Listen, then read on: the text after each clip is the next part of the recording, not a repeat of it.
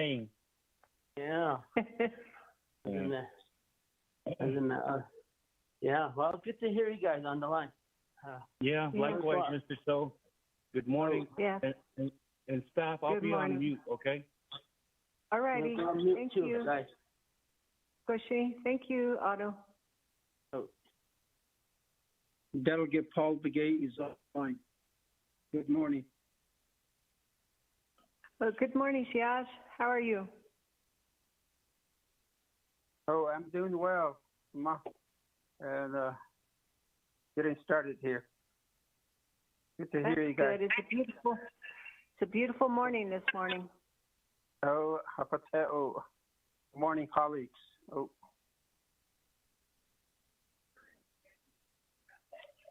Good morning, Shema Masnakai. This is Delegate Stuart Dosh, and I checked it's not Osh. Good morning. Oh, yeah, Everybody thanks, Siaj. I was just going to text you on the legislation that's on the agenda in the Nation, so that's good. You're on the call. All righty, so all our presenters are on the call then. That's good. Yeah, we should be starting after more delegates call in for the Budget and Finance Committee. We have, I've seen Vice Chair, and I've heard Jamie Henio, and I'm not sure who else has been on the call yet, but we'll be starting soon. So hang in there. Thank you. Delegate on the line. Thank you. And who is this one? I'm sorry. This is Delegate Brown, Shema. Delegate Brown. Okay. Shiash. Oh, Nate, all the way from the middle of the Navajo Nation, Yeah, from way from the west side, close to San Juan River, Guanajuato, Navajo Nation. So I'm actually just sitting here with my LDA, Renee. We're sitting outside working, trying to get all our documents in order, but we're here. Great. Yate, Renee, Gushi. I'm going to check on our documents and make sure that they were carried over to the meeting room. So let me do that real quick. I'm going to move this thing over. Your shape house? Oh, my print can get some sun. Should I? Can you help me?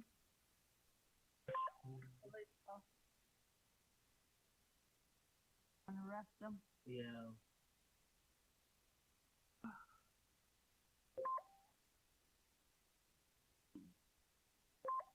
But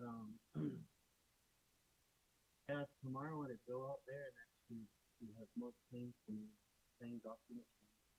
Mm-hmm. No. Okay.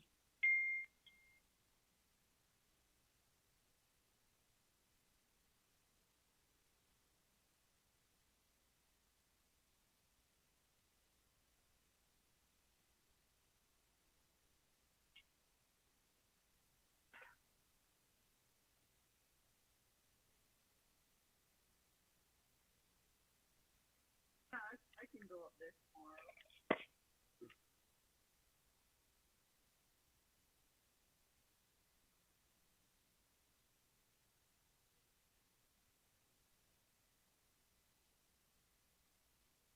That way we can work on it all day that day, and then submit them all. Yeah, I think we have majority of it. I mean, this last month, TA is pretty much just the Vegas one. And we can just work on that and then send the rest of the TAs. Me and Amber are always the last one. She was saying that the other guys, they turn all theirs in like the beginning of the year. The TA? Or their claims. Oh. I'm like, that's smart. So they get paid good. I know there's. How is that possible? Oh. No, the others one? Oh. There's a, I don't know, the green shoe or Pogoba.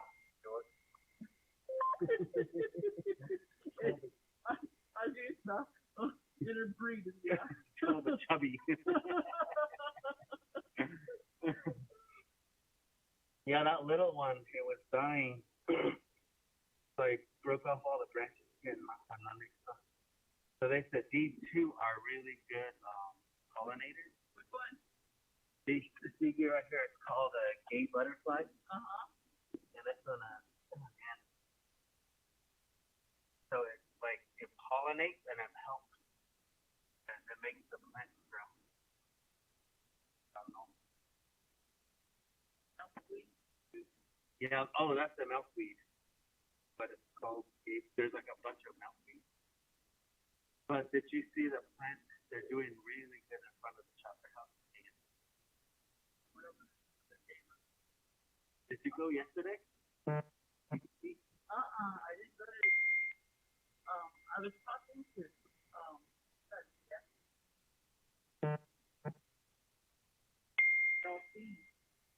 this is asking about legislation.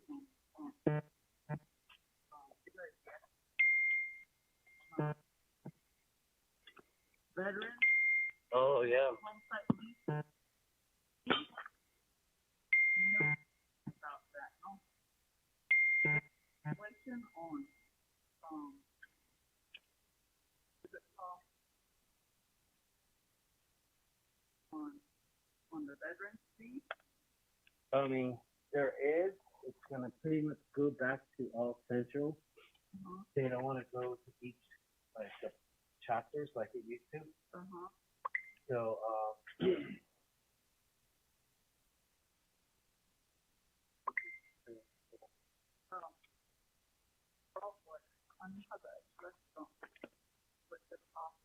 Oh yeah. There's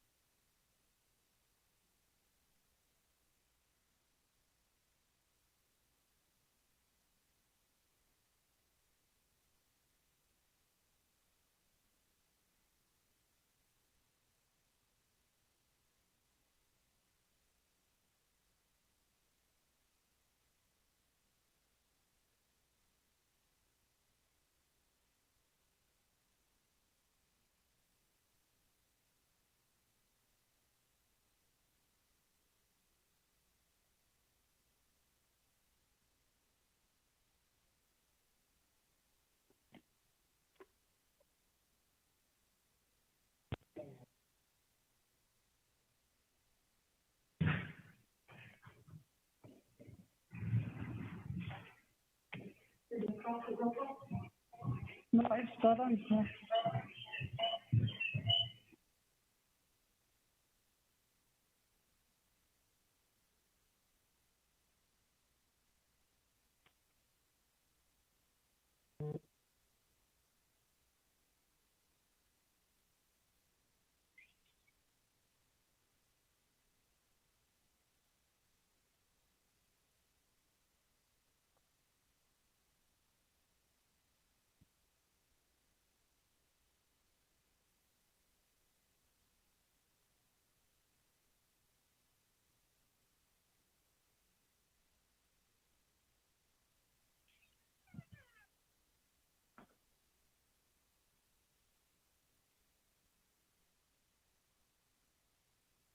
hello, good morning.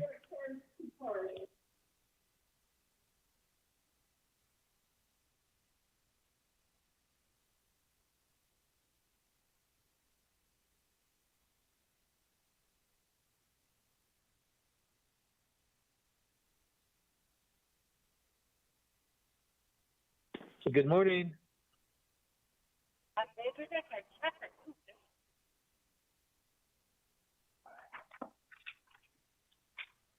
Good morning. Hello. Good morning. This is Jamie Hino calling in. Okay, good morning, Chair. I believe morning. we do have committee members here. Okay, I see maybe Ramona. Can you do roll call?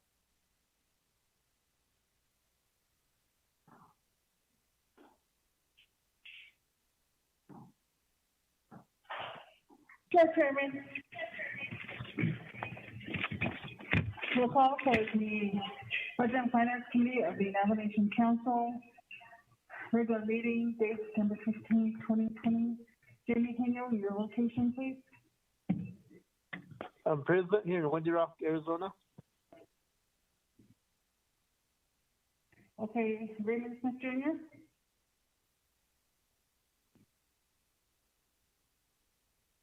Raymond Smith Jr. Jimmy Yellowhair.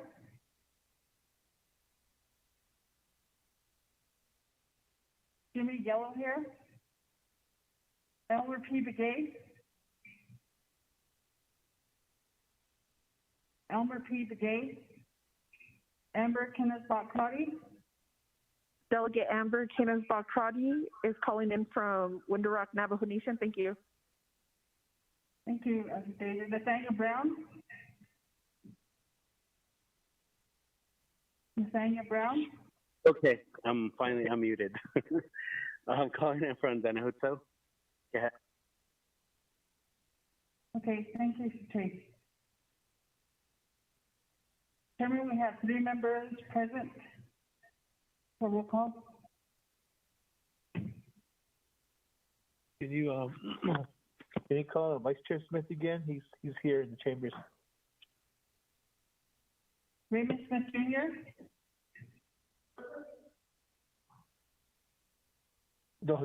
Raymond Smith Jr. Raymond Smith Jr.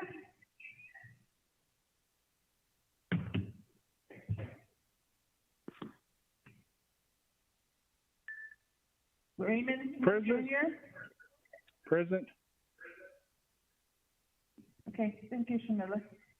Chairman, we have 4 members present for roll call. Thank you for that, Ramona. We do have 4 members present. We'll call this meeting to order. It is 10:16 a.m. And with that, we do have an agenda before us. And with this, we will do an invocation. And Delegate Nathaniel Brown, can you help us with our prayer this morning? Ayat Shana, Ado Budget and Finance Committee, Ado Beshma San, yeah, Ado Shamado too, and everyone, all our staff. Especially us, what's the reason though? The tragedy in here, the Shinkodo, Hanaut and Lenny, Ado the Shinkragi, no cut and any, the nigga hey Craigie, Nikidine, Bayanani, Ado Kodo, a job needs and don't get in there. The job on sick case be the best one the hiki and the Joshin be killed kit or less John to the never on sick case. Other could get the Hajon or less could have shut a hair. Now, of course, other shaman hosta. Other should try other he could a Joshi Craigie, a classy place. I don't did the Hashine now. Nahan, second date mission Lenny, a Craigie job. Besiat eho, Christahanit and Lind or less. Other could a Hajon or less, could a Tinon card, the Hasian or less the end of the net. Could Kodoch a young choice in linishing, then with Hatahinade or less, other Craigie Hajon in the case. In and lead or less, other Craigie gets that other thing than lead or less, Quaben at a yard eho could never see case on Kaya in command of other could have and the other just and then other could have just on the hello.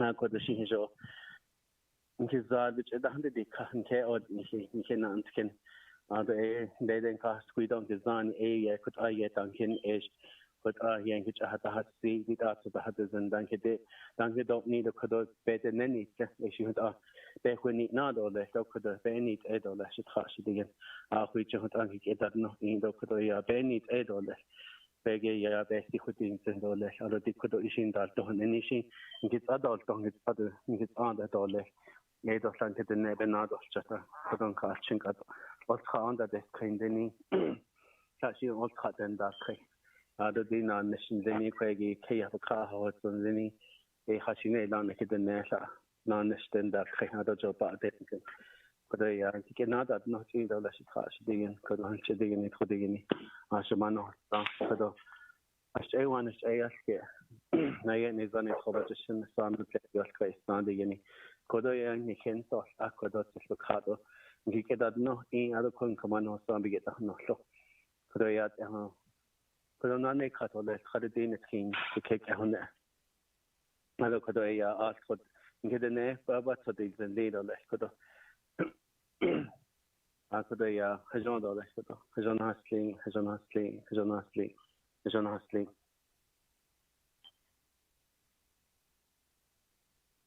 Aquí a la fitile, كلام جنو خاتدين زني بنتجئي كوفا هي اللي كا بدأت تدزم بخاتسها على دي بني بيه Tuesday September 15 to 2020 budget finance committee meeting كده يا دي بس أنا الكوشين يا شنطة إذا إسمعك شيء Doug also earlier but that was the basement Anna Odoso, are you present? Chairman, yes, I am present, and good morning to all Budget Finance Committee members, staff that's on the line, and other individuals that got on the line for reports, and as agents. Good morning, and I hope you have a good day. Thank you very much, Chairman. Agustinus Che, Vice Chair Odoso Shanata.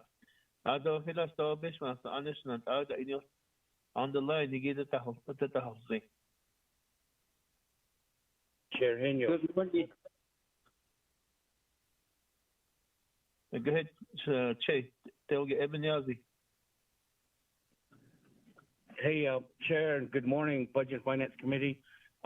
This is Edmund Yazi. I am online and waiting for your approval, committee members, on the IHS legislation. But I'm calling in, Chair. Hey, been good to see. Well, not see, but good to hear everyone. Sir.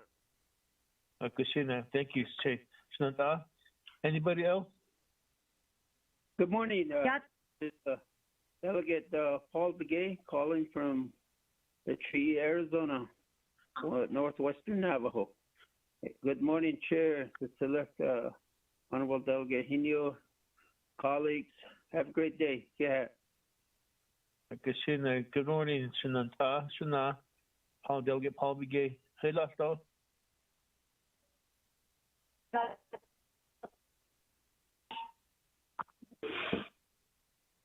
Good morning. Good morning. You looking? Did you hear me, Sean? This is Delegate Newton. Oh, yeah, Good morning. Oh, I'm fine, and I'm calling in from Shiprock. Good morning. Kushina. Ado Hilasto. Good morning, Shania. This is Delegate Stewart. Oh, Shitsule, hey, Shananta. Good morning. Thank you for joining us. Oh, the Arnold Plus, good morning. Kushina, Ado Hilasto.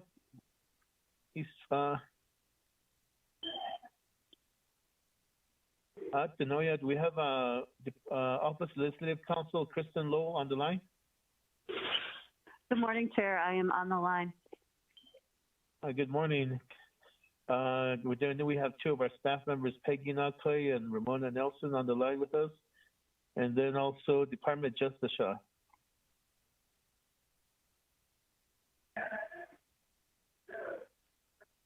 We have Department of Justice on the line. Okay, what Good about morning, Chair. Good morning, Chair. This is Michelle Begay. I'm calling from Department of Justice for the first legislation.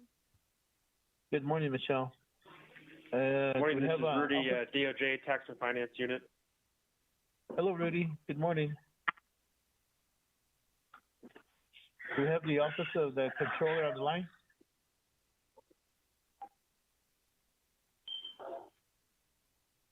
Do we have the Controller's Office on the line?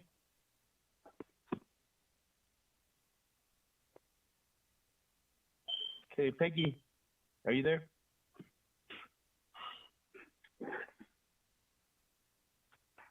Yes, Chair, I'm here. Good morning, everybody. Good morning. Can you get a hold of a controller to join us on this call? Yes, I can. Hold on. Katrina. With that, let's move forward. While Peggy's busy with contacting Controller Ramona, can you review the agenda for us? Sure, Chairman. Reviewing the proposed agenda of the Budget and Finance Committee of the Navigation Council, September 15, 2020, regular meeting, 10 a.m. Presiding Jamie Kenyon, Chairperson. Raymond Smith Jr., Vice Chairperson. Via teleconference, Kenneth Chambers, Window Rock, Navigation, Arizona. 1, call meeting to order, roll call invocation. 2, recognize guests and visiting officials. 3, review and adopt the agenda. 4, review and adopt the journal. None. 5, receive reports. None. 6, old business. None. 7, new business legislation. 208-20. An action relating to health, education, and human services, resources, and development, project finance, and Navigation Committee. Authorizing the Navigation Division of Community Development to proceed with and negotiate a PL 93-638 Title I Construction Project Agreement for the Site Selection and Evaluation Report, Phase 2 for the New Galvania Medical Center at Rehoboth site. The legislation 0201-20 and action relating to health, education, and human services, budget and finance, and Navigation committees and the Navigation Council, adding $175 million to the CARES Fund Hardship Assistance Expenditure Plan, enacted by CJY 6720, sponsored by Gina Charlesman and Vince James. C, legislation 0211-20 and action relating to Resources and Development Committee, Budget and Finance Committee approving the intergovernmental powers agreement between the Navigation and the Arizona Department of Transportation for Tuba City, Warrior Drive, lighting and power along U.S. Highway 160, sponsored by AutoStone. D, legislation 0220-20, an action related to the Budget Finance Committee, Resources and Development, and Navigation Committees and the Navigation Council, approving the purchase of property offered for sale to the Navigation by the owner of 11 D Street, Southeast Washington, D.C., approving the expenditure of fund principal of the Land Acquisition Trust Fund to the purchased property, approving the expenditure of fund principal of the Land Acquisition Trust Fund to pay for repair and renovation of 11 D Street property, sponsored by Wilson Stewart Jr. E, schedule of a special meeting. F, other. 8, close of the session. Written announcement and adjournment. Next regular meeting scheduled for October 6, 2020. And that is the agenda, Chairman. Agushin Kenla, thank you for that reading. Committee members, is there a motion? Motion, Delegate Elmer Begay. Elmer P. Begay, thank you for joining us. Motion by Elmer Begay, is there a second?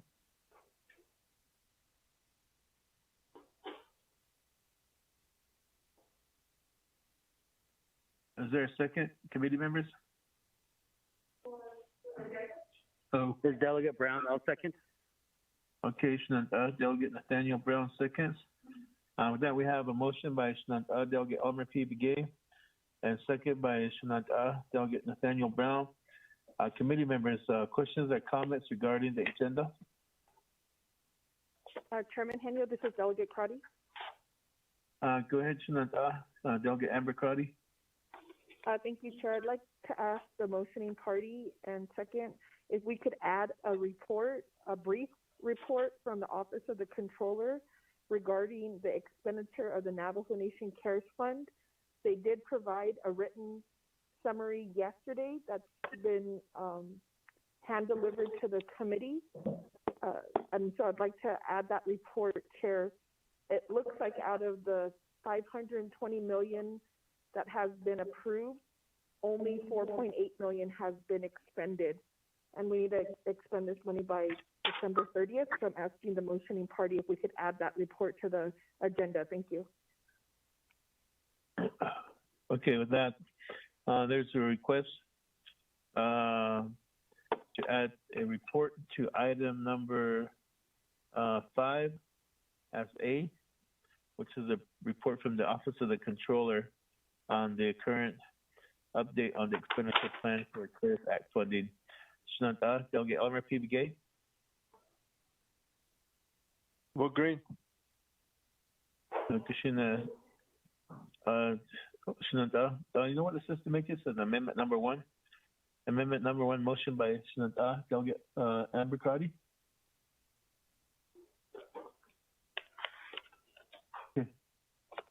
Okay, and is there a second? I'll second is Delegate Brown. Okay. Is there a second by Shinanta, Delegate Nathaniel Brown? So with this, we do have a motion by Shinanta, Delegate Amber Crotty to add a report. Second by Delegate Nathaniel Brown. All those in favor, Shinanta, Delegate Jimmy Yellowhair. Okay. Hold on. We do have Vice Chair Smith. He would like to speak to this amendment. Shinanda, thank you. Stated report, Sigi. Amendment 1. After we do the legislations. Thank you.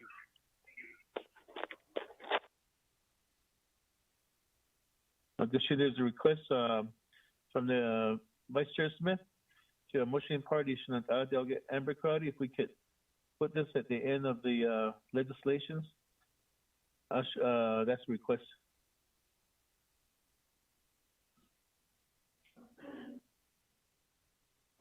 Chairman Henio, thank you. Vice Chair Smith. What I'm going to do, though, is in these legislations, I'm going to refer to the expenditure.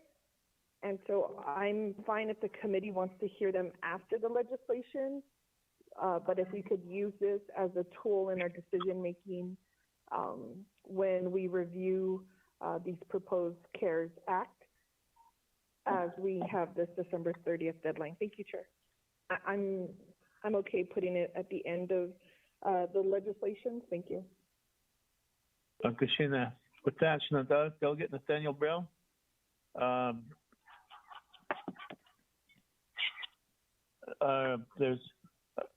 You're holding the second. Do you agree with the putting it at the end of the legislations, this report? Sure, that's fine.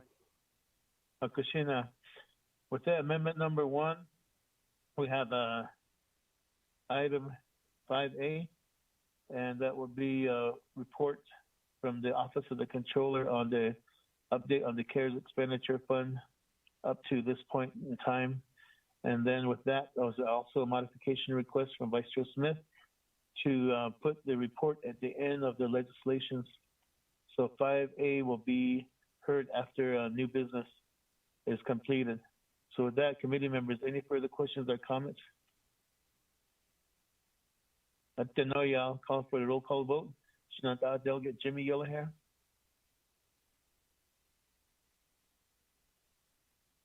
Vice Chair Smith. Green. Shinanta, Delegate Amber Crotty. Crotty votes green. Thank you. Okay. Shinanta, Delegate Nathaniel Brown. I vote green. Shinanta, Delegate Elmer P. Begay. I vote green. Augustina, back up. Shinanta, Delegate Jimmy Yellowhair. We have 4 in favor, 0 opposed, chair not voting. We do have an agenda amendment number 1 that we have completed. Now back to the main motion. And before I go to the main motion, Shinanta, Delegate Elmer P. Begay, your location for Ramona. On my way to Window Rock. Okay, Augustina, thank you for that.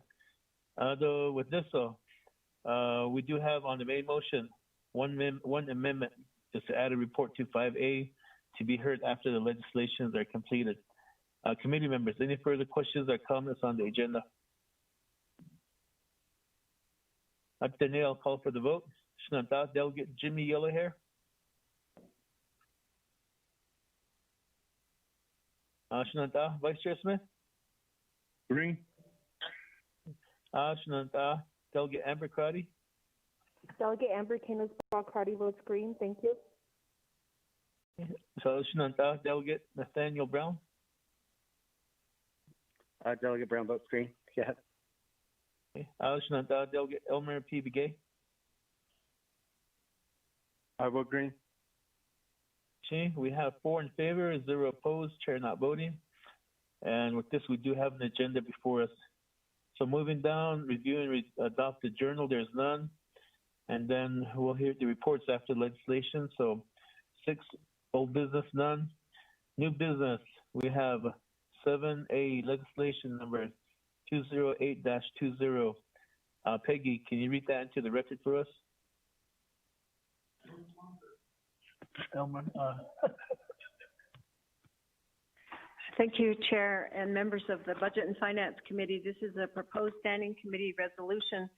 It was assigned to Health, Education, and Human Services, Resources, and Development Committee, then the Budget and Finance Committee, and then it goes to Nabakia Committee. 24th Navajo Nation Council, second year 2020, introduced by Edmund Yazzie, sponsor. Tracking number 0208-20, an action relating to health, education, and human services, resources and development, budget and finance, and Nabakia committees. Authorizing the Navajo Division of Community Development to proceed with and negotiate a PL 93-638 Title I construction project agreement for the Site Selection Evaluation Report, SSER Phase 2 for the new Gallup Indian Medical Center, GIMC, at the Rehoboth site. This legislation has been electronically read into the record, and there is a committee report from the Health, Education, and Human Services Committee, and the committee report is not attached, but it does have the, there is an amendment that was made by the Health, Education, and Human Services Committee. Let me get the legislation up here. You go to your website or to the email. I did send out, or that email was sent out on 208-20.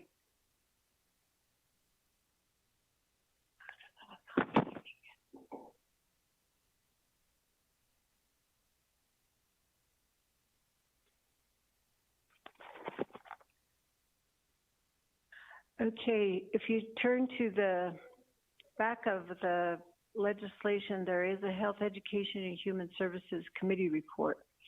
And there was an amendment made. It says page 3 of 3, line 7, insert new language as follows. Based on the terms negotiated for the PL 93-638 Title I construction project agreement, the Navajo Nation agrees to have the final funding amount modified based on the final activities and deliverables agreed to by both the Navajo Nation and the United States Department of Health and Human Services. Page 3 of 3, line 13, insert new language as follows.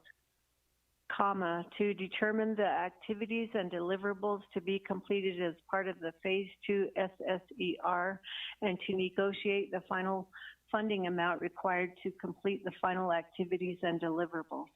Page 3 of 3, line 16, add new language as follows. The Office of Navajo Nation President and Vice President shall provide oversight over this phase of the project.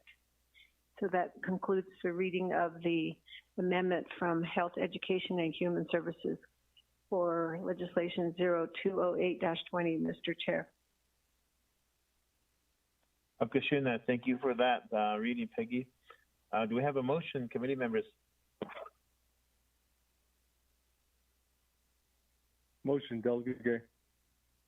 Okay, nice. Motion by Shananta, Delegate Elmer P. Begay. Is there a second? Vice Chair Delegate Smith. Brown, I'll second. Okay, Shananta, Delegate Vice Chair Smith seconds this motion. Okay, with you, we have a motion and a second. And also, we do have a sponsor, Shananta, Delegate Edmund Yazdi on the line with us. So, Kudos Che. Delegate Edmund Yazdi, you have the floor to introduce your legislation to Budget and Finance Committee. Okay, Chair Henyo and committee members, good morning. Just want to let the committee member know we have staff from the executive side. Mr. Chief of Staff is online, and Shauna's online. And just to, for the record, committee members, I ask for your support on this legislation. As it was indicated earlier, it went through the Health and Education Committee, and then it went through RDC, and then I believe the NABI is the final say so. But now we, according to law, we have to go through Budget and Finance. As you all know, committee members, I'm glad still that we're meeting by phone, and with the virus still out and about, and we have to take extra precaution and being safe, and this is one of them. Going by phone, I know it's can be quite challenging at times, but this legislation is to conduct study for the new IHS hospital, and as you know, this new council agreed, according to IHS's request, to start up the building and studies of the new IHS hospital, which is within the area of Rehoboth.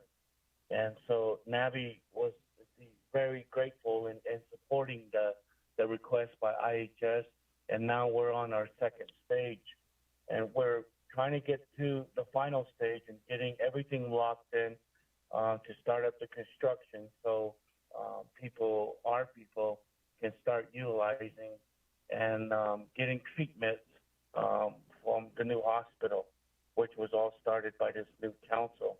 So, Chair, I ask for your support along with the committee members that we move this right along. And we do have our expert witnesses that are online, and I would like to give him some time, Chair, that being Mr. Chapo, the Chief of Staff, and then also Shauna with the Executive Department. So I'll leave it at that, Chair, sir. Okay, with that, I'll give time to your expert witnesses.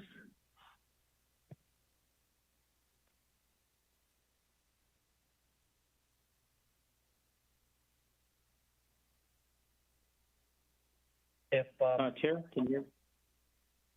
Chair, if they're not online, then I'll try to answer. Mr. Chair? Yes. Oh, can you hear me now? Oh, is this Mr. Chapo? Yes, it is, sir. Okay, all right, rock and roll, sir. Yep. Okay, thank you, Mr. I'm not the chair, this is Edmund, okay? Oh, okay. Council Delegate Yazdi, I'm sorry. Mr. Chair Henyo. Yes. Thank you, sir. And yes, regarding the legislation, we are in support of this legislation, and I've been a part of the negotiation with IHS with respect to the SSER2 report. basically, as you're aware, the first phase was done. First phase consisted of identifying probably 12 sites, and that 12 was narrowed down to this one, which is only one site in Rehoboth.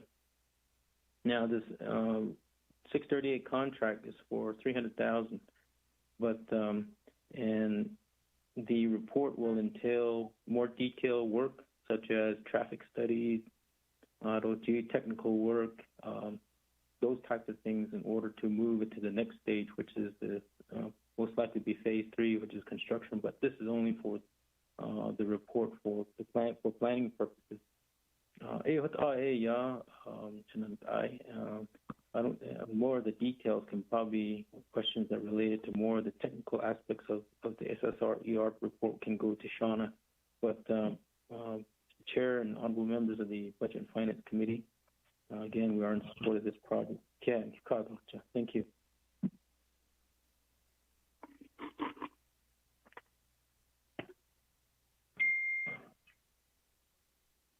Okay, with that, any other presenters? Good morning, Chair Hino, Honorable Delegate Yazzie and Chief. Thank you. This is Shauna Ballet, Contracted Project Manager with the Division of Community Development. So our office has been involved in the technical committee discussions as part of the negotiation with the Indian Health Service to identify the final tasks that are going to be conducted for the Phase 2 site evaluation. There's a total of 9 tasks that the committee's agreed on for a total of $300,000, which is a cost that is higher than the original amount, the original $200,000 amount offered by IHS. IHS has agreed to cover the full cost of the Phase 2 site evaluation.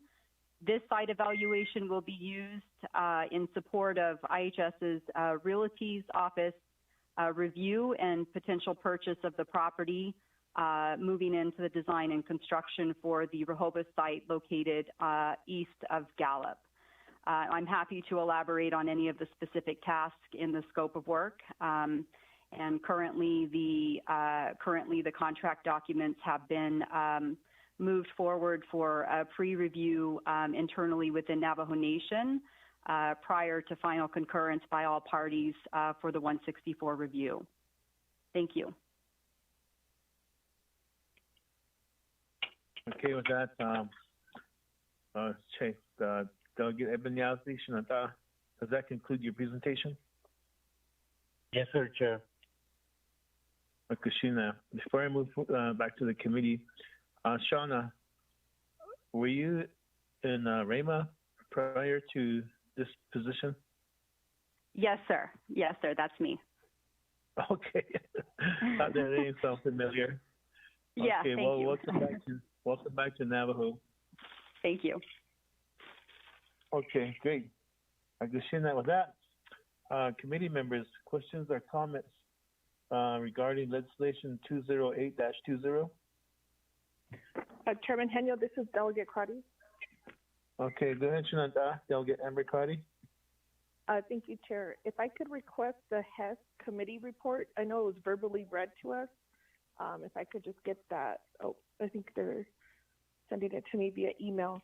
What my concern is, not so much what's being asked of the committee for legislation 0208-20. My concern is, and maybe this question is to Chief of Staff Paulson Chaco, it's my understanding that the Department of Health is going to use Navajo Nation money to evaluate 2 other sites. What this committee is looking at is maximizing the Navajo Nation dollar. And so if you're agreeing with this site selection evaluation report, I'd like to put language in here, Chair or committee members,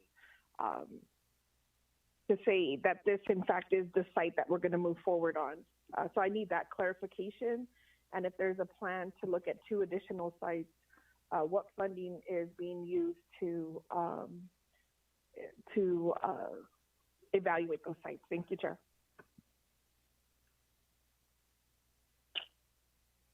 Okay, committee members, is there any other questions or comments? Here. Senator Delegate Elmer Begay. Yatinanit, sir. Ado, Sigdo, Ado, Supervisor, Sachaka, Ado, members of the Nomination Council, Budget and Finance Committee. I was wondering if how to look at where, or I can start working on it, is since we're using part of Navajo Nation fundings, we should include utilizing the Navajo Business Opportunity Act, where Priority 1 and Priority 2 are Navajo-owned business people that is owned to use it. We have very professional people that are out there that are given any chance and opportunity for them to be part of this fundings. I don't know why we have to rely on outside and big companies. For example, right here at Dalcon, there's two companies, there's Greenbird and then there's Flitco. They don't know when they came out, they don't know what.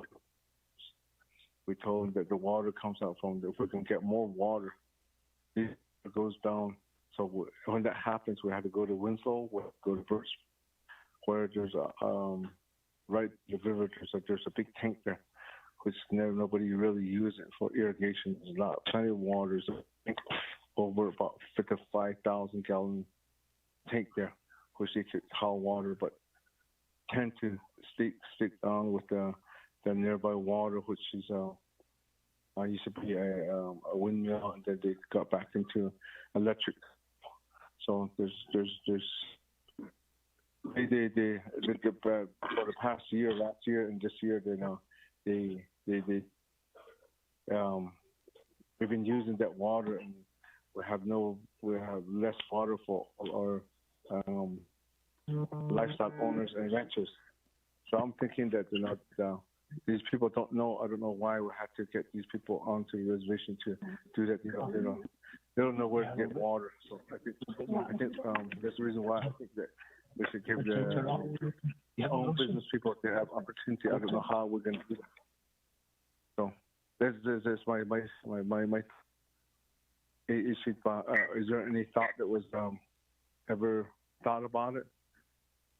That's my question. If not, then I could do amendment somewhere, sometime. I got it. Okay, with that, committee members, Shananta, Delegate Elmer Edmund Yazzie, you have two questions from committee members here.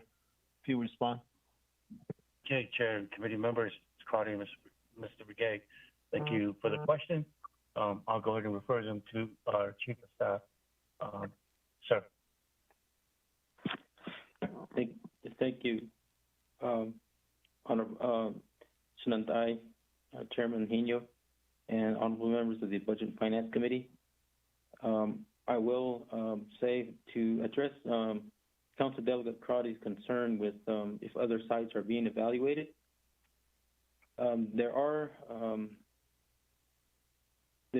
were two additional sites that were being evaluated, which is the Rehoboth. One was the Sundance site, and that was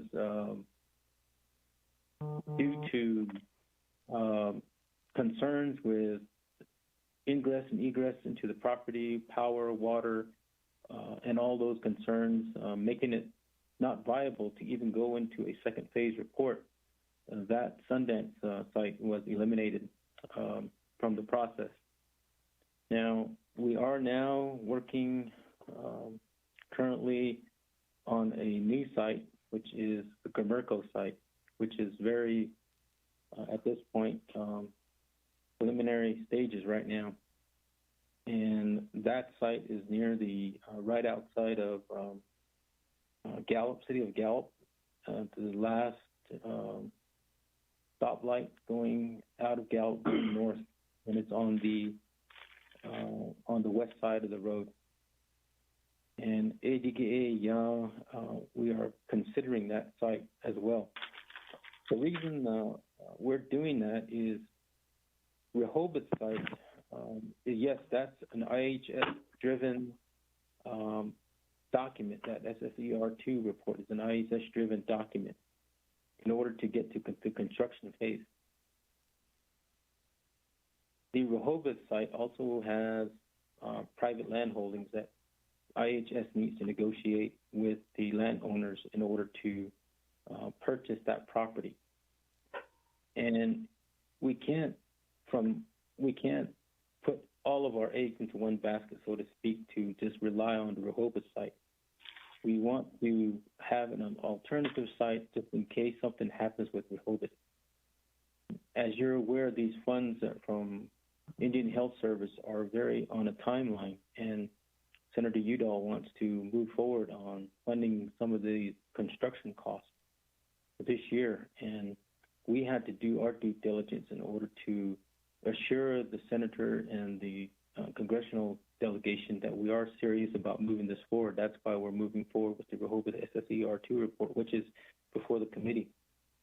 Again, on our end, we want to make sure that we also have an alternative site where if Rehoboth doesn't move forward, we have Gomerco to move forward with. Now, the funds that you're asking, where those funds are coming from, those are coming from general fund dollars from the Office of the President and Vice President. So we've allocated approximately $200,000 to begin that process.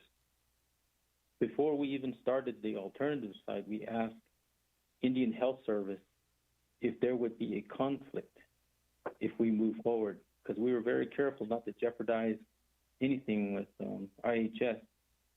And they didn't have a problem moving the alternative site forward as well. So we're going to be doing two concurrent sites. And if Rehoboth comes on top, so be it. That Rehoboth is the one we're going to do. But as an alternative, we're doing the Gomerco site. We've had several meetings with Mike Colonna and also the landowners in that area. The potential there is that one is road. The New Mexico DOT is going to improve that road right near that site at the junction. There's also a sewer line in that area. There's a major power line in that area. So all the facilities that would require a big building is there. So that's what we're doing, Council Delegate Crotty, is that we're doing this alternative site, again, moving forward. Now, to address Council Delegate Elmer Begay on the Navajo Nation funding, priority 1 and 2, right now, this is just the planning phase. We haven't even begun to do any construction. As I indicated, this phase 2 report is only for the planning tool to move into construction. The 638 contract is only for the planning, meaning like there's going to be some earthwork, some geotechnical. Phase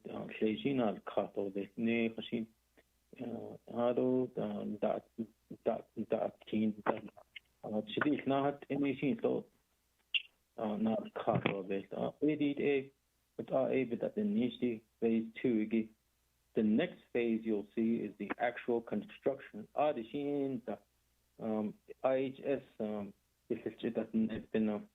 if IHS does the work, or if we 638 the construction, we can discuss priority 1 and 2 for contractors.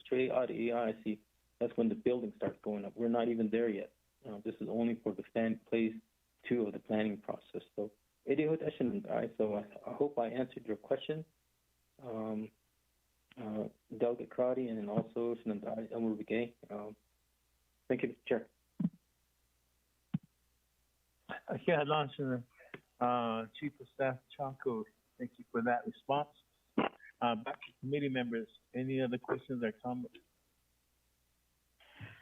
Chair Henyo, this is Delegate Crotty. Go ahead, Delegate Amber Crotty. Thank you, Chair.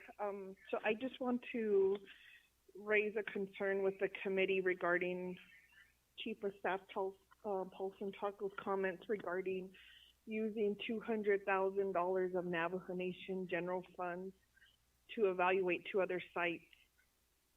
I'll go back to the position and the resolution by Nabaki Etienne that we agreed that the Gallup Medical Indian Center would move forward at the Rehoboth site. And so I just need a little bit more information from Chief of Staff Paulson Chaco.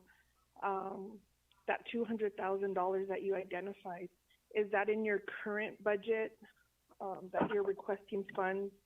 Is that in a carryover? My concern, Chair, is moving forward and looking at the amendment from Health, Education, Human Services. They did add a line that the Office of the Navajo Nation President and Vice President shall provide oversight over this phase of the project. I'm not sure, I feel like we're giving 2 different, maybe even 3 different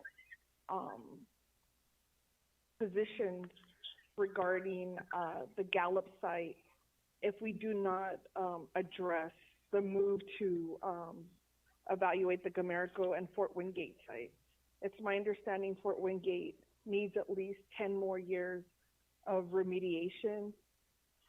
And in the time serving on Health, Education, Human Services, I cannot recall that Gamerico was being considered. And it's my understanding that there was actually 10 sites and that we have to move forward because Congress, Senator Udall are all concerned that Navajo Nation can lose their spot for the facilities if we don't stick with one position and one option. And so I need to know who is going to be responsible at the end of the day if that congressional funding or appropriation is pulled, because Navajo Nation is looking at 2 other site selections and options. And then what is the weight of that Nabaki Etienne resolution that chose Rehoboth as the site? And I think this is what I'm bringing up is if there's a resolution by the governing body and how we move forward with public comment, I don't understand then why we would use Navajo dollars to fund evaluation of other sites. Thank you, Chair.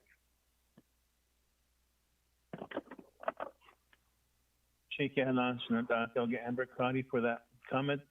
Questions? Back to your Chair Edmund Yazzie, if you would respond. Chair, thank you, Ms. Crotty, and committee members for your questions and thoughts. The intent, committee members, Chair, was to get the process started for the hospital. As I had indicated before, we've been just talking about this time after time after time, not knowing that this COVID was going to have a big impact on the nation. We, as the council, through NABI, made a decision that we got to take the first step. And my colleagues, this is the first step. And I do ask for your support on this legislation.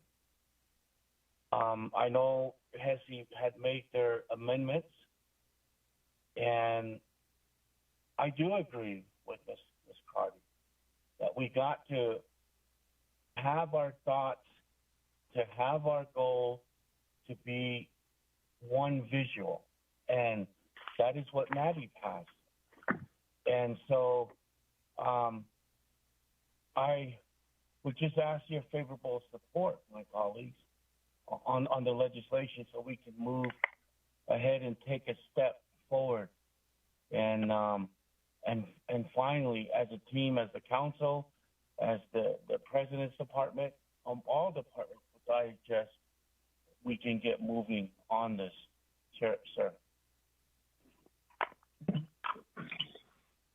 Sure. Pushing with that, there's also another part of that question that needs to be answered by Chief of Staff Chaco regarding the funding, the $200,000.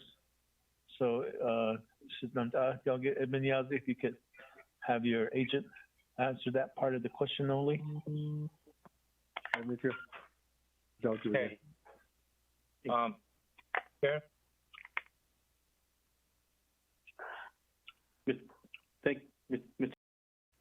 I'll go ahead, Mr. Chair. I'll go ahead and respond to that question. I think there was actually two questions. One is Honorable Delegate Crotty. There are no two sites. I want to be clear on that. There's no two sites. There's no Fort Wingate. There's no Sundance. That is not an option. That's not what we're pursuing. So there's no two sites. Again, I want to reiterate, the only site that I'm referring to is the Comerco site, which is one. Secondly, is the $200,000 that we referred to that's a budget within our Office of the President and Vice President's account that we're utilizing to address this concern, address this Comerco site. Thank you, Mr. Chair. Kashina, thank you for that response, Mr. Chief of Staff Paulson Chaco. We'll defer back to our committee. Delegate Elmer Begay. Okay, y'all know that now that I don't respond to Mr. Chaco. Understanding that the $200,000 that you mentioned, is it going to be for phase one SSDR? Is what as of this then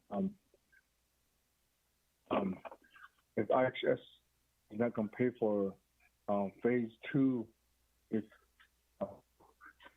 Jamaica was the new site, the $200,000 for phase one, the nation would have to probably pay the phase two of the $300,000. And does that mean that the nation needs to just support Rehoboth site? And this is the way I think it's gone too long now. It's outstanding that evaluation, and then also that IHS, their own team, to do the evaluation. They have their own. They have their own fundings, and they have their own to fundings for planning phase. I don't think that they do their own site selection and their own site evaluation. So just how my Delegate Crowley was mentioned, they're the one that does all that. I don't know why we had to put another dollars in there for another site selection, which it doesn't come from the nation or the council. I think it's coming from somewhere. They want that to put it out there. So it is, yeah. So I think we should stick with the IHS. They have their own team to do that. That'll be my question, sir. Thank you, Delegate Elmer P. Begay. Committee members, back to Delegate Yazzie, to his agent, Chief of Staff Paulson Chaco, for response.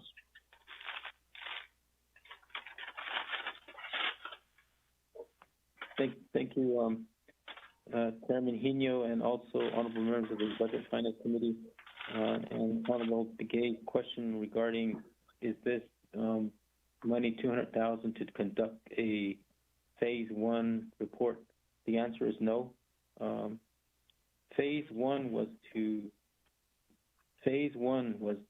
identify a site. That's what phase one did, and it chose the phase one report recommended the Rehoboth site. That's to answer the question. It's not to do phase one. It's going to be doing phase two, which is the preliminary engineering work, which we're doing with phase two with Rehoboth, meaning we're doing geotechnical work on the site, we're doing archaeological work, we're doing environmental, and we're doing some traffic studies. That's the phase 2 report for the Rehoboth site. Similarly, phase 2 for that 200,000 will be the same thing: geotechnical work, environmental work. So those are the things that we're going to be doing with the general funds money. So I hope I answered your questions, Mr. Chair. Thank you. Thank you, Shane. With that, committee members, if there's any other questions or comments, let's continue to a vote. Chair, this Delegate Yellow here. Okay, Delegate Yellow here. Yeah, I'm sorry, I'm late this morning. I wanted to make sure that the original plan is still made on the site, the future site. I'd like to take this question to Mr. Honorable Edmund Yazzie. Ashukweki been on the site. Last time we talked about it was springtime. Ashukweki, the same place, the same site. That's my questions. Other than that, I don't have any questions. Thank you, Chair. So Vice Chair Doshmaya, I'm Crowdy, Sula Elmer Begay, and Sula Elmer Brown. Yeah. Thank you. Turn back to you, Chair. I'll get Jimmy Yellow here. Question for our sponsor, Delegate Edmund Yazzie. Thank you, Chair. Mr. Yellowhair, it's good to hear your voice and all. Sir, it's going to be at the Rehoboth site, sir. Christina, with that, committee members, we heard from our sponsor that he's still looking to sit on the Rehoboth site as we had discussed it in Nabikia and passed. So with that, committee members, both for a roll call vote. Delegate Jimmy Yellowhair. I'll vote green. Thank you, Chair. Okay. Vice Chair Smith. Green. Delegate Amber Crotty. Delegate Amber Canis-Crotty votes green. Thank you. Delegate Nathaniel Brown. Delegate Brown votes green. Yeah. Delegate Elmer P. Begay.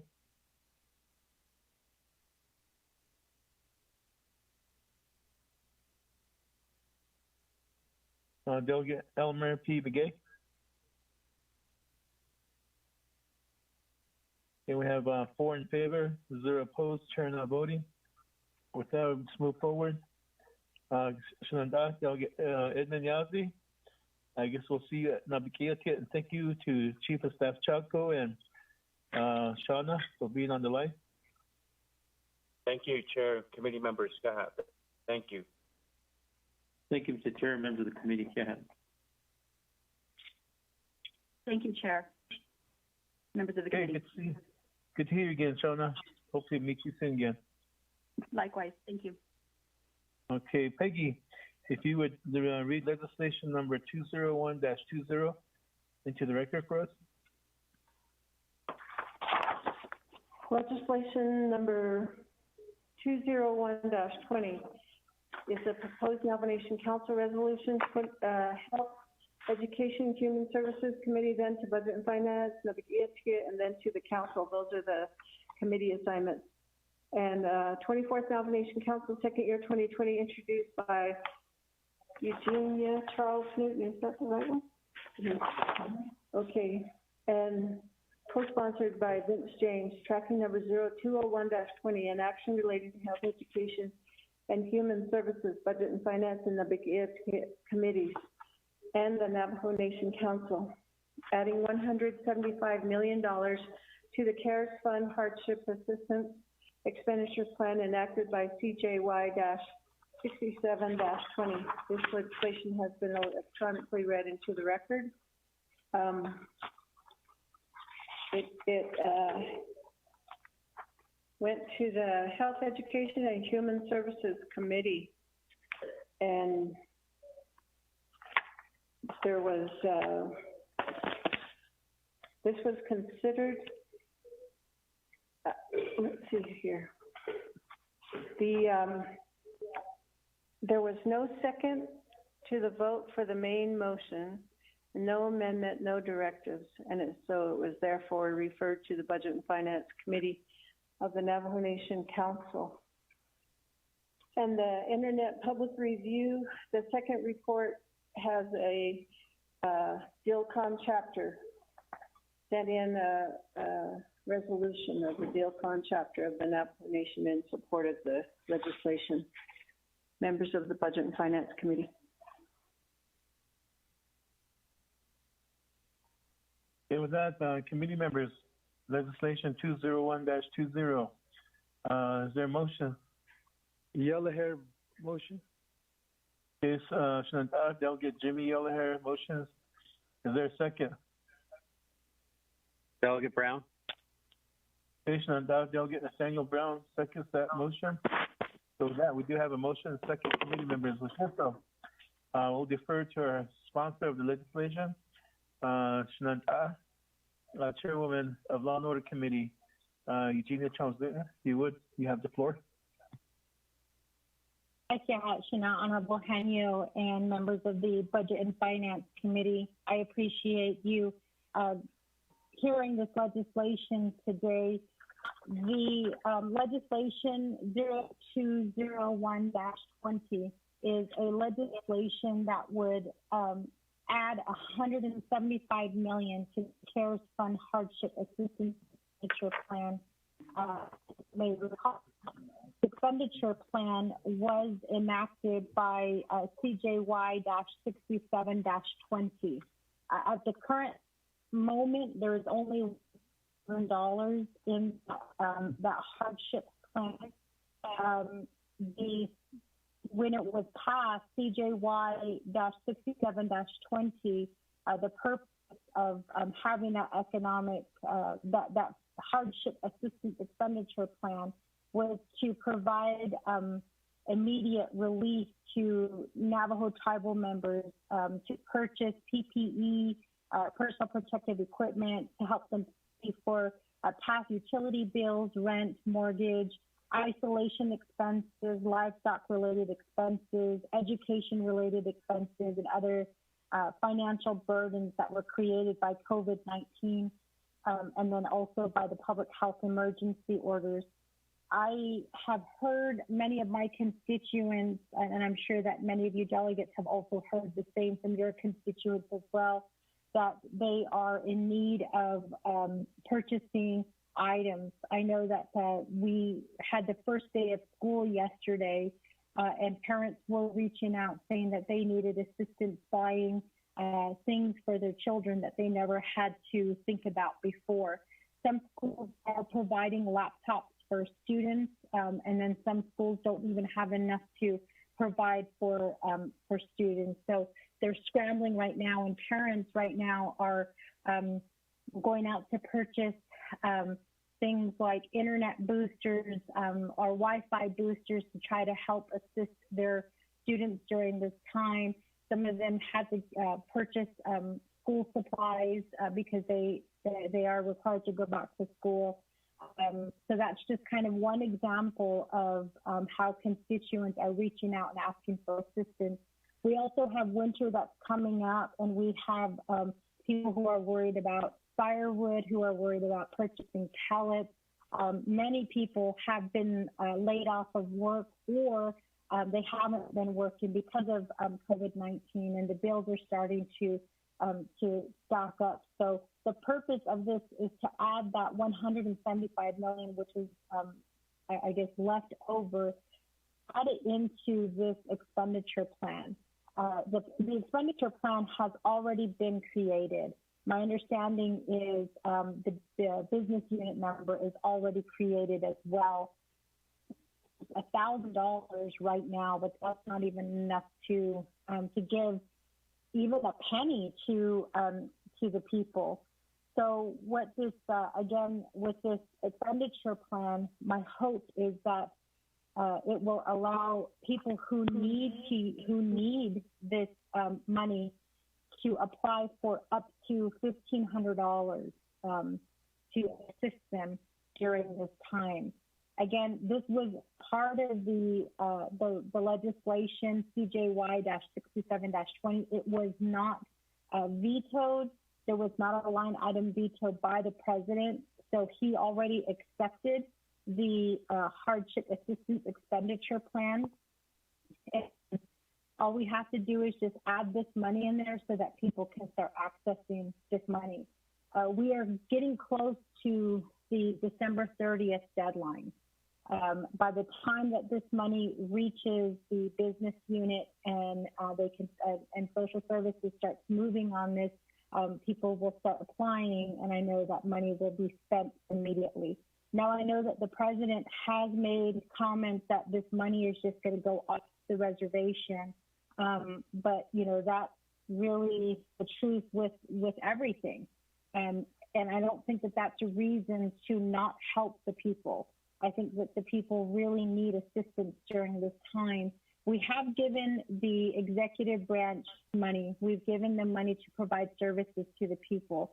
And I was listening in when Honorable Amber Crotty asked for the report from the Comptroller's Office regarding the CARES money, because I think that that is good indication that the money is not getting out to the people the way that it was intended to. And we're coming up to this deadline. The economic hardship is not it's not a per cap payment. There's a difference between the per cap and the expenditure or the hardship assistance expenditure plan, and that the hardship assistance allows people who are experiencing any type of hardship to apply for $600 of the CARES money to be used towards, again, whatever it is that they are dealing with at this time with hardship. It's very difficult for the legislative body to indicate what type of hardship we should be considering, because I think every family differs. Groceries is one that I think that does need to that needs to be added, but all of that will be taken care of by social services. I did reach out to Ms. Deanna Neswood-Gishi, and I asked her to be on the call today to assist me. And she actually just stated that she would like to actually meet with me. But I suspect that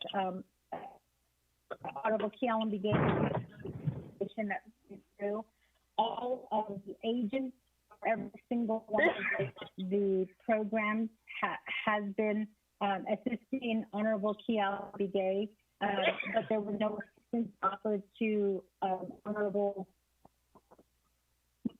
who was in and to me. I assume that it's probably because they're backing the legislation that the president is pushing forward that is being presented by Honorable Begay. Ms. Neswood-Gishi did not say that she was not interested. She did state that she was willing to meet with me to discuss a little bit more. But again, this has already been approved by the president, and there's already money that's in this hardship assistance plan, and there's only $1,000 that has been approved. So with that, this legislation, again, is to help any person. They could be a student, they could be living off the reservation, they could be living on the reservation, they could be living anywhere, as long as they are Navajo, they can apply up to $1,500. Now, there's more Navajo people who are registered with the Navajo Nation. I wish that this $175 million was more that we could offer to them, but the $175 million is really what's left of the CARES money, which is what I want to try to help as many Navajo people as I can, so that they can use the money where it's needed. So with that, I hope that I was able to explain the legislation. I am open for questions. Thank you.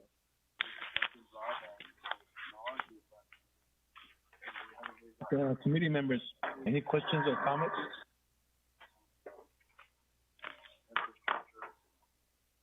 Would someone mute your phone, please? We can hear a radio or something in the background.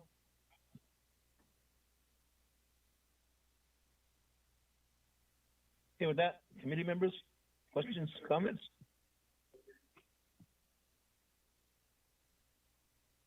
Helio. I believe Vice Chair Smith has a question. And then we'll go to Delegate Elmer Begay after that. Okay. Yeah. Thank you, Chair. DNF committee members, good morning.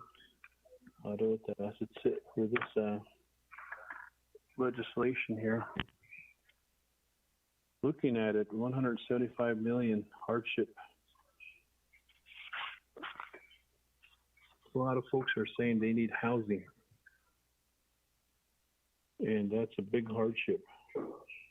Is there any way that this could be changed to maybe 75 million for housing, or 100 million for housing and 75 million for hardship?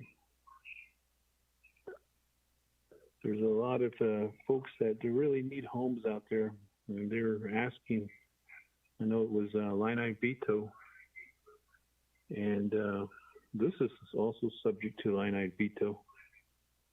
As the president is looking at the remainder of 175 million, there's another legislation coming up the pipeline regarding the rest of this funding. But if we could help with the folks that need homes, maybe even just a renovation, maybe just even to add on addition, that would be beneficial. Shenandoah, I don't know if this could be put in here regarding that as it goes up to Navikia Tip and then the Navajo Nation Council. If that could be possible. That's my concern and recommendation. And that's a question too. Thank you, Chair. Shenandoah. Vice Chair Smith, go down the line to Shenandoah, Delegate Elmer P. Begay.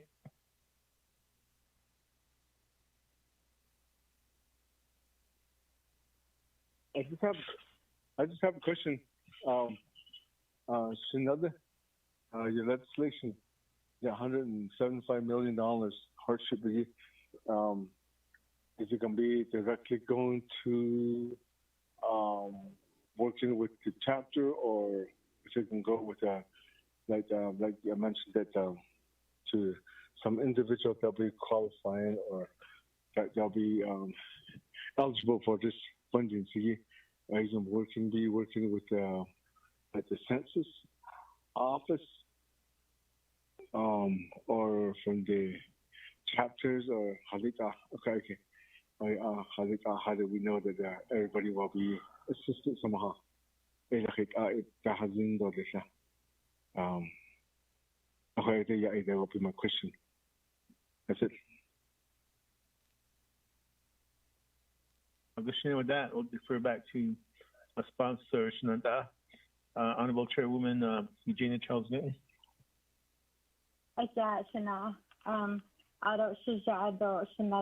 Thank you for asking those questions. Honorable Smith, regarding the housing, my understanding is NHA did receive some money as well. So I don't understand, why NHA is assisting with some of these housing matters. I know that there have been some people who have been requesting for money going into housing. My concern is we are coming up to the deadline. And my understanding of the deadline is that a house has to be completed, or it's got to be done by December 30th. What I worry about is tying up this money and then it not being used because we can't meet the deadline. So my response to you would be, with the 1,500, people could use that towards renovation costs, or they could use that towards housing. The 1,500 would be administered by social services. So I'm assuming that a check is just written out to people, and then they can do what they want to do or do what they need to do with that money. And so if that means, assisting with housing, that's something that they can do. I know that we did pass the housing, amendment on Honorable Crotty's legislation, and that vetoed. And so again, if we're talking about, you know, meeting this deadline and helping our people, this is kind of the means of doing that. Is this, I think, would guarantee that the money will be spent by, and it'll be spent by the people for the needs of the people. Again, if this was in June or July and we were passing this legislation, housing, you know, I mean, that would obviously be considered. But the fact of the matter is that was vetoed by the president. And I just worry that if we put that in the legislation, that it's going to be vetoed again, and then this money is going to be going through the process again. And we're so close to the deadline that we really need to start spending. So I hope I answered your question with that. And again, you know, I think we did call NHA at one time before us, and we asked those questions, and we still have not received a full plan on how they're going to be addressing the housing needs, especially during COVID.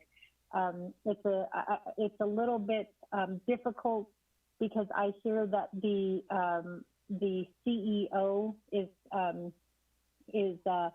continuing to be monitored by the board, because I've asked for housing assistance myself for constituents here in Shiprock, and it's been very difficult to get assistance from them.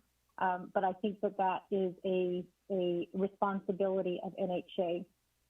Honorable Chanela, Honorable Elmer Begay, as far as the money going to the chapters, the way that the expenditure plan is written is it goes straight to Division of Social Services. And the Division of Social Services would be the one who would be administering the check. So if it were to go to the chapter, what I fear again is because we are running into the deadline, by the time the chapters figure out, you know, how to get this going, it's going to, you know, I'm afraid we're not going to be able to meet the deadline once again. So my understanding, the way that the hardship assistance expenditure plan has been written is that the people go to the Division of Social Services, they apply for the money, and then at that point, Division of Social Services would be the ones who would be assisting these individuals. I do want to make it clear that this $1,500 is, there's going to be no income requirement. I know that a lot of people worry that they have to be low income to apply for this, but COVID was not, you know, it was not specific to hitting a certain class of people. COVID hit all classes of people.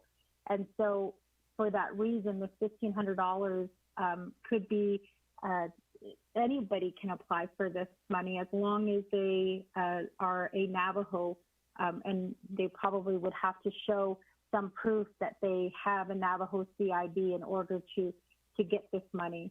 And it is $1,500 per person, so it's not just a specific group of people that can have access to this. So it's not just students that will have access to this, it would be everybody. So regardless of whether you're a student or not, you can still access this money. Regardless of whether you're an elder or not, you can still access this money. Regardless of whether you're low income or not, you can still have access to this money. It would be available for all Navajo people. And again, the reason for that is the virus didn't hit just a certain class of people, it hit the entire Navajo people. And so this is the only means that makes it allowable for us to be able to meet the deadline and also assist our people during this time. I know that not every single Navajo person is going to receive assistance, and that's going to be the tough part, is there's only 175 million. I think if we were to have had 300 million and allowed $1,000 per person, I think that would have been almost a guarantee that every Navajo person would have had some assistance with this CARES money. But the 175 million is what is left, and that's why I want to try to apply this money to the already approved hardship assistance expenditure plan that has only in the account $1,000. So with that, again, committee members, I thank you for your time, and I stand for more questions. Thank you for that response. Back to our committee members. Any further questions or comments? Chairman, I have a comment. Delegate So. This is Delegate Crotty with the question. Okay, I'll defer to committee Delegate Amber Crotty. Then I'll go to Che, Delegate Oduso.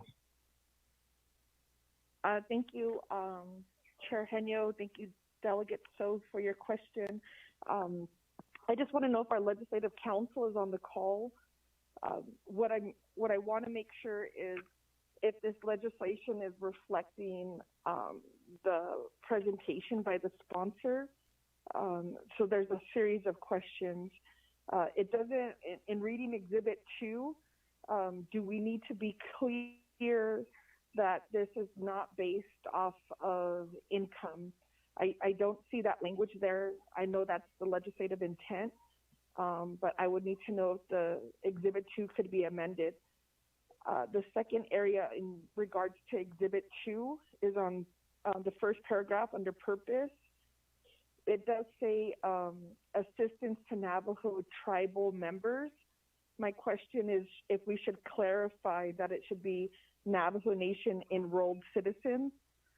So that's my second question. My third question is regarding the allocation. I would need some advice on how to possibly amend this legislation so that it captures all of the surplus funding that has either been approved but now has been deemed not appropriate or not eligible, or other funding that is unallocated by a certain date. I was thinking any unallocated dollars by November 1st would go to this fund, but I would need some guidance from Legislative Council regarding Exhibit 2. Thank you, Chair.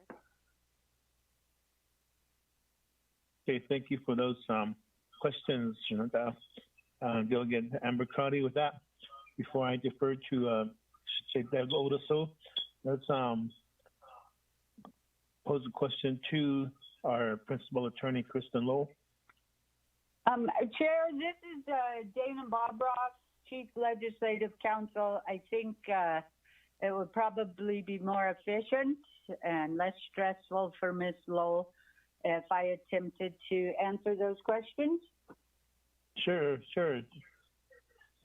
Okay, thank you. Good morning, Chair, Budget and Finance Committee, Chairwoman Charles Newton.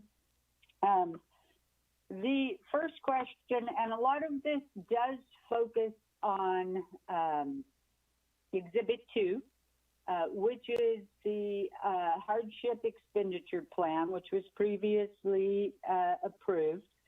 And if you will go down to the bottom of the first page under Section 4, where it states administrator of funds. And let me point out that this expenditure plan is what was originally approved in the prior legislation. So now you're just you're just adding funding. And as you'll notice, it says the executive branch through the Office of the President is responsible for administering the expenditure plan and shall develop eligibility criteria and an application and approval process, ensuring that any funds dispersed comply with Title V of the CARES Act and Treasury guidance. And then it says the Health, Education, and Human Services Committee shall review and, if necessary, amend, then approve the eligibility criteria and approval process plan after its submission to the committee chair for resolution sponsorship. I heard the sponsor, Chairwoman Charles Newton states that it would be the Division of Social Services that was administering that plan. I have heard that the Office of the President and Vice President do intend to put this under the responsibility of both the Division of Social Services, working with the controller to develop a online, I forget what they call it, but an online portal to administer this so that people, members, tribal members could apply online after answering questions, various things, and that doing it that way will greatly diminish the time involved. I do believe, and the controller can correct me if I'm incorrect, that they have already started to develop the portal. The one thing that they will need is the eligibility criteria. And as you can see, that will be approved by the HESI committee. One thing that is important and that Chairwoman Charles Newton brought up is that the CARES funds do not allow any type of per capita distribution, that you have to have a justification or a need basis for any expenditure, and that is what will be part of the portal that the controller's office is setting up. As far as adding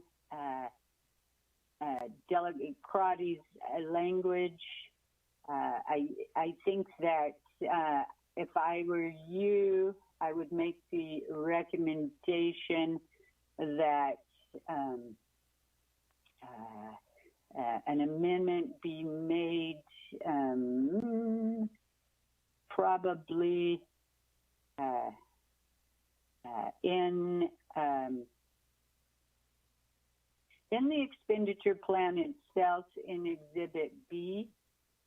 And the reason I'm going with the expenditure plan is that there is another process, which is Delegate Crotty's third question, I believe, which will add dollars to the amounts here, or to this expenditure plan. So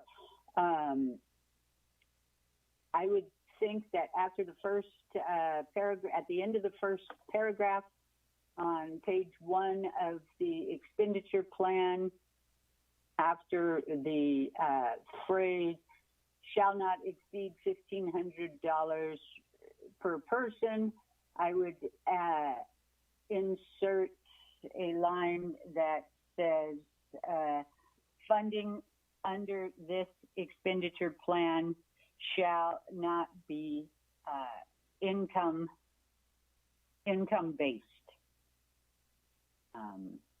So I think you could add that amendment there. As far as changing to Navajo tribal members, that amendment, which is also, it's on the third line in the first paragraph of the expenditure plan, Exhibit B. I think that it would be absolutely fine to change that to Navajo enrolled tribal members, or whatever verbiage that Delegate Crotty wished for. As far as Delegate Crotty's last statement, the last legislation I believe that council passed, and my mind just went blank on the resolution number.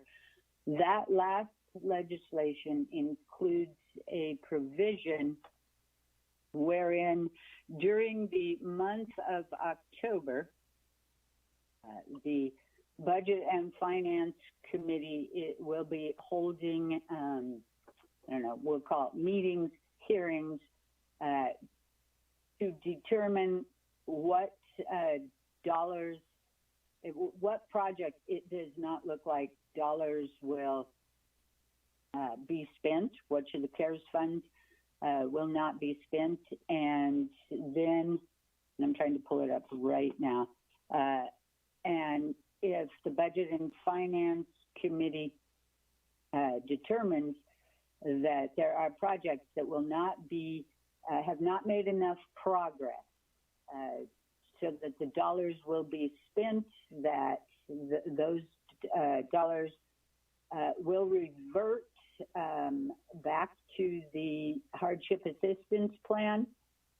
The action necessary is Budget and Finance Committee will make a recommendation to the NABI committee, and then NABI will make the final determination as to which of those dollars will revert. That is actually in legislation CJY 6720. It is paragraph Q on page 9, and that reads, the progress of all expenditure plan funded projects shall be reviewed by the Budget and Finance and NABI committees during the month of October 2020. The funding for any project that has not made enough progress to demonstrate that it will be fully completed by December 30th, 2020 will be reallocated to the hardship assistance expenditure plan through NABI committee resolution. Chair, I hope I have answered all of Delegate Crotty's questions. If not, if she could please provide me with what I've missed. Thank you. Okay, thank you for that, Dana, for that explanation and guidance.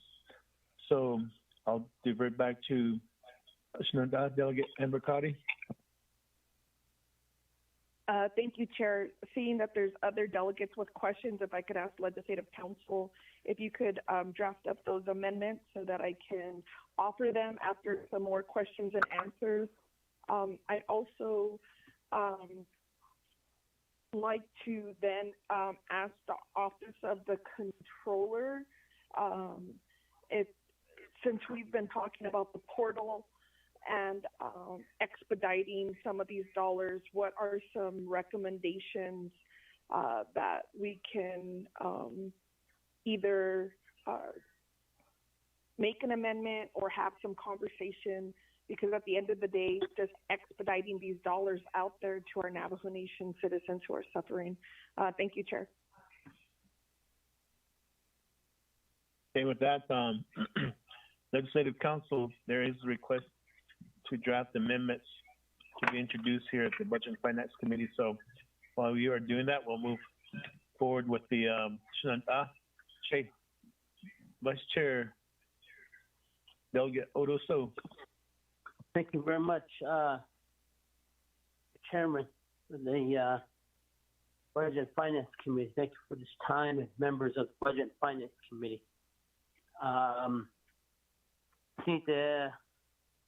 I think we should have 3.5 months, 3 months, 2 weeks, I think. Expend these dollars. And just looking at the latest information that was forwarded to us by the controller related to the expenditure of the update of the U.S. Treasury CARES Act summary. And it really, we have pushed out about $540 million. I'm just going to guesstimate. I mean, ballpark figure. And out of it, you have one program that has about almost $100 million. One program. You have another program that has about $80 million. Still, they're sitting on it. That's balance. You have one program, we gave them $60 million, and they haven't even spent a dime yet. You have another program that has $63 million still sitting there. And you have Department of Health sitting on $89 million. And then you have natural resources, which I guess that deals with NTUA and the water projects. And based on Hita Jukhe Donana, $130 million banada I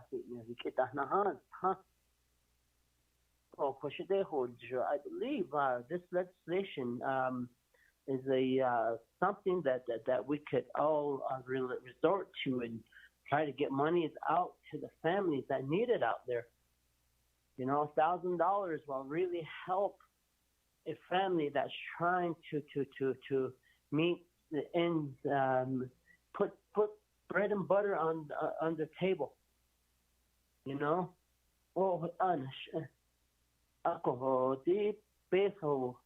Let's give it to the programs. Our executive branch has these monies sitting in their accounts and they're not being utilized. The end of July, we got a report, and that was even devastating with only like $300,000 that they spent.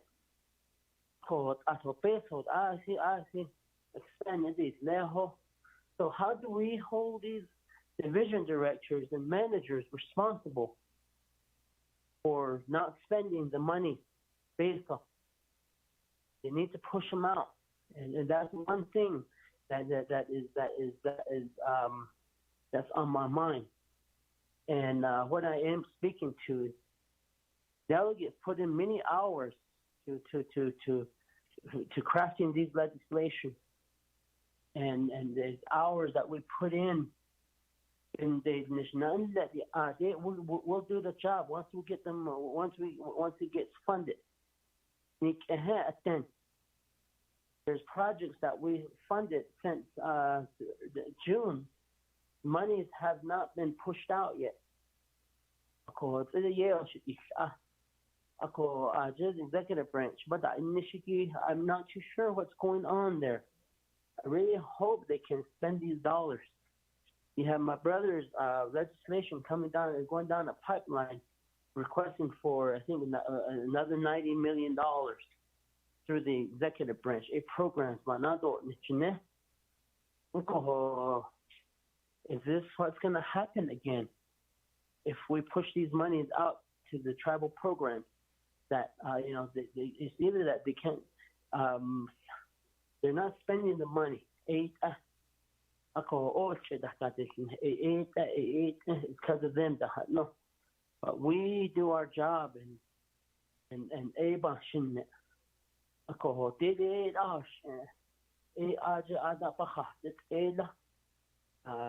account numbers and so forth, and the planning is in progress. I believe it's doable. Let's give the Navajo people some money that they need. Because if we give it to the programs, it's just going to get stuck there again.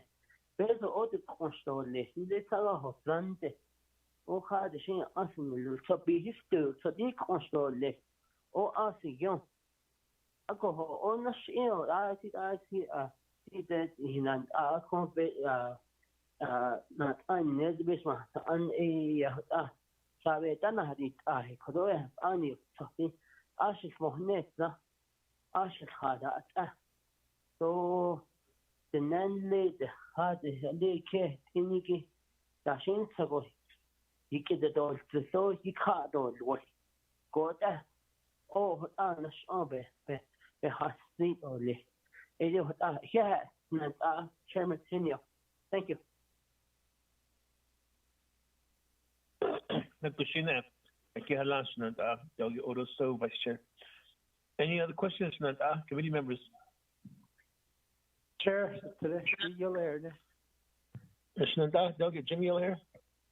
Chair, yeah,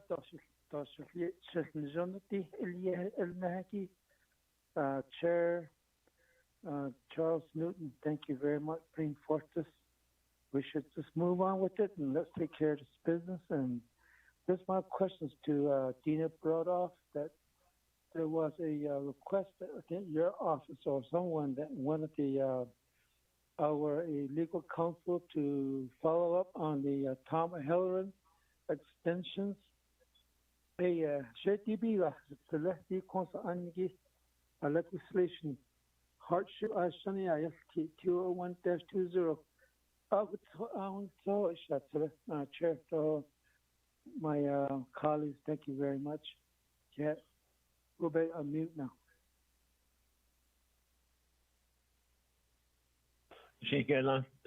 Delegate Jimmy Yellow here.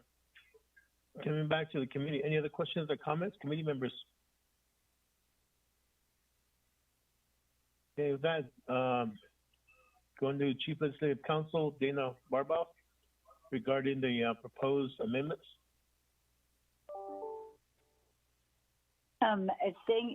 Thank you, Chair. I was just getting ready to send them, but I can read them if you would like until I get them in the email.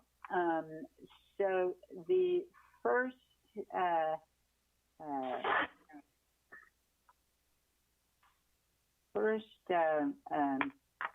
amendments will be on Exhibit 2, page 1, first paragraph, line 4. Delete Navajo tribal members and insert enrolled Navajo tribal members. The next amendment will be on Exhibit 2, page 1, at the end of the first full paragraph. Insert emergency financial assistance under this expenditure plan shall not be income-based or restricted. Thank you, Chair. That's what I have.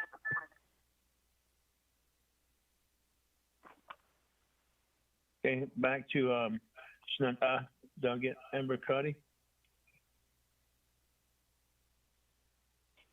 Yes, thank you, Chair. I appreciate the amendment. I think we're headed in the right direction. I just want to know regarding the $1,500 per person. My next question, Chair, that would affect or modify this amendment is this maybe to the sponsor? Is the $1,500 per person? Does that like with adults age over 18 by it'd be March 1st of 2020, and then minors also receive the $1,500? I just want to be clear. I did hear that you were concerned about every citizen getting relief. And so I think it would just be clear, and that's appropriate at this time, Chair, if I may ask the sponsor for clarification. I may need to amend this language. Thank you. Agustina, thank you for that question, Shenandoah. Back to our sponsor, Shenandoah, Chairwoman Eugenia Charles-Newton. Thank you for that question. The Honorable Aroso, thank you for the support on this legislation. I do agree with you that that the money is kind of stuck right now with a lot of these programs that we've already given money to, and that money is just still sitting there. And that's really what worries me is I think that council has had the right intent in that we want to help our people. And we allocated these monies to these programs to offer these services, but a lot of this money is still sitting there. I mean, at the very beginning, I believe there was somebody had stated that only $4 million has been used and the Navajo Nation continues to sit on this money with services not being provided to the people. And my intent with this legislation is to just get the money out there. Our people are in financial crisis right now. Our people need help. And so we're kind of on the 9th or maybe possibly even the 10th hour right now with spending this money. And this is kind of, I want to say it's going to be a guarantee that this money will be used and sent out to the people who need help right now. I just want to say, I should say, Honorable Otto Stowe, for your support on this legislation. As for Honorable Crotty's amendment, I appreciate her help in this, and I really like it, like her amendments. And I guess I wasn't, I really didn't think about adding that language to the expenditure plan or to the legislation itself. I would love if we could do the $1,500 for people who are over the age of 18, and then $500 maybe for children. What I wish we could do $1,500 for every person. What I worry about is with $175 million, that's not going to be enough. I mean, if we have over 300,000 Navajo people who are registered with the Navajo tribe, we would need at least $450 million to be able to offer every single Navajo person $1,500. But again, I know that our children are also in need right now, and if all we have is this $175 million. So I think I think the amendment, we can bring down the amount for children to $500. If that's an amendment that Honorable Crotty would like to make, I'm good with that.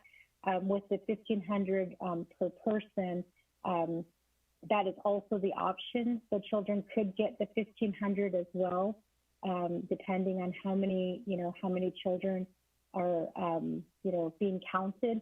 But I think that overall, I would love to see every family get at least $1,500. I think that would be something that we could guarantee with the $175 million. I wish it was more. I wish that that there was more money that we could give to the people. I think each one of us have seen our people out there with who need assistance. I know that again, there are a lot of people who were laid off as a result of this virus, and are barely making ends meet. And then the other thing that I know is that when people were laid off, because many of the people worked on the nation, they really didn't pay into the state unemployment. And as a result of that, their falling back on unemployment was not an option. And I'm speaking personally because my husband was laid off, and he worked for the nation. And as a result of that, it was very difficult to get state unemployment.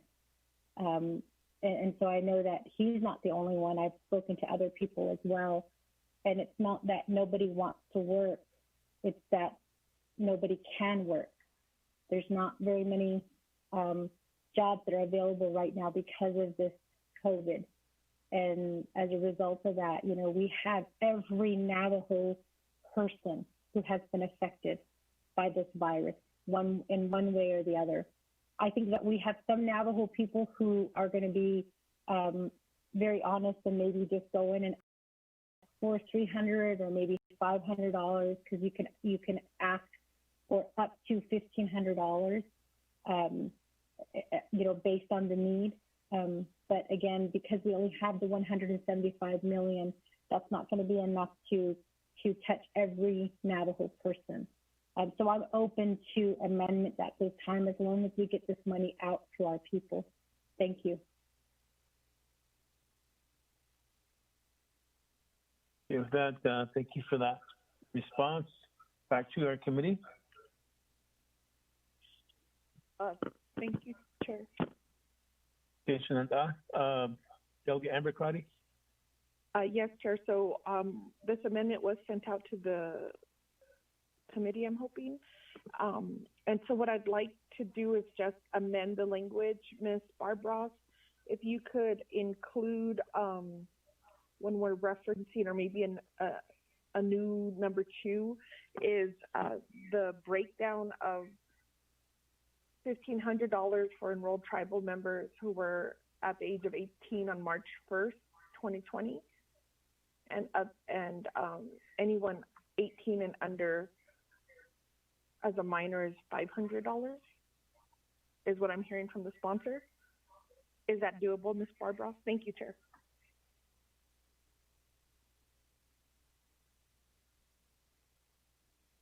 Back to Ms. Barbros.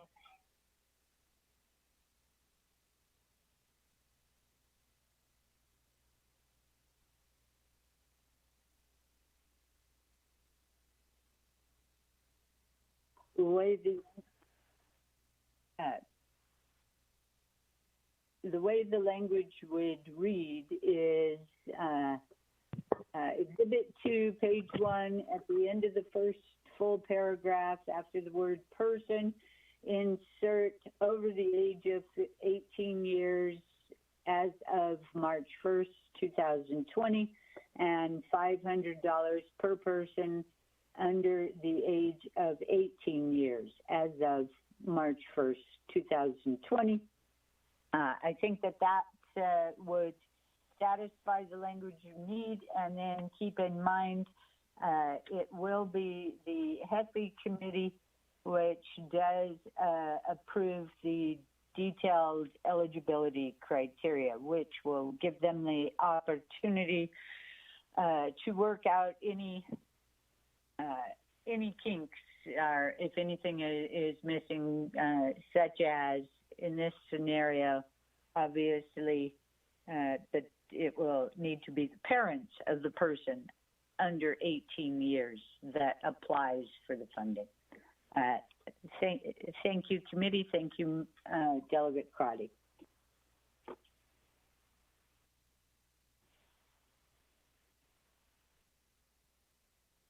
Okay, back to Ms. Barbara also.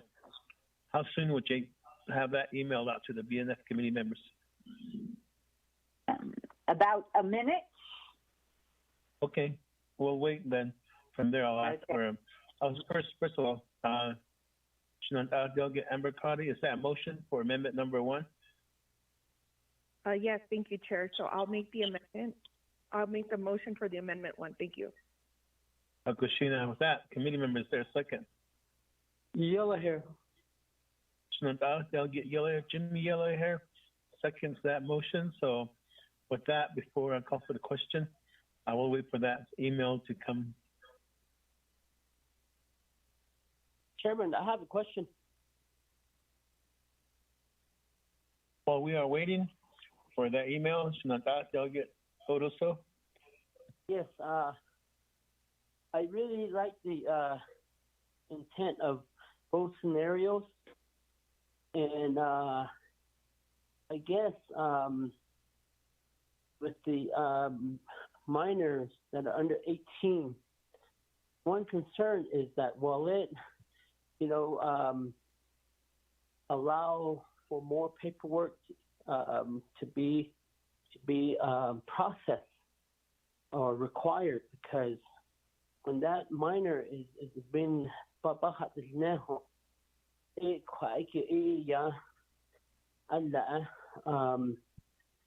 they're going to need his enrollment number. They're going to need his, I don't know how they're going to get the criteria to determine how they're eligible.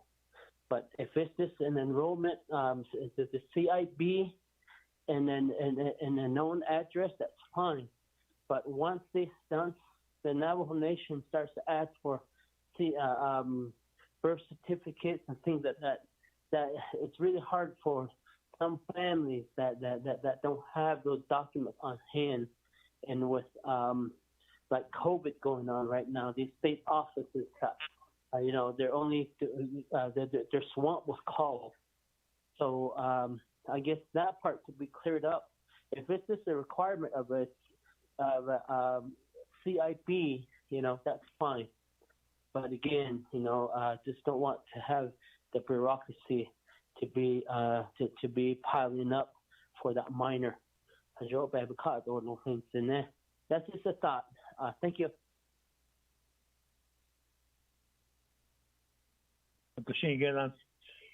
For those comments.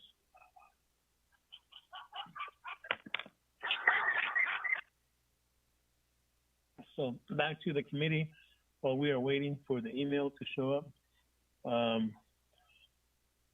Any questions or comments on this proposed amendment, committee members? Chair Henio, this is Vice Chair Smith. Vice Chair Smith, go ahead. Okay, while we're waiting, I got a question for Legislative Council.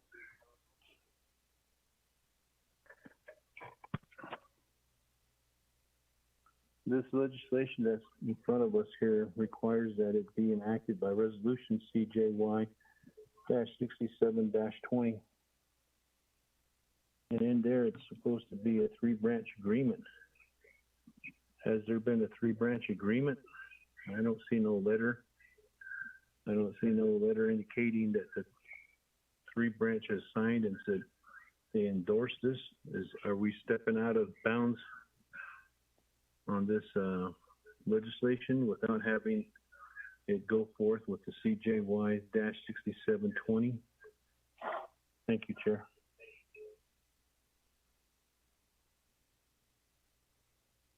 Thank that question to our Legislative Council. Ms. Barba?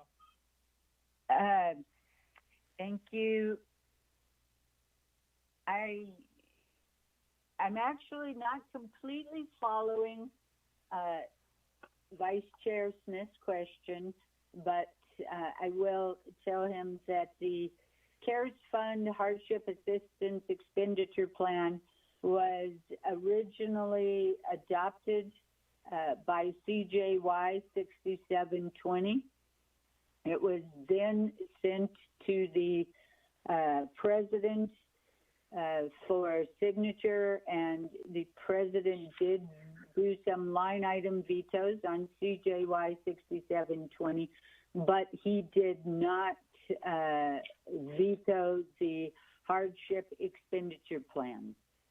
As Delegate Chairwoman Charles Newton mentioned in her presentation, CJY 6720, when it adopted the hardship assistance expenditure plan, it only funded it with $1,000, but that $1,000 did allow it to become an enacted expenditure plan, which makes it possible to add additional money to, which is what you're doing here.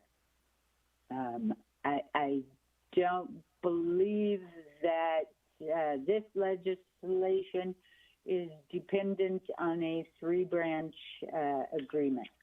I hope that answers Delegate Smith's question. Thank you, Chair. Oh, and I did send the second amendment to Delegate Crotty and to Ms. Nakai. Thank you.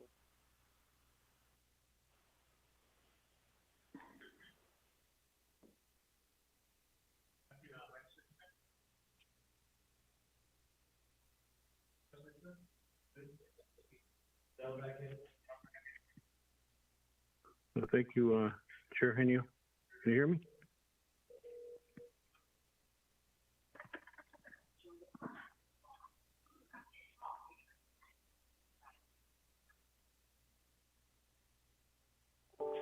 Okay, back to Vice Chair Smith. Thank you, Chair Henio. I was questioning the fact that the CJY 47 or 6720 is a 3-branch agreement. And if there's a 3-branch agreement, the 3 branches should say we endorse this legislation, that legislation, And these are the ones that we agree on, because it should be a vetting process, because we eliminated the 12 group in the last legislation with the 11620, which is now CJY 6720. And we left in there that the 3 branches would make an agreement. I thought that was the process. That's why I'm asking that question. Thank you.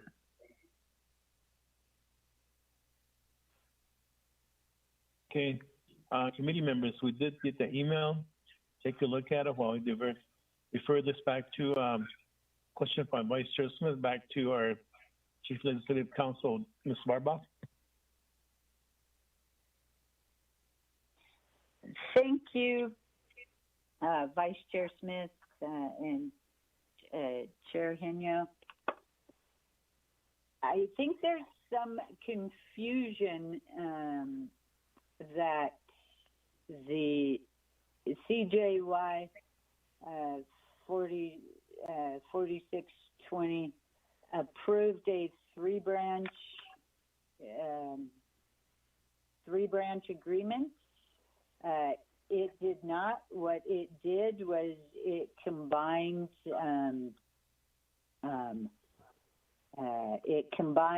the expenditure plans that the 3 branches were looking at, but it did not approve a three-branch agreement. It did not approve a 3-branch expenditure plan. If you will recall, there was a neutralizing amendment proposed at the end to CJY 4620. It was sponsored by Chairman Rick Nez, and it basically neutralized. It was, the legislative branches, olive branch to the president's office. It neutralized CMY 4420 and CJN 4720, which were in opposition to each other. But it did not approve a three-branch agreement, and it did not, as I can't find anywhere in the legislation that states that going forward that the 3 branches will agree on any expenditure plans. There are currently 2 other legislations. I don't have the numbers in front of me. I can get those in a second. But there's two other pending CARES legislation. One is for the chapter distribution plan. It is sponsored by Mark Freeland, and it does not contain a 3-branch agreement. Also, there is a legislation that is a CARES Fund legislation that is sponsored by Delegate Key Allen Begay. And while that legislation was proposed by OPVP, it does not contain a 3-branch agreement. To the best of my knowledge, the 3-branch chiefs have not come to any agreement. I hope that was helpful. Thank you.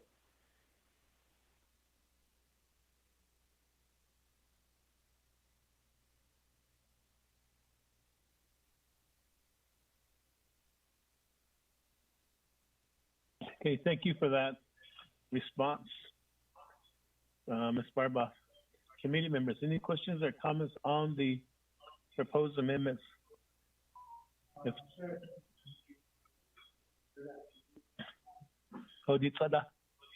Chair Henyo?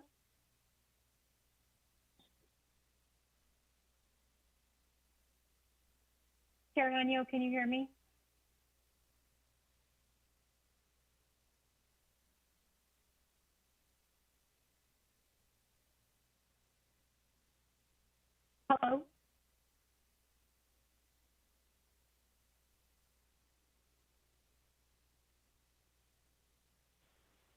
Delegate Charles Newton, this is Dana. I can hear you, but I don't know if anybody else is still on the line. Okay. This is Delegate Charles Newton. Hi, we're trying to get Delegate Yellow here on the line. Please hold. What about now? Okay. Yeah, they chairs. Just to let Chair Henio, the Vice Chair, students, my colleagues. Shady, are your thoughts on this indeed? At 11 years, the three branch chief in Shinani Kala did about this is a very serious emergency. I thought by FTD, the expenditure plan, because COVID-19 is really serious. It's a clear global pandemic due to COVID-19. And now it's an emergency. We have to move on with this money.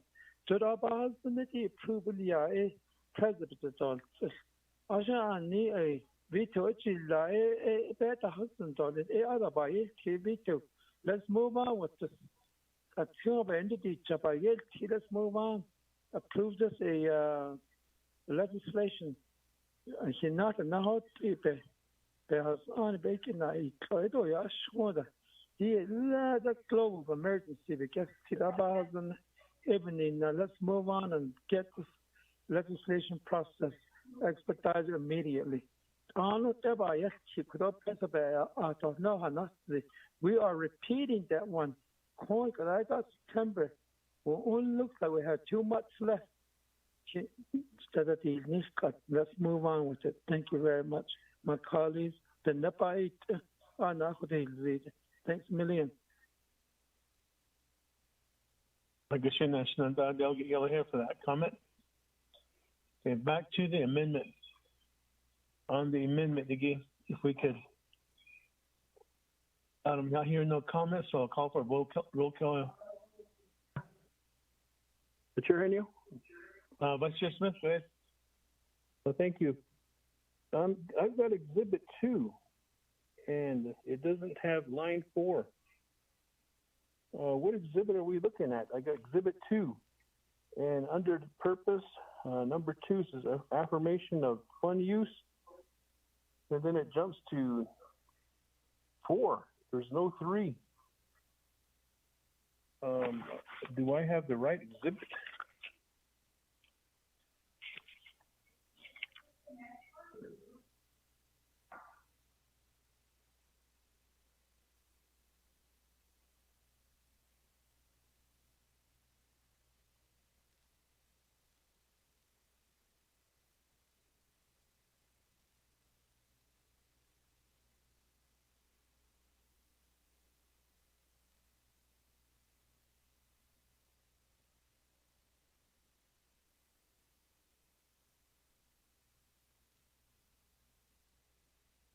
Hello?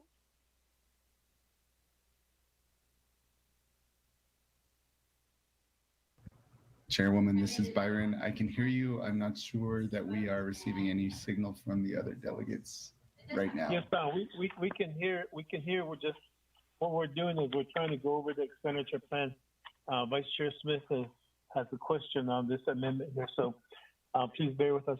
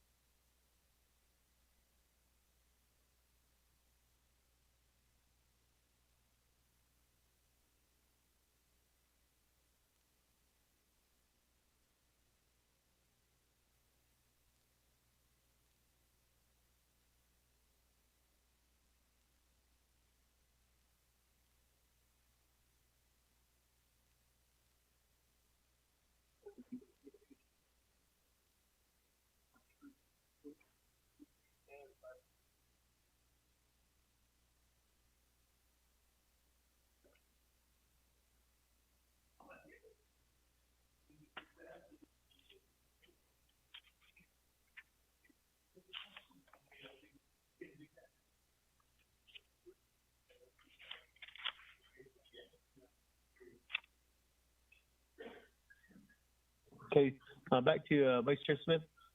Do you see where the amendment would go under Section 1 purpose for CAGI?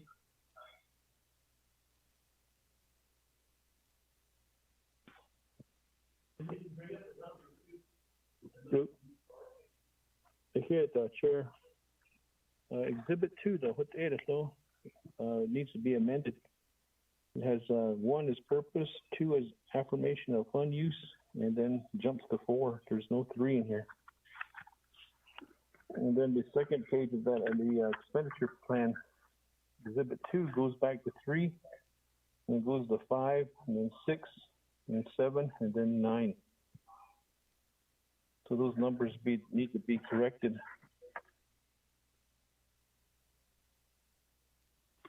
Back to Dana. Can this be added to this amendment, or can it be done administratively on the numbering of the paragraph?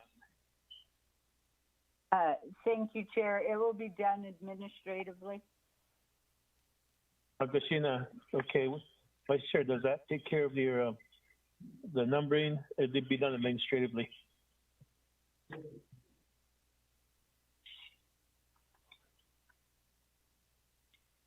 Okay, are we ready to vote, committee members, on amendment number 1? I'm not hearing anything, so with this, I'll call for the question on amendment number 1. Delegate Jimmy Yellowhair. I'll vote green. Thank you very much, Chair. Vice Chair Smith.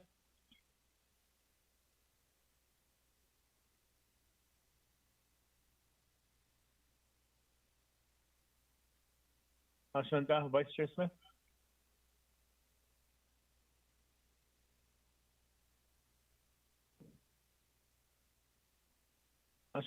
Delegate Amber Crowdy. Delegate Amber Kinisbah-Crotty votes green. Thank you. Delegate Nathaniel Brown. Delegate Brown votes green. Yeah. Delegate Elmer P. Begay. I'll vote green. Okay. And then back up, Delegate Vice Chair Smith. Green. Kashina, with that, we have 5 in favor, 0 opposed, Chair not voting. Amendment number 1 passes. Back to the main motion, committee members. Any questions or comments?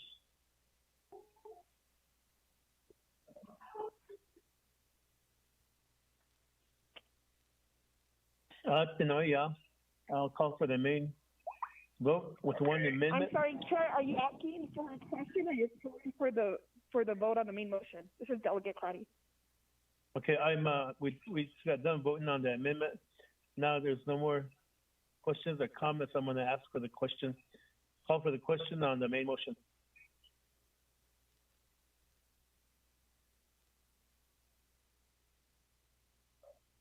I'm not hearing any. Tenyo. This is Delegate Crotty. I got locked out of the council chambers. Oh, okay. Let me open it for you. Trying to get back in, but I hope you could hear me. My question was actually to the Office of the Controller. On Exhibit 2, it says the Office of the President and Vice President will monitor. I just need to know what is the mechanism we'll be using for the hardship. Thank you, Chair. Okay. Do we have the Controller's Office on the line? Chair, this is Controller. We're on the line. Oh, yeah. There's a question from Delegate Amber Crotty. Okay. Good morning, Chair and members of the committee. Regarding the hardship assistance,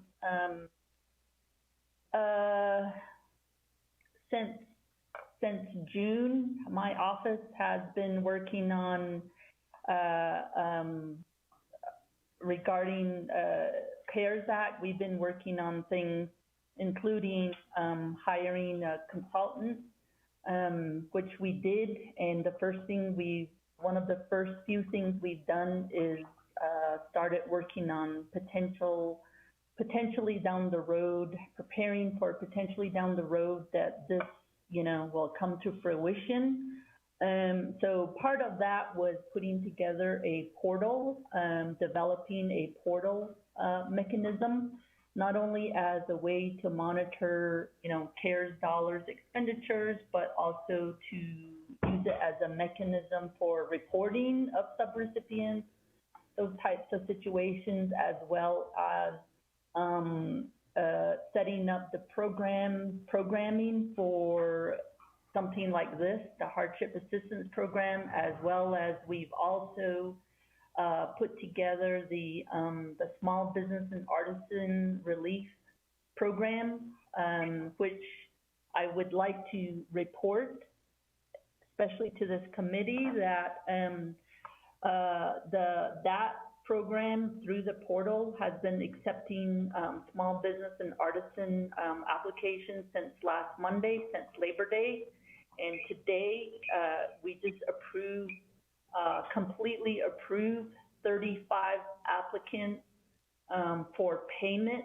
And just about 30 minutes ago, I was informed that our third-party processor for checks, they mailed out the 35 payments. That's not what you'll see in the report for the report that I will be given later on, but the total amount of those small business is, out of those 35 checks, is $448,300. So the checks in the mail as to those 22 artisans and 13 small businesses. And I think this is great because this shows that the portal and the third-party payment mechanism all work. And I bring this up because this is something we will need to do. We cannot use the data port that DSS uses. We cannot go through FMIS. Those are really pretty manual process still as compared to the portal mechanism that we put in place. We have already been working on the development for hardship assistance. What it will be is something real simple, a one-page application. It will be needs-based. It will be self-certifying, check the box type of thing. It will meet compliance with CARES and Treasury guidance.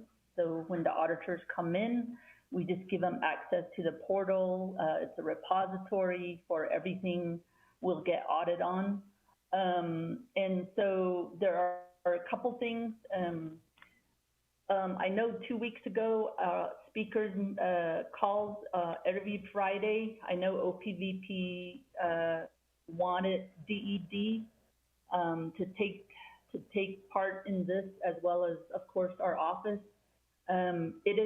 It is not so much the mechanism will be in space, but it is really more of a media public relations thing and an educational thing, which DED is doing right now with the small business. So kind of delving off of that, what they're already doing, it will take a lot of involvement, maybe even getting chapters involved so that they're open, so the people will be coming in to, submit their application through a portal, and so forth. Because we're talking about, if we're talking 175 million, we're talking about at least 116,000 Navajos. So that's what we're talking about. And yes, it's a little over 3.5 months left. And I can envision that, any type of hardship assistance, that's the fastest way to get the money out at this point in time. In terms of the application itself, if we make it purely an application without any uploads, we're hoping that when we develop it further, that your certificate Indian blood numbers is cross-checked. The simpler, the better, because it can all be automated. I mean, we literally would just be printing checks. there was earlier questions on giving monies to minors. Treasury guidance has answered some questions on that. Any elementary and secondary, if they get 500, it's presumed for educational purposes, therefore it's allowed. So in those situations, you can make family applications. If there's any other policy matters for consideration, such as elderly, you can also increase those amounts for, let's say you're, anybody over 60. Instead of 1,500, you can do 2,000. Those are ways to work on this type of program. So, so in terms of process-wise, we're OOC in consultation with, our consultants who has other clients, other tribes that they've done this for. We're developing the portal. The portal is available, will be available for any other program, including small business. Also, something like this, the hardship assistance. If there's anything educational, let's say higher educational, we can put this in. It will also be accessed by subrecipients. Shujaa mentioned all of those things that the projects that are pending. To the extent we have to deal with subrecipients, they're doing reporting back to us. We're monitoring them. They will have access to this portal. So it's going to be important, and that's the way to process these things. So I just wanted to say that in terms of process-wise. I don't know if you have.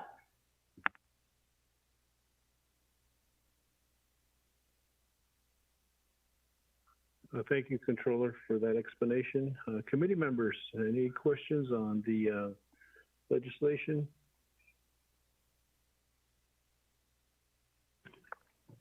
Vice Chair, this is Delegate Crotty with the question. Honorable Crotty, I'll recognize you with the question. Go ahead. Thank you, Vice Chair. So my question is regarding Exhibit 2. It does identify that the administrator will be through the office of the president and vice president. If they're not set up with a portal or have a mechanism to assist, I just need language then on what's the appropriate program. The only one right now that I could think of is the Department of Economic Development, since this is a recovery plan. Committee members, if you would be open to clarifying that this would be administered by the Department of Economic Development using their portal that they developed with the Office of the Controller. Thank you, Chair. Thank you, Honorable Crotty. That question is to OOC.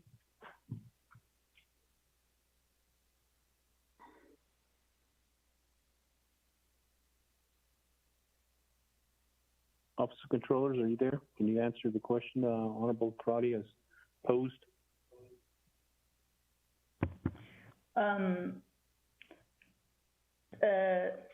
In terms of who administers, we work, the Office of Controller so far has paid $2.5 million from CJN-47-20. Most of that has gone to the development of the portal. So the portal is owned by OOC, just for clarification, because we're also charged with compliance, and this is a compliance tool through our office for the Navajo Nation. So when Treasury comes through, we have to show them what we're doing.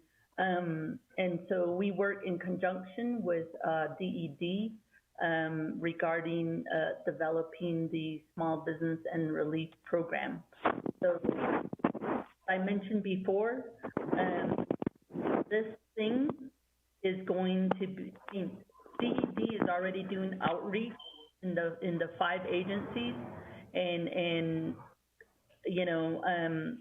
I did make comments before that since we're already doing outreach in media, naturally, it just, without skipping a beat, I'm hoping that they'll do the outreach along with us developing the portal or the program within the portal and so forth.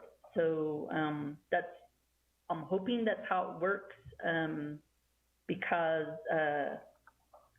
at least that's how it's working for the small business. And it's just similar, although way simpler.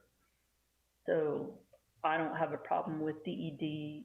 I don't know if they're on the line, but we're already working with them on rolling out the Small Business Artisan Program. Thank you.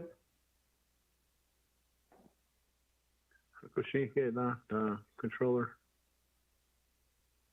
Honorable Crotty, does that answer your question on behalf of who's who and who's on first? Thank you, Vice Chair. I appreciate the humor. I just want to ask then our Chief Legislative Counsel if we could draft language then to clarify that this language could mimic the economic development relief, and if the Department of Economic Development is set up to provide similar assistance working with the Office of the Controller, if I could have that amendment language throughout Exhibit 2 to reflect and just to maximize and expedite relief to our people. Thank you, Vice Chair. Thank you. This is Ms. Bobroff. I have some real concerns over making that type of amendment on the fly because to begin with, this hardship assistance expenditure plan was originally approved in a different legislation. It was originally approved, as we've stated in, I can't even remember too many legislation numbers. It was originally approved in CJY 6720. And so to make that type of amendment to change who the funding is going to, I'm going to have to spend some time looking at that. The sponsor of the original plan, Delegate Slater, chose to put it to, if you will look at Exhibit 2, it actually says the executive branch through the office of the president and vice president. So it being in the executive branch right now and being done by the controller, that's fine. If you want to take out the part back and look at how we amend a prior legislation, and then if you put it into the Division of Economic Development, we're going to have to also go back in and amend some oversight. As I told you, that it was the Health, Education, and Human Services Committee right now that is set to review and approve the eligibility criteria and the approval process. If you're changing that to the Division of Economic Development, then most likely we need to change to the Resources Committee approving eligibility criteria. So I'm not saying by any shape or form that it can't be done. I am requesting, though, that we either take a recess here so I can figure out how to do this, or that amendment be proposed and made at the NABI committee, which is the next stop for this legislation. Thank you, Vice Chair.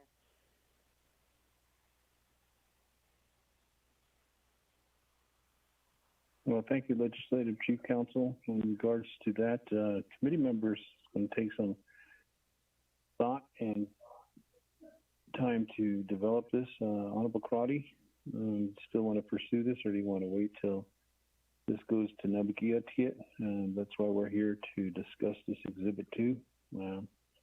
Or we could go into recess.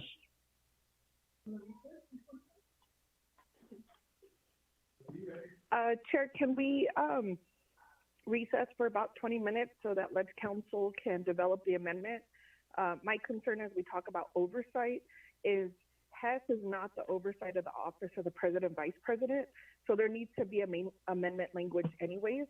And so we could prepare that and we could have a proper expenditure plan. Thank you, Chair. Thank you, Vice Chair. I need more than 20 minutes. This is a major amendment. If you could give me like 45 minutes, that would be terrific.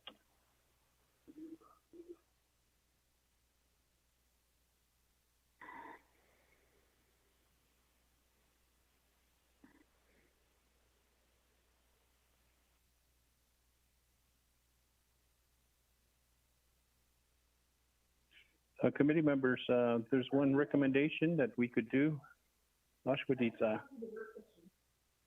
Committee members, we could table this and have the main motion and the second parties table or recommend to table this and then put it at the last of the action items and revisit this after Legislative Council has time to really thoroughly take a look at the language and instead of taking a 45-minute break.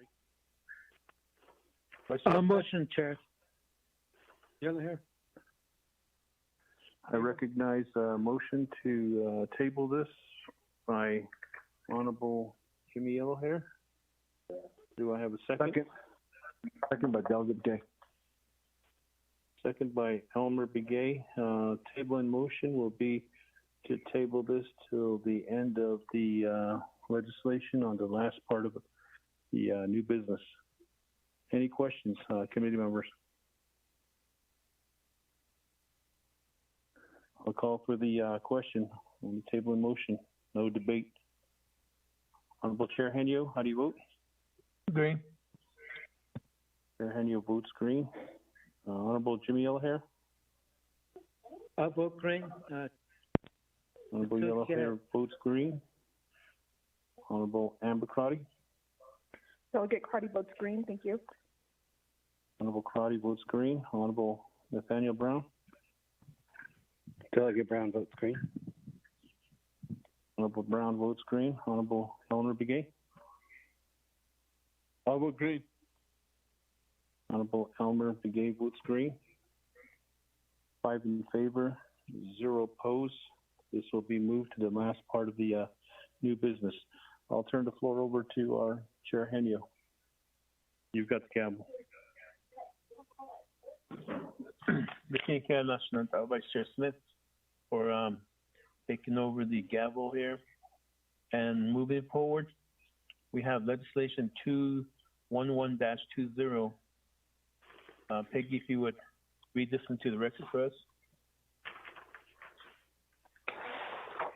Legislation 0211-20 is a proposed standing committee resolution, Resources and Development Committee, then to Budget and Finance Committee.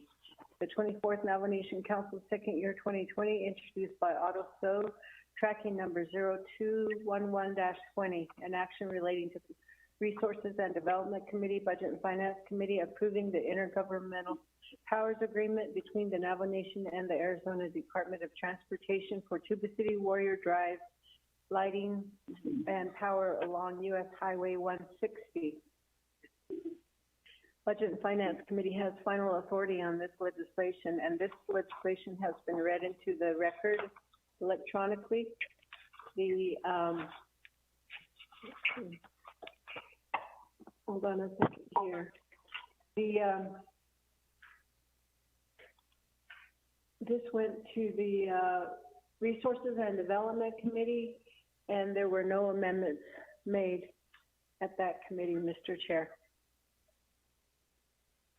Christina, thank you for that reading. With this, is there a motion, committee members? Motion, Delegate Crotty. Okay, motion by Delegate Amber Crotty, second by Delegate Elmer P. Begay. committee members, we'll give us Shache.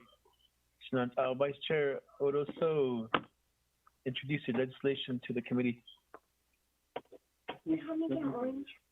Thank you very much, members of the Budget and Finance Committee members, and on the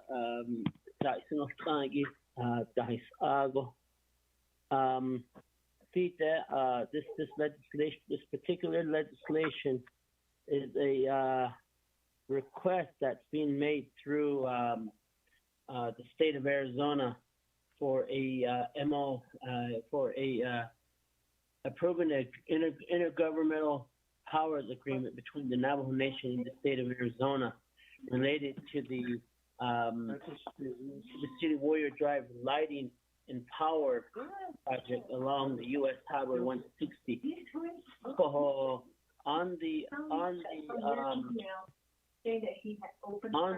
with this, I believe there's many components that are a part of this conversation, and I believe this lighting project is from along Highway 264, meaning that the project is complete, and I believe it's just agreements between the O&M issues related to the facilities that were installed to improve the lighting along Highway Highway 160, leading all the way up from I believe milepost 220, coming up from 222, 223, coming up all the way up from Curly Valley, all the way to a little bit past the Tube City Post Office door, which is power. There's agreements that needs to be had, needs to be put in place, and I believe it's speaking to O&M. So with that, I'm going to go ahead and my agent, Navajo Nation Department of Transportation, are you on the line?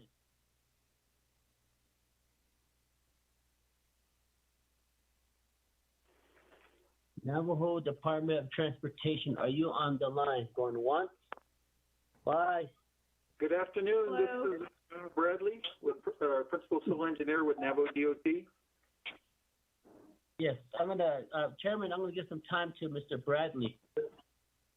Thank you. Go ahead now, Mr. Bradley, if you would proceed. Yeah, thank you, Chair Henio, and members of the Budget and Finance Committee. My name is Daryl Bradley, Principal Civil Engineer with Navajo Division of Transportation. As Delegate mentioned, this is an intergovernmental agreement with ADOT. Usually they like to have these agreements in place prior to actual installation of new lighting. In this case, along US 160. There is funding for the project, so this IGA will essentially identify roles and responsibilities. ADOT would be responsible for the operation and maintenance of the street lighting, and the Navajo Nation would be responsible for paying for all the power to keep the lights on. So this is one of many agreements we have with ADOT throughout the state of Arizona along state and federal routes where lighting has been installed to address safety and traveler safety. So with that, if there are any questions, I'd be happy to answer them. I don't know if ADOT is also on the line, Eugenio. I know that we invited them to participate as well. Yeah, this is Ermelinda Jean from the Arizona Department of Transportation, the CHART liaison. I believe we also have Diane Giles on the phone with our joint projects agreement section. Good morning. Okay, or actually, yes, I am here as well. This is Diane Gillis with the ADOT Joint Project Agreement Group. Okay, go ahead. Arizona Department of Transportation.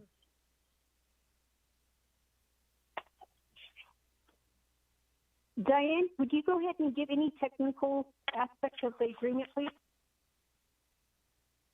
Well, I can tell you that the agreement outlines the responsibilities of the nation and the state. The agreement says that the state will be responsible for the maintenance of the lighting, and the nation will be responsible for setting up the cost of the electrical and the contract for the electrical power.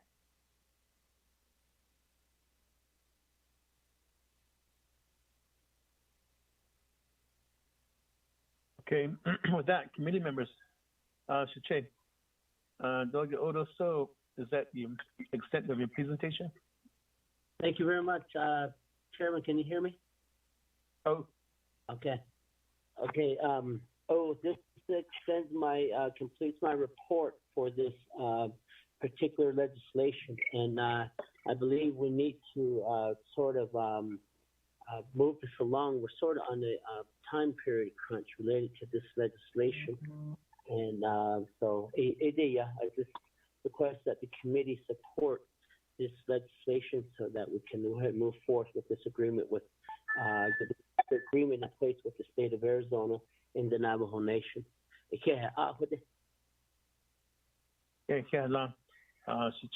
Odoso. With this, committee members, any questions or comments? Delegate Crotty with the question. Okay, go ahead, Shinanda. Delegate Amber Crotty. Thank you. I just, I support this legislation. I think lighting is important on our roadways. I just need to know from the Department of Transportation, what funding source will you be using to meet the agreement, the funding agreement that you're about to enter into? Thank you, Chair. Okay, back to our presenters, to Navajo Department of Transportation, Mr. Bradley. Thank you, Delegate Crotty, for that question. The lighting, paying for street lighting is considered a maintenance expenditure for us, and two funding sources that we use to address maintenance costs on the Navajo Nation. Our federal highway fund, this is an eligible cost to pay for that, as well as the road fund, which many of you is our FET taxes collected, the revenue. We utilize those funds as well to pay for electrical costs, really for pretty much all the street lights, both in Arizona and New Mexico. I think many of the communities don't realize that these requests for lighting within their communities, those costs are borne by the Navajo DOT under these IGAs to pay for those. And so we utilize both road fund as well as our federal highway funds, Chair Hinio and Delegate Crotty. Thank you. Okay, with that response, thank you. Committee members, any further questions or comments?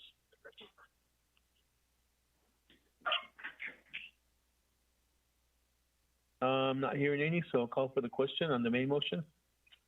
Delegate Jimmy Yellow here.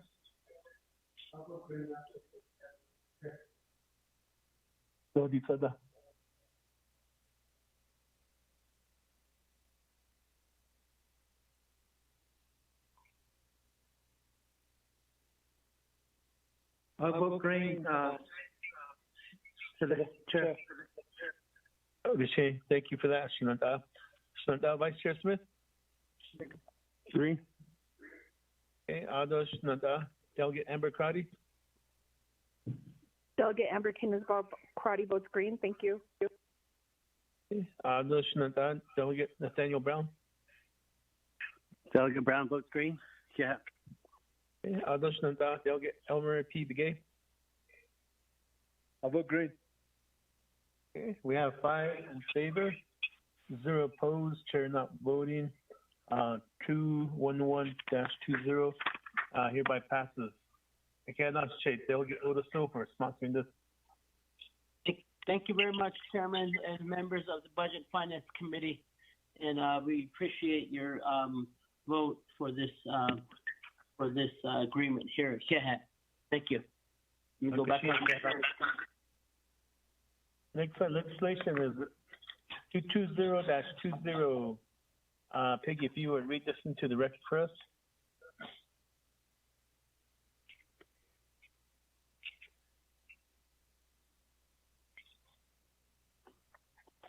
Legislation number 220-20 was assigned to Budget and Finance Committee, then Resources and Development, then to Navigatia, and then to the Council. It's a proposed Navajo Nation Council Resolution 24th Navajo Nation Council, second year 2020, introduced by Wilson Stewart Jr., seconded or co-sponsored by Rick Nez, tracking number 220-20.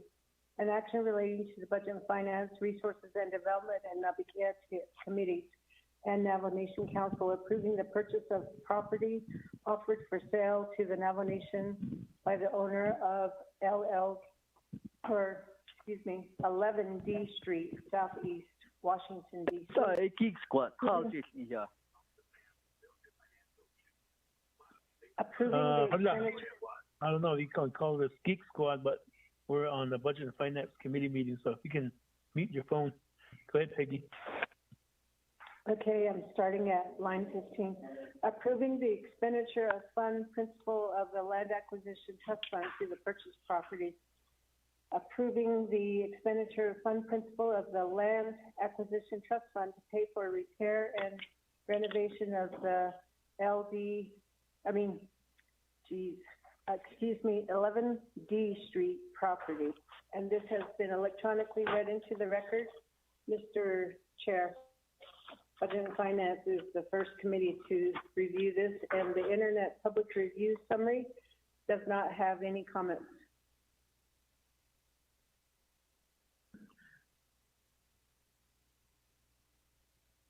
Okay, with that, thank you for that reading. Committee members, is there a motion? I'll motion Yellow Hair. Okay, a motion by Shenandoah Delegate Jimmy Yellowhair. Is there a second? Is Delegate Brown? I'll second. Second by Shenandoah Delegate Nathaniel Brown. And we do have Shenandoah Tsutsula Delegate Wilson Stewart on the line with us, and possibly Chairman Nance. So you have the floor on introducing the legislation to Budget and Finance Committee.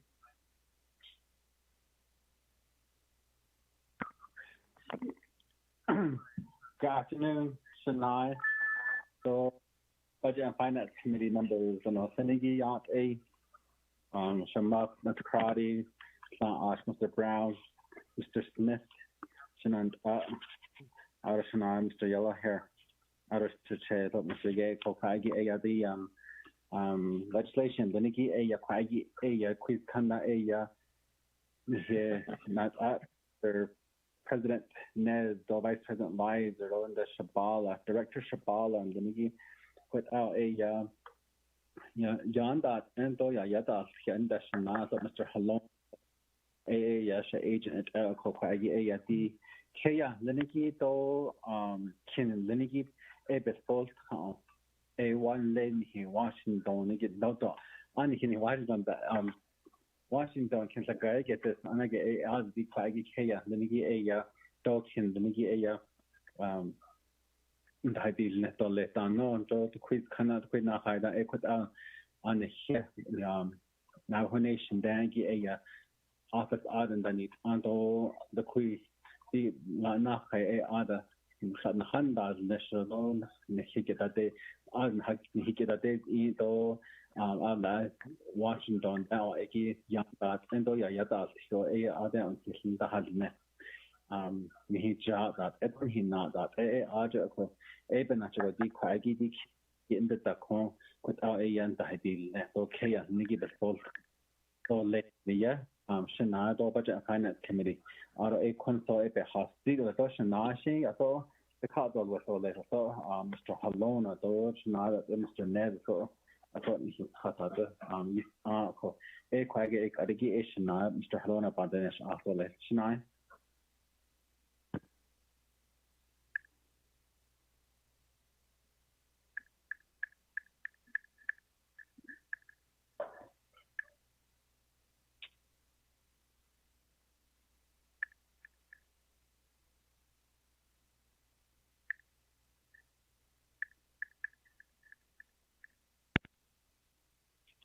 Delegate Pernell Halona?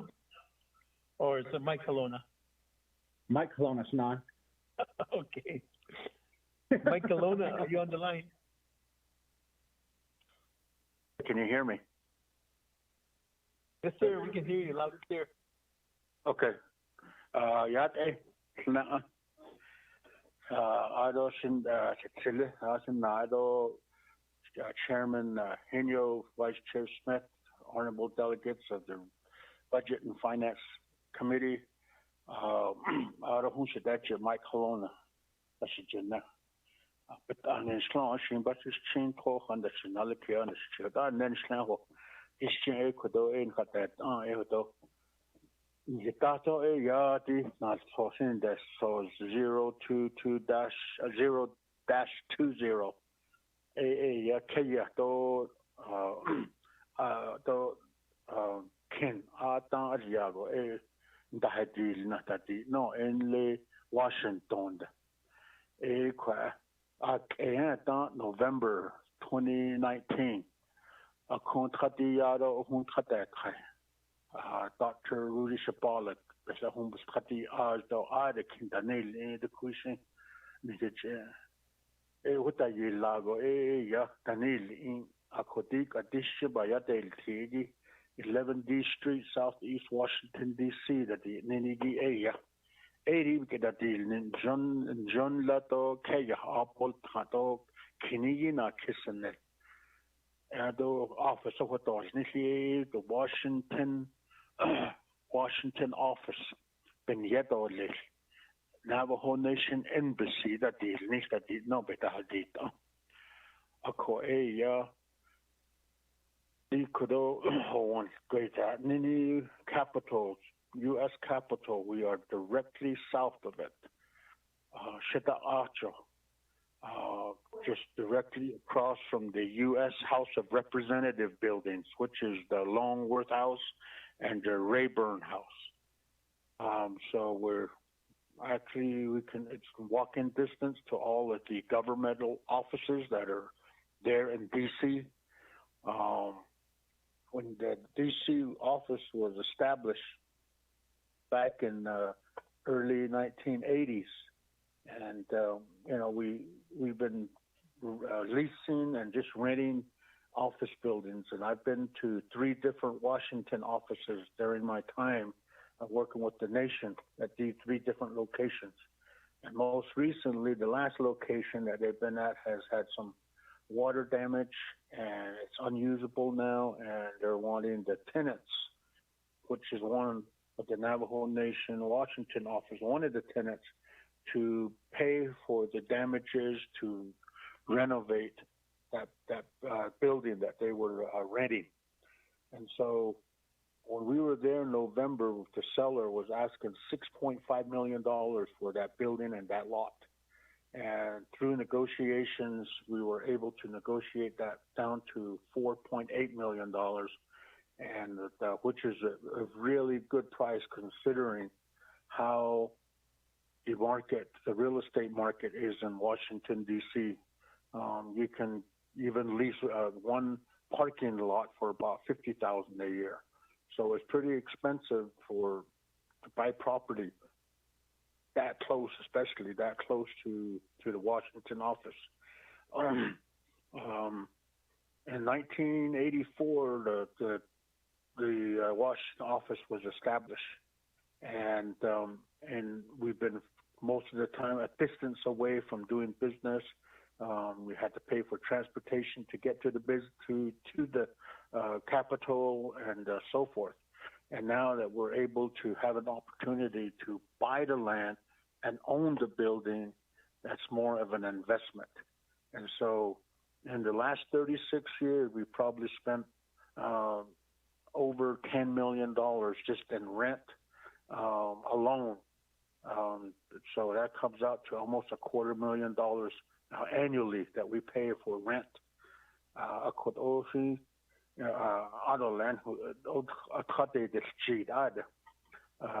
We don't have a permanent location, and I think as a sovereign nation, we would be the first tribe to have an embassy established that we own, that belongs to us, and to be able to fly the Navajo Nation flag outside that building, across from the U.S.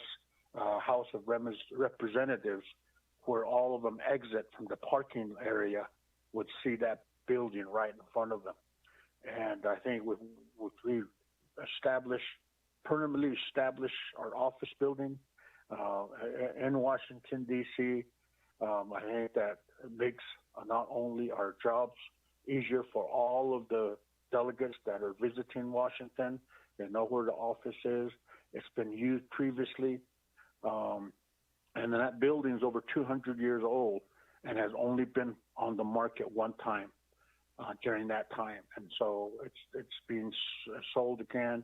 The seller has kept it off the market since we made an offer and wrote a letter of intent. It's been off the market, holding out for us to purchase it. When I say us, I mean the Navajo Nation.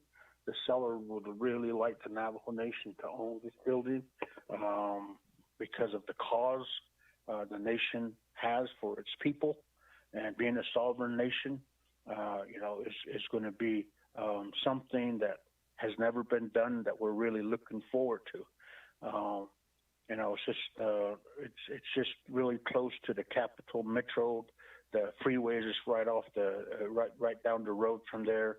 And so I think if we make this investment and improvements, there's some improvements that there's cosmetic improvement that needs to happen, stairwells and steps that need to be repaired to bring it into compliance for an office building. And then there's the back building that's also a 2-story. It can be used for office or it can be used for quarters for staff and delegates visiting DC for their advocating of different needs for the Navajo Nation. And then there's an open space on that lot that could be later developed for a new building, could be developed there for a conference center and so forth. It's the only property like that close to the Capitol that has an open lot. Actually, the rest are just all buildings right next to each other. There's trees, there's a lawn. Many of the dignitaries in D.C. have had fundraising activities at that location, so they know where that location is across from the House of Representatives, so they're familiar with that, and they'll continue to be able to associate that location with the Navajo Nation. Just briefly, we're talking about 6,657 square feet. We're looking at it as a location that's good for parking. We have parking in the back. We have parking on the street. We have the transit is just at the end of the block. Metro is just on the same block at the end. The Amtrak is about, it's just down the road. Airport, about 7 minutes from the airport to get there. So, we've looked at this as one of the best locations directly across from the main hub on Capitol Hill. And so we're positioned perfectly for not only from the investment side, but a sovereign nation embassy at the location that will be noticed. There are others that are on the phone. We have the executive director from the Washington office on the line, as well as the broker. We want more detailed information about the work that we've been working on since December of last year. COVID didn't help anything for months moving through, and we're very fortunate to be at this point here to be able to acquire this. And yes, the reason why we are coming to BNF and all to the RDC and Nabucco and to council is that the funds that we are using is the Navajo Nation land acquisition funds. And we need to take money out of the principal to acquire the property. Previously, we've been able to purchase land using the fund income, which is more of the interest of the land acquisition trust fund. There is adequate funds in that account to make this acquisition. We're just asking support from the committee to reach into the principal to get the funds to pay for this property. So with that, thank you, and I turn the time back over to Delegate Stewart if you'd like to hear from the other agents.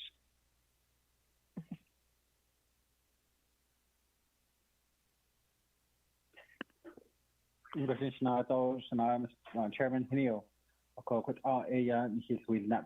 this afternoon. I don't know if Dr. or Mr. Shabala is on, or Mr. Nez other.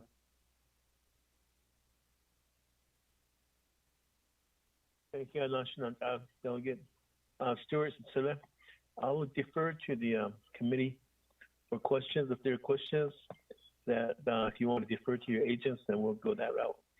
Shananta, Budget and Finance Committee, any questions or comments regarding this legislation?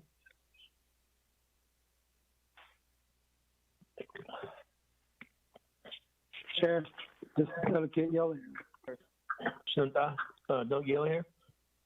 Okay, based on the resolutions that indicates under line 26, it says between a sum of $5 million and up to including $20 million per calendar year. What does this mean? Are we going to pay off with the $20 million, or do we have to continue paying for this building? Chair,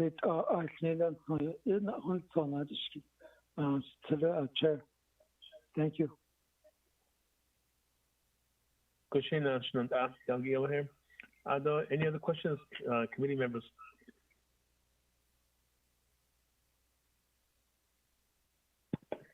Chairman Tanya, this is Delegate. Okay, Shananta, Delegate Amber Crotty. Thank you, Chair. Colleagues and sponsor of this legislation. I am trying to see the silver lining of this request, of this legislation, at this time, at this moment. As we talk about revenue shortfall, as we talk about the impact of COVID, and as we look at the historic unmet needs of our people, I think it's important, and I'm going to actually ask the transcripts for this presentation because I think our priorities are off. I understand that nobody predicted COVID, but I think the negotiation should have paused and we should have re-examined this property at a later date. We have community members here on the Navajo Nation that are landless. They do not have a home. They do not have electricity. They do not have water. And the funding that we're being asked and now being asked to use the principal, that's from the set aside of our general funds. So to me, it's about prioritizing what we should as a nation put all of our resources and dedication to in terms of combating these chronic issues on the Navajo Nation. I don't see how having quote unquote an embassy would help any of these causes. I don't see how pulling money out of the principal would help the issues here at home. As a delegate who's traveled to Washington, D.C., I can tell you that you don't need to be straight in Washington, D.C. to do business. And matter of fact, other lobbyists and other folks don't have an office right there. And I think it's just all an optical illusion, a $5 million optical illusion. And older buildings, you never know what you're buying. You never know the structure. I'm sitting here in the Navajo Nation Council Chambers. This building is less than 100 years old, and we're constantly remodeling, refixing, pulling something out, because that's just what happens with older structures. And so I need to know, what is the operation and maintenance plan for this building? And after the question by my Delegate Yellowhair in terms of what's the plan for the payment, I think we should be looking at then what is going to be the benefit. And if the benefit is just having a closer place to congressional buildings, I don't think that outweighs the possibilities. Because at one point, we looked at the land acquisition fund to try to help our college students in urban areas. We heard that there was college students who were homeless, sleeping in vehicles. And there was this whole initiative to try to look for housing or try to look for property that we could manage to help them while they were trying to finish their education. I don't know what happened with that initiative, if it's just because of administration changes and priority changes. But I think that still needs to be looked at and re-examined, and how that impacts.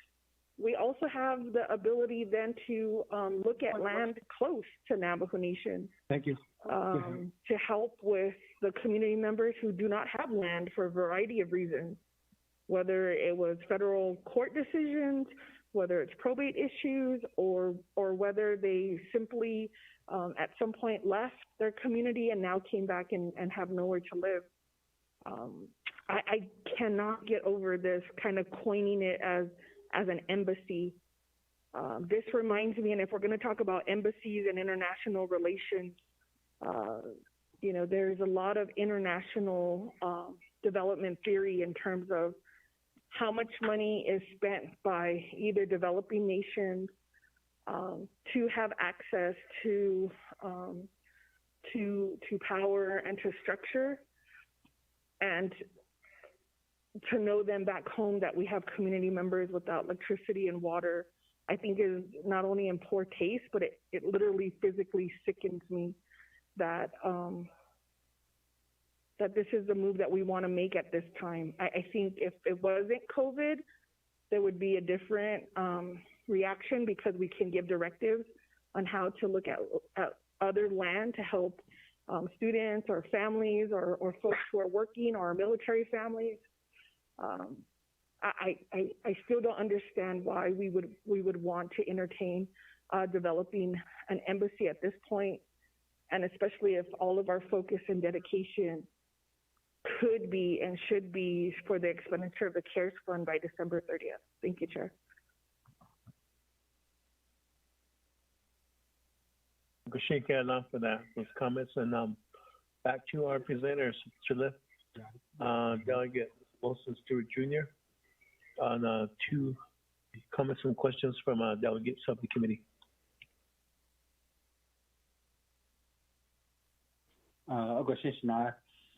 Chairman Hinio, all BNF committee members of Mafinigi. The benefits of this building, this office embassy, is for the fact that we've had leadership, past leadership that have established it since 1984. From that time to now, even prior, we have always had on the nation water, electric, sewage, livestock, agriculture. Those have always been there just as long as this building has been there as well. This office has been there since we have come in to be a Navajo Nation government. There are situations that have in the past, my prior work experience have taken me to Washington with young individuals, young students, to visit this office building, to show them that as they continue their educational careers, opportunities like that to be in Washington, to be in their Navajo Nation government, to make these changes exist, that they can become better individuals.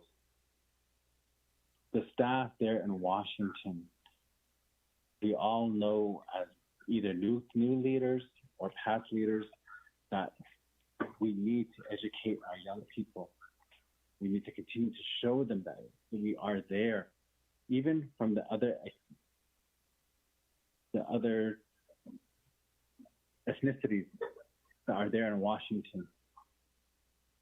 This building that we are asking to consider for Navajo Nation Council is so that we can say, yes, this flag not too far down the road from the Capitol, so that they know that it's not only Navajo, but it's other Native American tribes that still have a voice in Washington, that still have a place to say, hey, this is where you came to. We didn't ask you to come here. We were already here. We accepted your laws. We accepted your policies. You put us on reservations, but yet we're still here as a Native tribe. We're still here. We're still working with you. Our military personnel have gone in to serve the different branches to represent us as a Native people. Yes, that's where it comes from. And to show this in Washington, to be proud of this building there, the millions of dollars that we have spent over the 30 plus years, that's like $10 million that the nation has allowed in the past to go to another individual in Washington, a landlord.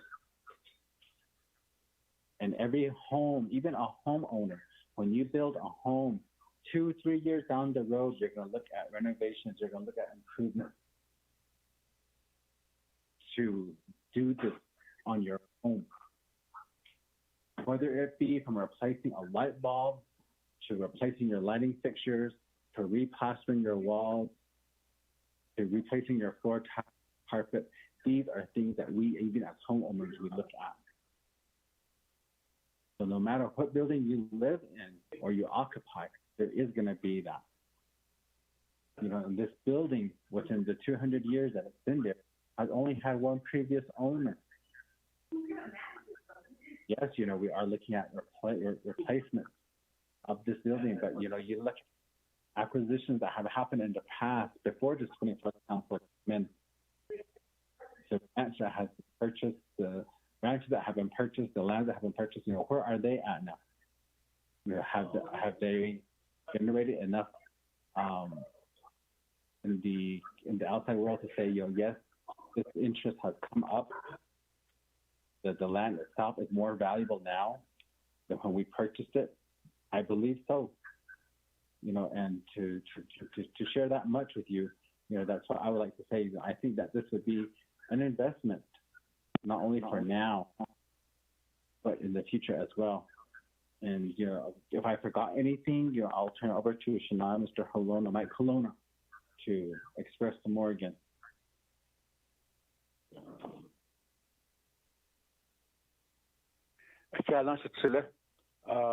Honorable Crotty, I appreciate your comments and your questions.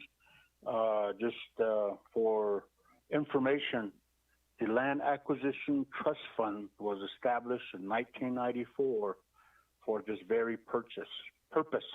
The purpose was to buy property, to buy economic development, to buy land that will consolidate the nation, economic development, so forth. So there's all various different needs, and early on, the nation acquired a lot of the tribal ranches that are being used by tribal members and leased to tribal members for their use. couple of years ago, we amended the Land Acquisition Trust Fund to speed up the process because we were missing out on some great opportunities because of the policy that was established in the beginning. And so when this property became available, the executive director for for Division of Natural Resources, Dr. Shabala, actually had the authority to approve acquisitions up to $5 million. Since this has gone a little over $5 million, because we're looking at closing costs, we're looking at some renovation. The inspections that have been done has told us what needs to be fixed to be in compliance to a public building. So that's why you see some of the added costs in there to be able to do that. We're going to ensure that the property is renovated correctly, and all that does is it increases the value of the property. They're already asking 6.5, and we're getting it for 4.8. So you can see where the market really is, and be able to do that.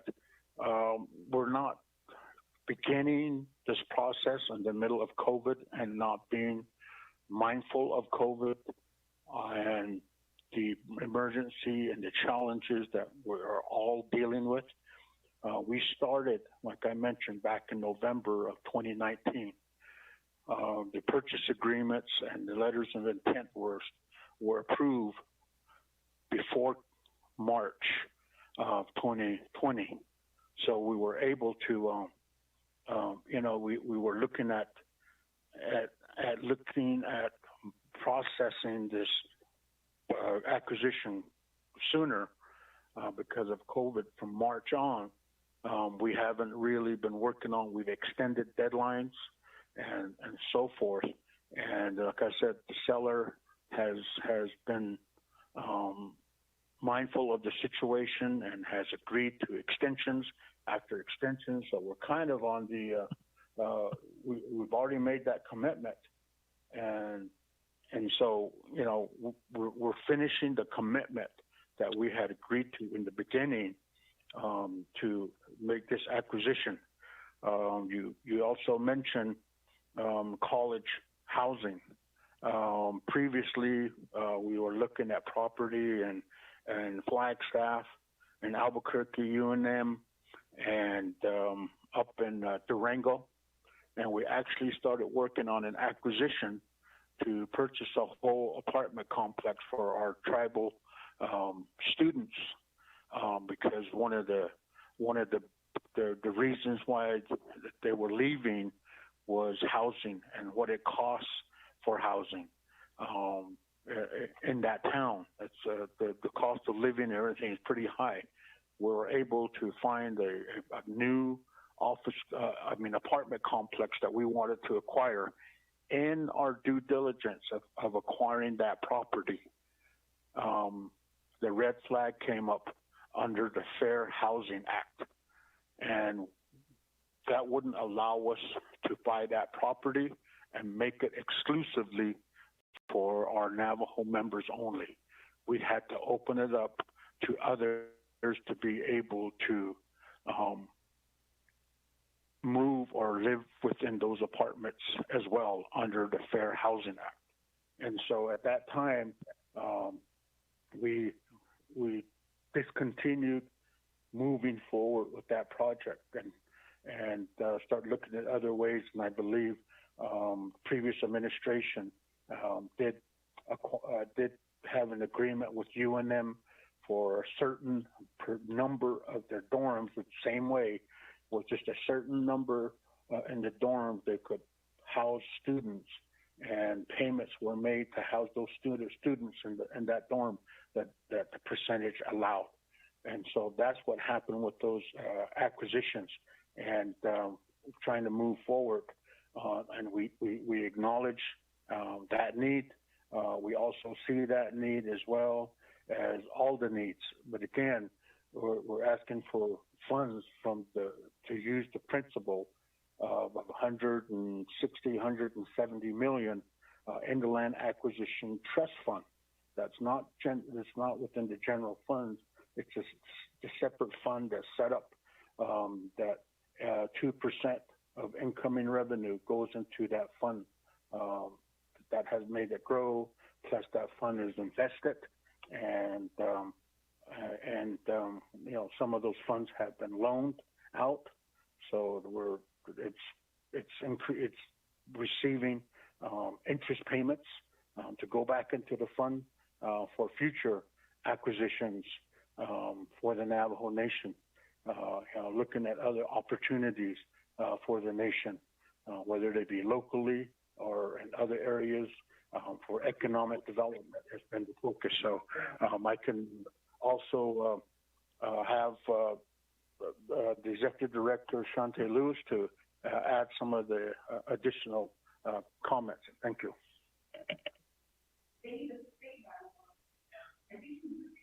Thank you, Mr. Halana. And I said to the sponsor, Delegate Stewart and Chairman Nez, and greetings to all the committee members today.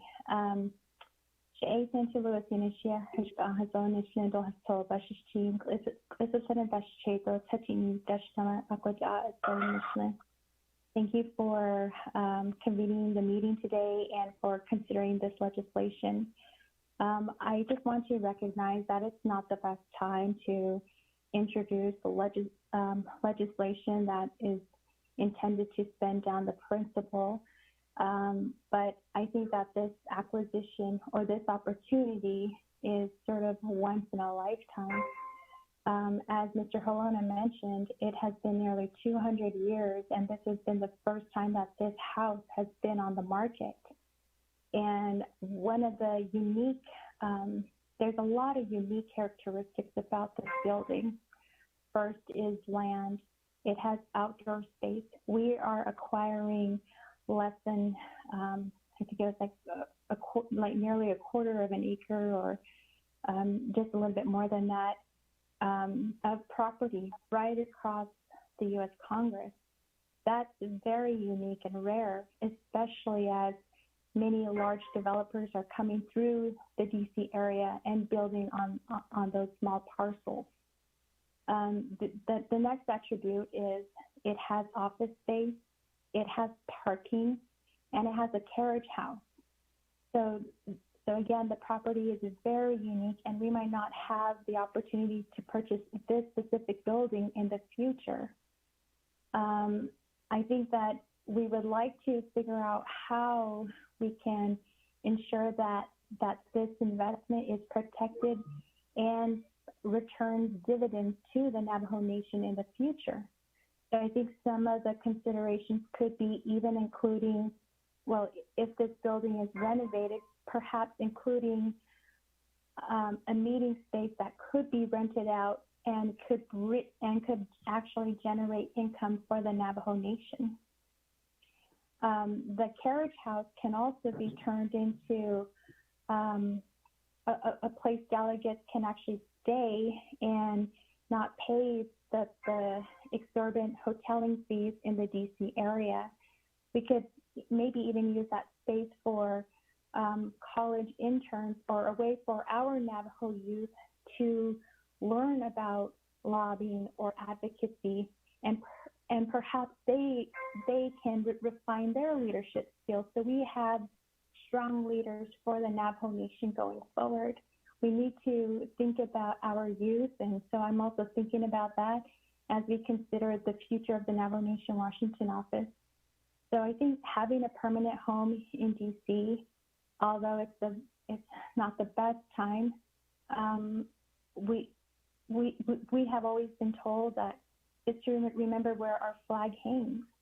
And so right now, our office was destroyed in the flooding, but we would like to see that that the Navajo Nation own its own property. And right now, we are paying rent where we enrich someone else's life. That's a dollar that the Navajo Nation will never see again. So the $10 million that we have already spent in rent will never come back to the Navajo Nation. But if we invest in a purchase, and should the Navajo Nation ever decide to sell this home, we will more than likely recoup our investment and perhaps even resell it at a much higher value, maybe 50 years down the road or 100 years down the road. We just don't know. But I think that there's a lot of opportunity for this acquisition. I understand that it's the worst possible time, but we want to be the best advocates here in Washington, D.C. for our people. Again, there's a lot of opportunities to save costs. We don't have to take Ubers to go to Congress. It would also defray some of the costs that council or the executive branch or even the judicial branch incurs when they come to DC. And so those are just some examples. And I think I just want to close with just acknowledging the location. I know that it's very difficult to put a value on what it will cost to even invite a member across the street to have a conversation in that house just because it's so close, or have members of Congress see the flag of the Navajo Nation. I think that it really creates an opportunity for us to develop strong relationships with members of Congress and to host them. And we want to make sure that that we remind them by the hanging of the flag, especially if they're entering into their parking area, or maybe they're just walking down the street to go grab some lunch.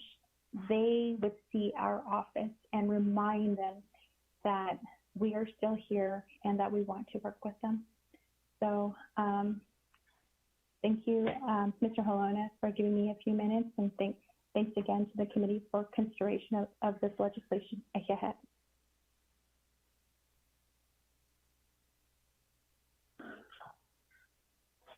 I'd just like to add a couple of things. Nanda, Chair, Vice Chair, Honorable Delegates, that's not flaggy. On the Christian Banso case, the whole one at the evening, the Ena Bigetona had Ado less. Citizen, she Ado Alnato less. Christian, she Adin Hinanes Nati, Nadlanta needs Niki, hidden Napa. Christian a young whole one sa Bigeto, Nahat Ado less. Bigeton Saha Casey, you cho indoor less. Jo de Liago, what are a bunch of day case to lake. Laho set Naja Argent Naya he Kaho. Kodo Ado citizen at all, Nisla sent not all lake. What are a you bunch of case, stored what are bunch of day case, the Christian, what are another Liago, but sealed or lake. I assume you know in Hassan Ado lake, Shito, shift that the next. That the next hot dolly. What are a bunch of cases store? I show that I have. Okay.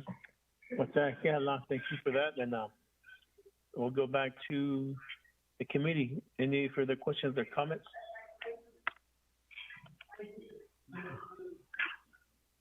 Chairman Henio, this is Delegate Crotty with a few questions. Go ahead, Delegate Crotty. Okay, thank you. If you could get your pins out to the Office of the Controller, can you let me know the balance of the land acquisition principal amount? It sounds like that's what this legislation is asking for, the principal amount, though there is earned interest available to acquire this building. My second question is to the sponsor and their agent. Please identify what part of this legislation was considered attorney-client privilege, or if there's additional documents that the committee should be aware of. The third question is, where in this document can I find the operating and maintenance cost, and what fund will finance the operating and maintenance and insurance of this building? The fourth question is in terms of last year, how much did Navajo Nation, what was the increase in our federal allocation from the efforts that are directly linked to the advocacy of the Washington office? And if I could get last year and then maybe the last 5 years, and then the legislation does say we've paid rent since 2003, I think.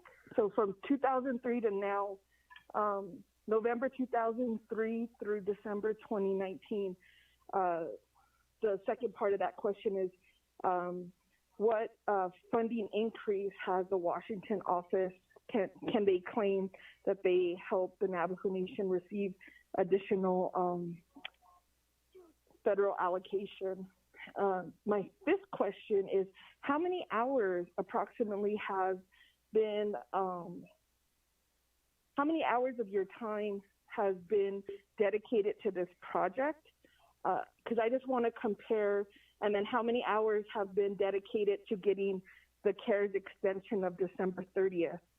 I'll just echo this again. We have approximately 100 days to spend over $700 million. And I need some commitment from the nation that we are organizing and that we are prioritizing the expenditures of these CARES to provide direct relief to our people. And then my sixth question is regarding the embassy. Is that just an embassy in name only, like Embassy Suites? Because I'm looking at what is an embassy, and an embassy means that that is an extension of the original government. So is Navajo Nation sovereignty, or is that going to be extended to that building? When we enter into that building, will we be covered by Navajo Nation law? And so I'd like to know a little bit more about the intention of this embassy. Thank you, Chair.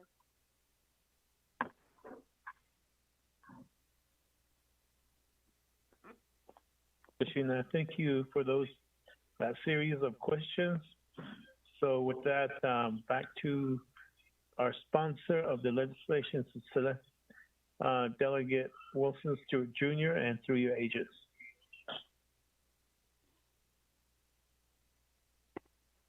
Question, Sinai. Thank you for the question. 6 questions, and then we'll go ahead and I'll turn the floor over to Shinado Santi to answer those questions.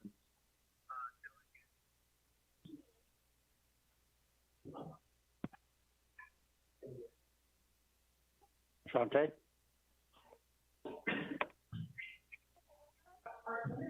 Thank you.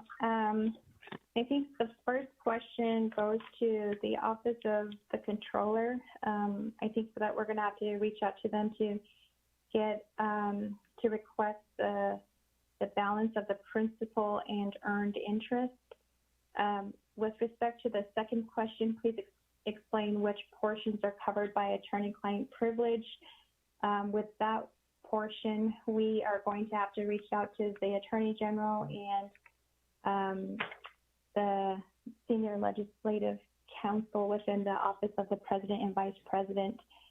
So just to let you guys know, with the document that I had shared, I had sent it to the Office of Legislative Counsel, and they just simply advised that I go to the Attorney General and to counsel within OPVP to advise on whether or not portions of that document could be shared, because at that time we did have an agreement with the seller.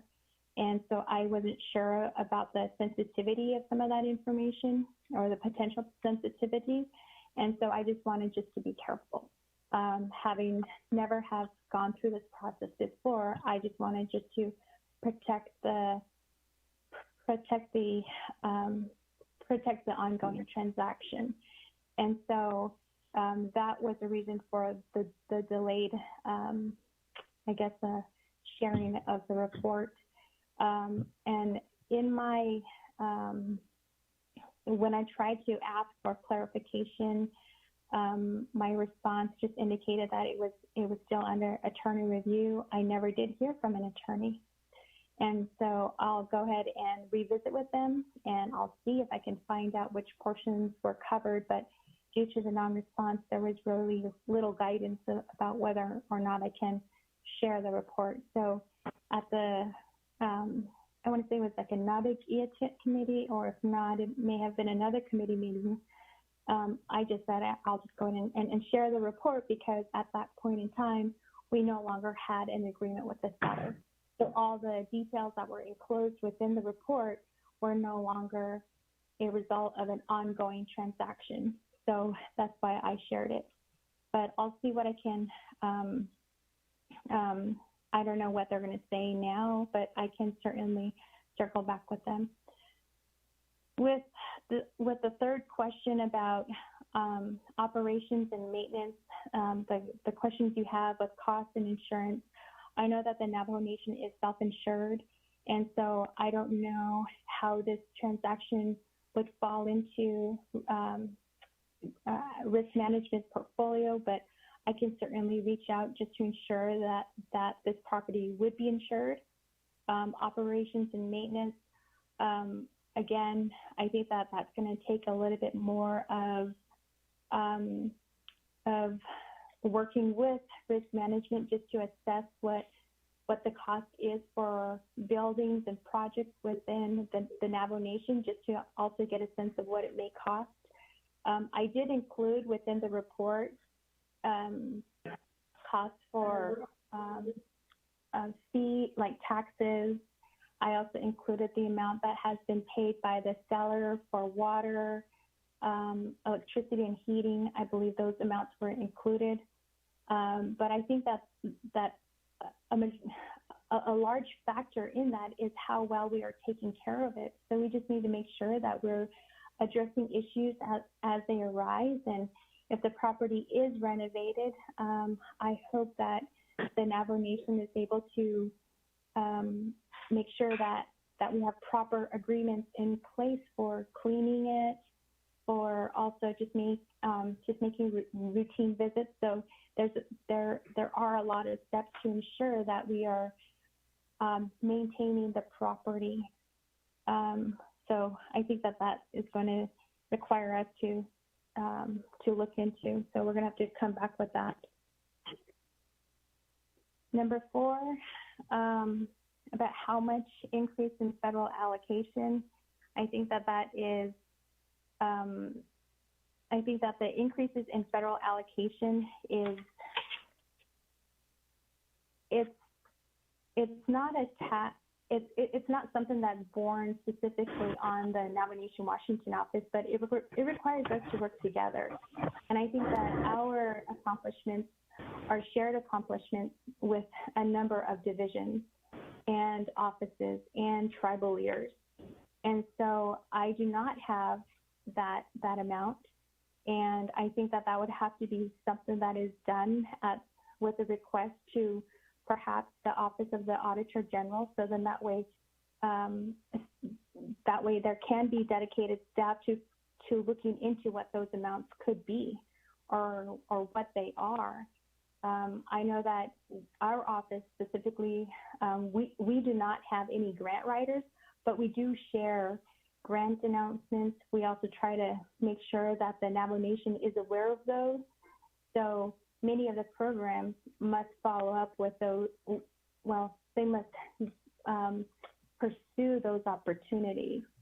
We help them, we assist them. We also make sure that we maintain communications with proper federal officials. And so those are some of the things that we do to support that.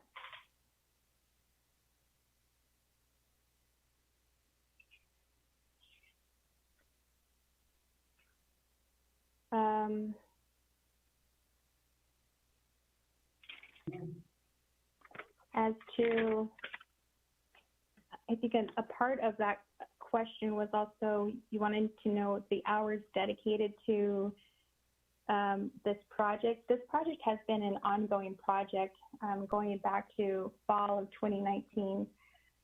We had looked at more than 100 properties. We brought it down to nearly 20 properties, and then we narrowed it down even further to 3.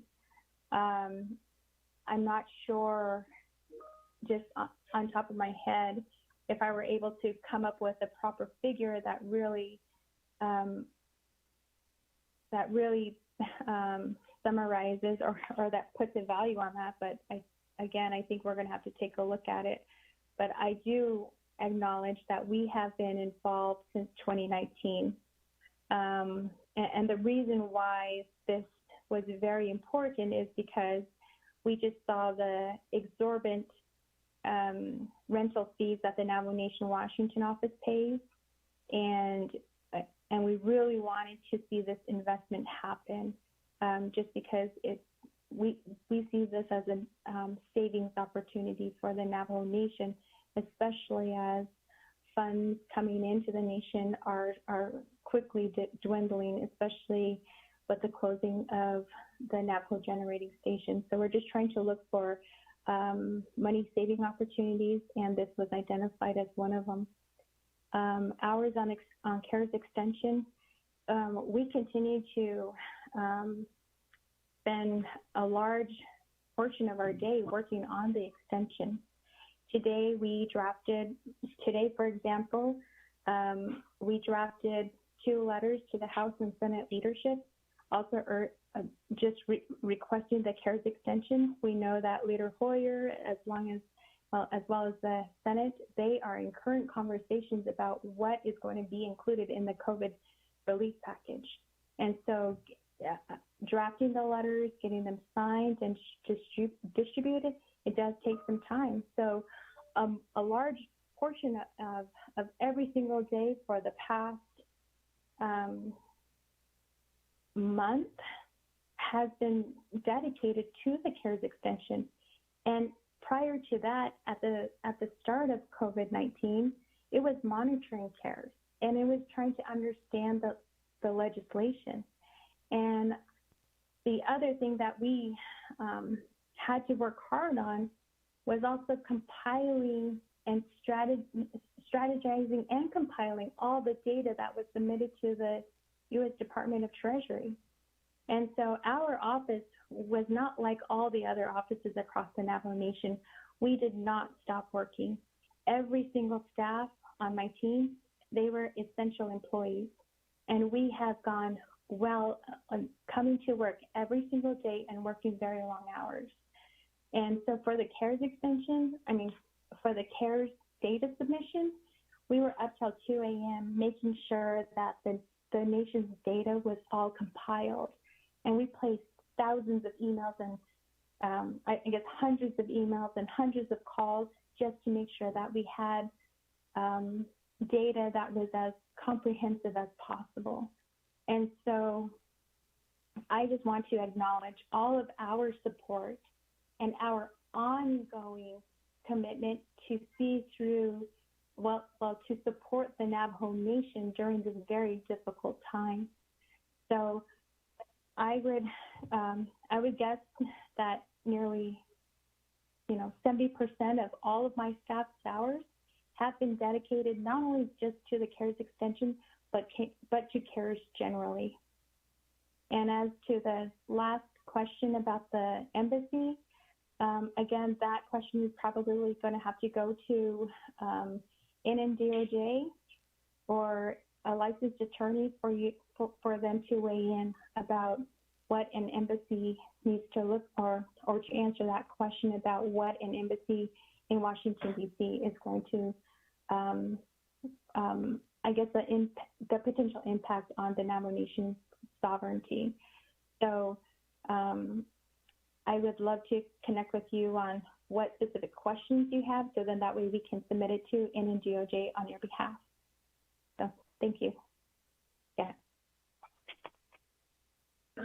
Good afternoon. My name is Robert Allen. I'm the principal attorney at the Division of Natural Resources. I think I can shed light on a couple of Delegate Crotty's questions. Hey, Mr. Allen, if you would, go ahead. Okay, first on the privacy question, the Navajo Nation does have a Privacy Act. 2 NNC Section 84B provides that usually contracts are not subject to public disclosure. But in Section 85, we see what is privately protected. And it's information contained within or related to a contract, lease, or other agreement which is proprietary in nature or otherwise to remain confidential at the request of any party to the contract, lease, or other agreement. In this particular case, there are no requests by either party to have the information confidential, especially by the seller. And there isn't anything that's proprietary in the nature of the contract, meaning there's no patents or copyrights or other items that are intellectual property developed under the requirements of the contract. So what we've done for the last 30 years is on these type of land acquisitions, when it goes to the legislature, we usually fully disclose what's in the real estate purchase agreement. And that's part of the reason why that's attached to this legislation, because it's normal operating procedure for land department and Division of Natural Resources. Second, on the question of embassy status, the Navajo Nation enjoys sovereign immunity. And when we're off the reservation, our sovereign immunity isn't quite as strong as it is off the reservation. But we still enjoy sovereign immunity anywhere we go in the United States or the world. So our building, if we purchase it, we would still have sovereign immunity and we could exert it or protect things that need to be protected. When we place that property in trust through a 25 CFR Part 151 application, it comes under federal jurisdiction because the United States will own the property in trust for the Navajo Nation. There's no questions about jurisdiction, what court has jurisdiction. Primarily it's a federal court, but the federal court usually defers to the tribal court to answer a lot of jurisdictional questions and then perhaps adjudicate the matter, whatever it may be. So, like other international sovereigns, we do have sovereign immunity, and we can exert it where it has not been expressly limited by Congress. That's usually in criminal laws, criminal violations. Unlike international sovereigns, we don't quite have the same degree of power in the United States in protecting a boundary against other sovereigns that may want to interfere with our property, physically interfere with our property. But nonetheless, we still enjoy sovereign immunity, legal sovereign immunity, and that's enhanced with when our lands are placed in federal protection. So it would be the same as us buying land outside of the reservation until we put that land into trust. So that's my answer to those two questions.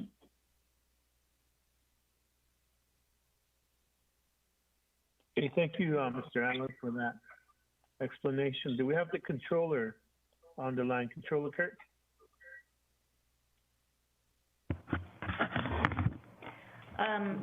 Chiaj, Chair, and then members of the Budget and Finance, Adakwidi, Bayatiki Land Acquisition Trust Fund.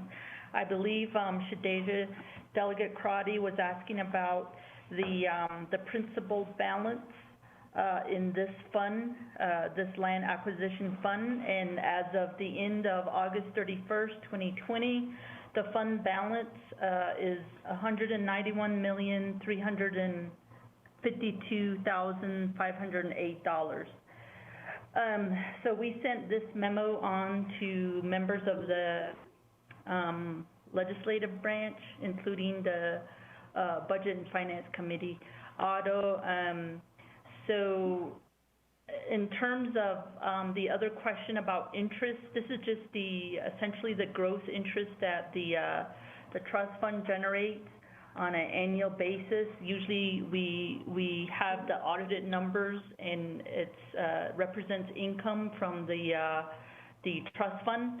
In 2018, the number was $5,042,124. Otto, in FY 2019, the interest income was $5,355,713. Otto, in terms of how the income is utilized, 10% gets reinvested, and then 90% is for program usage.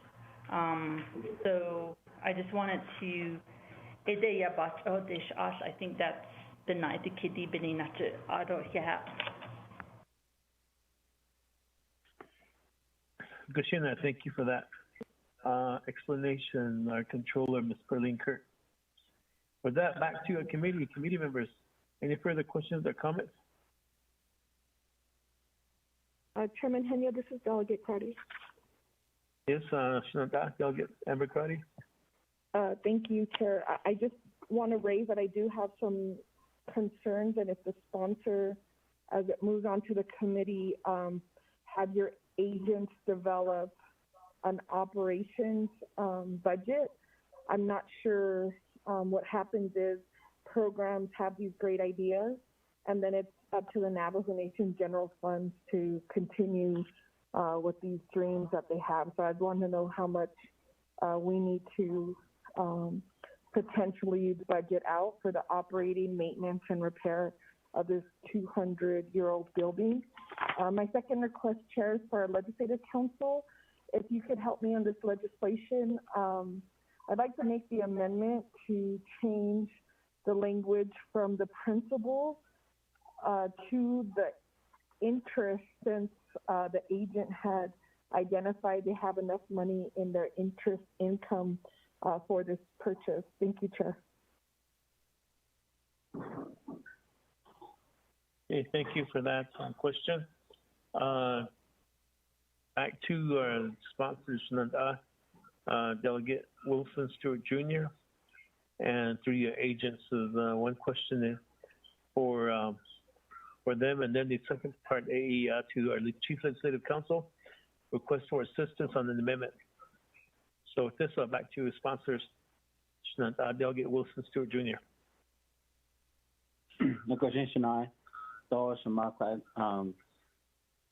Requesting lagi for the operational budget.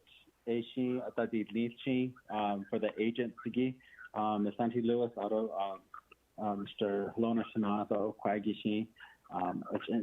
We'll go ahead and put that together for the operational budget part of it. I'll put Nishima.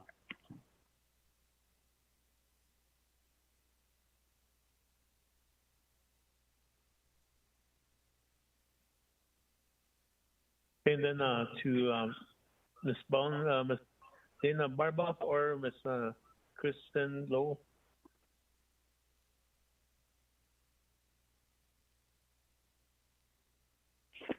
Chair, it's Kristen. Are you wanting me to answer something? I'm sorry, I lost my place in this conversation, Chair. There's a request for an amendment assistance from Delegate Amber Crotty.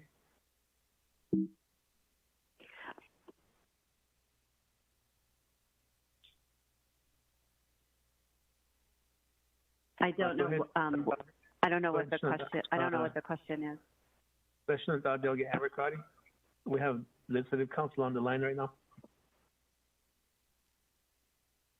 Thank you, Chairman Henry. My question was, the agent, Mr. Halona, in his presentation stated that he has enough interest income to purchase this building. I'd like to make an amendment on this legislation to change from not getting the allocation from the principal trust, but from the interest income. Thank you.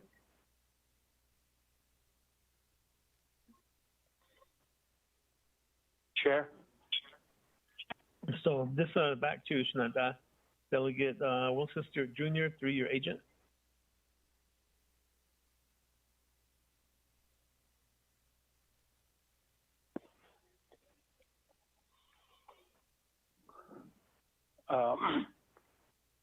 Chair, Vice Chair, members of Budget and Finance Committee, hello, Shania.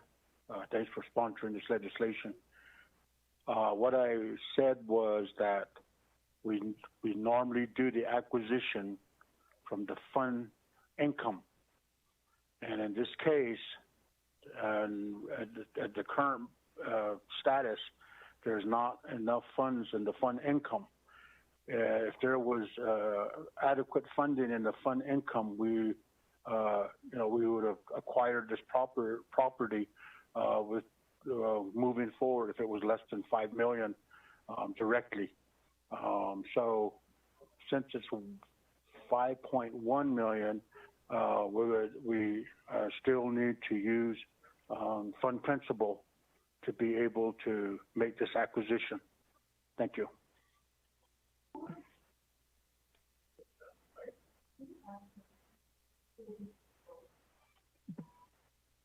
Hey, back to Shenandoah Delegate Amber Cotty. Chairman Henio, I'm going to have to need to see that in writing. I am trying to understand in terms of what I have in this legislation and then what's being presented to the committee verbally. There's some inconsistencies, Chairman Henio. Thank you. Okay, thank you for that. And then there's a request to our sponsor, Shenandoah Delegate Wilson Stewart, through your agent, that this statement regarding the interest income, if that could be provided in written form from the Navajo Nation Land Department.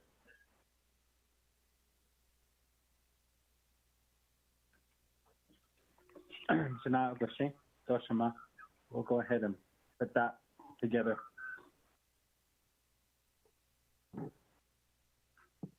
Any other questions, committee members? Chairman, this is Cotty. Oh. Okay, we have, I'll go with Shenandoah Delegate Amber Cotty and then Shenandoah Vice Chair Smith.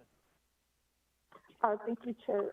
Committee members, so I'm looking at Exhibit E, a memo dated May 26, 2020. It looks like there was funding for land acquisition according to this printout, but that $1.1 million was used. So I want to ask the land department, what was that expense for that $1.1 million so that this committee can understand actually what you're purchasing. I think there should be some accountability to these dollars. And it looks like you're here before this committee.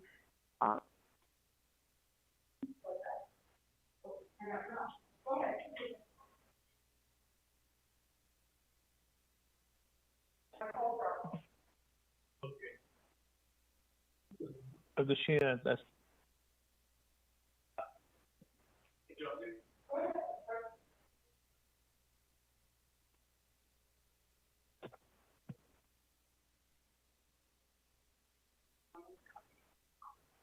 okay, while we wait for Shenandoah Delegate Amber Cotty to get back on the line, Vice Chair Smith.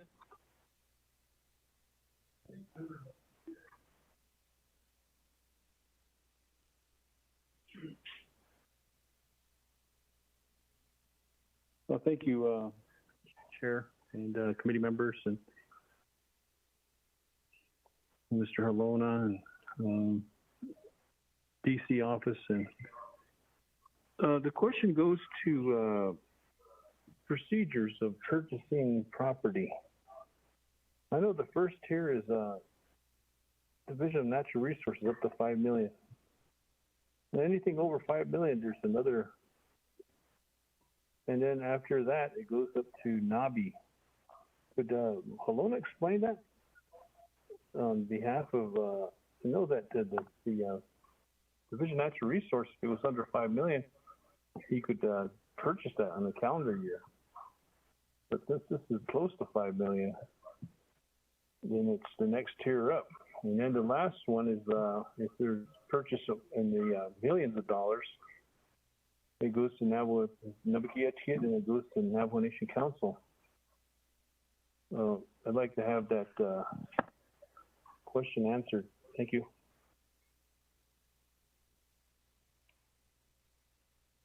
Thanks, that Vice Chair Smith. I'll go back to Shanabad. Delegate Amber Crowdy, are you back online? Thank you, Chair. I am back online. So I just wanted to refer to Exhibit E regarding the land acquisition and how that's being used.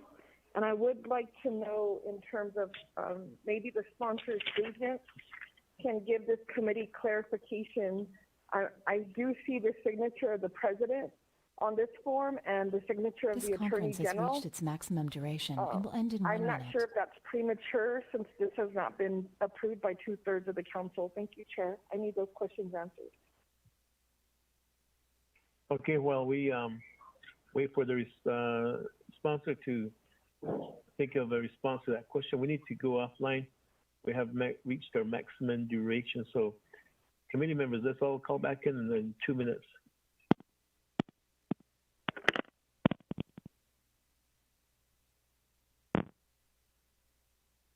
Everybody else got dropped. Mike, are you there? Mike, can you hear me?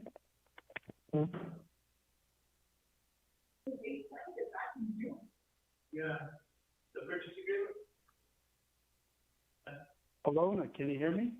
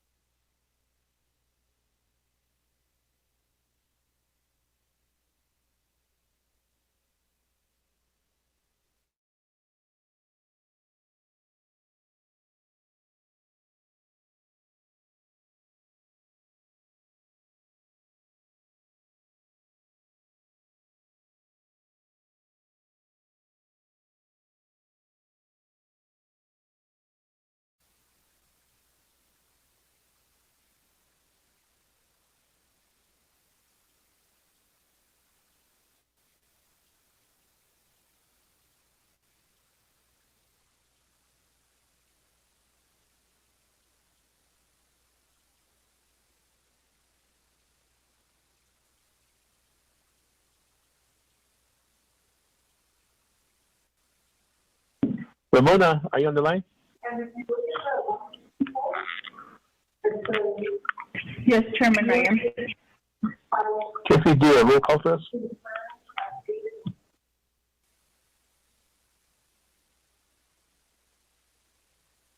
Sure, we'll call for the Budget and Finance Committee, the Nation Council.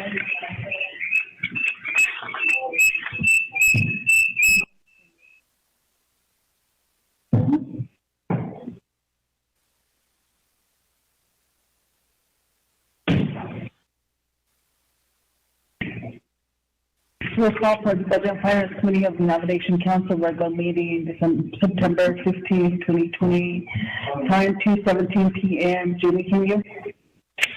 I'm present here in Window Rock, Arizona. Raymond Smith Jr.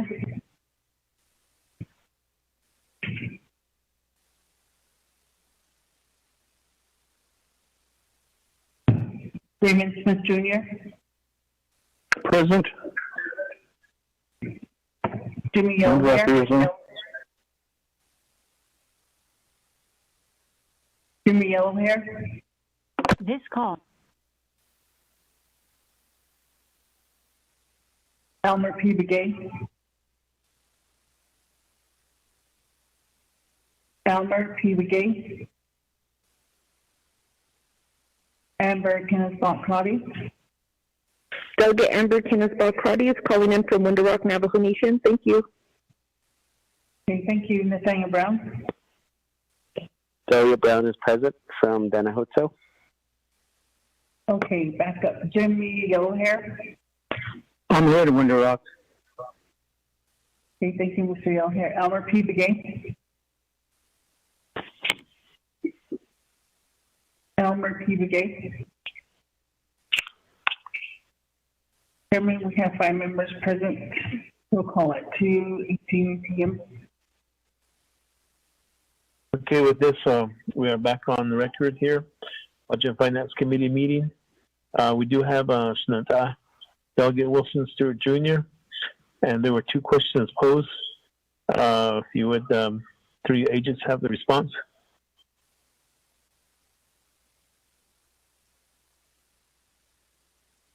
Shana, I got knocked off the call, so I'll go to my agents for those answers. This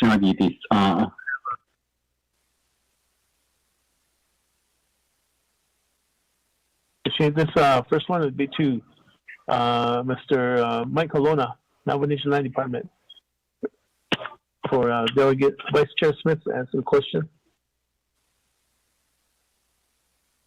Good afternoon, Chair, members of PNF. I got part of it now, and I lost connection, but I think the question is, what is the thresholds for each committee action and so forth? I guess we can back up and begin with $5 million. According to the Land Acquisition Rules and Regulations, the Executive Director for Division of Natural Resource has authority to acquire lands up to $5 million per calendar year. So, however, as we all know, the finances on Navajo Nation government runs on FY years, from the 1st of October to the end of September. And so last year, at the end of last year, when we acquired the gravel pit and Indian Wells and the operation there, and plus almost over 1,200 acres of land in Indian Wells, when that acquisition was made, that was done completely under the Division of Natural Resource Authority. But it was taken out of FY 2020 funds and not the calendar year funds. So after January 1st, the acquisition had gone through by March. So that left a balance, someone says about $1 million out of FY 2020. So when this acquisition came up, although it was in year 2020, we had to look at the FY 2020 budget, which was already utilized. So we're short X number of dollars. The remaining acquisition money that was used was paid for mining claims. We paid for grazing leases in New Mexico and property taxes as well. So there is a balance in that fund for there's a remainder of the year, the next couple of weeks, of about $533,000. So we don't have enough funds in the current FY budget to be able to pay for this property. In the process, the controller recommended that for us to make this acquisition, we would have to go to RDC, Budget and Finance, Navigated, and full council and get a two-thirds vote to be able to pull money out of the principal for this acquisition. So that's what happened. Also, the acquisition of up to $5 million, yes, is the DNR executive director. From $5 million up to $20 million is BNF and RDC. And above $20 million is BNF, RDC, NABI to be able to approve any acquisitions over $20 million. But if we don't have money in the fund income and we want to acquire property, it would have to come out of principal to be able to do that if there's not enough funds in the fund income part. And so in this case, that is why we are going through this process to be able to acquire this property. Although we started in calendar year 2019, it was in budget year 2020. With that, so I hope I was able to explain that. So it's kind of confusing using calendar year and FY year as well. Yeah. Or the controller can also assist in the principal and the fund income side of where it is currently.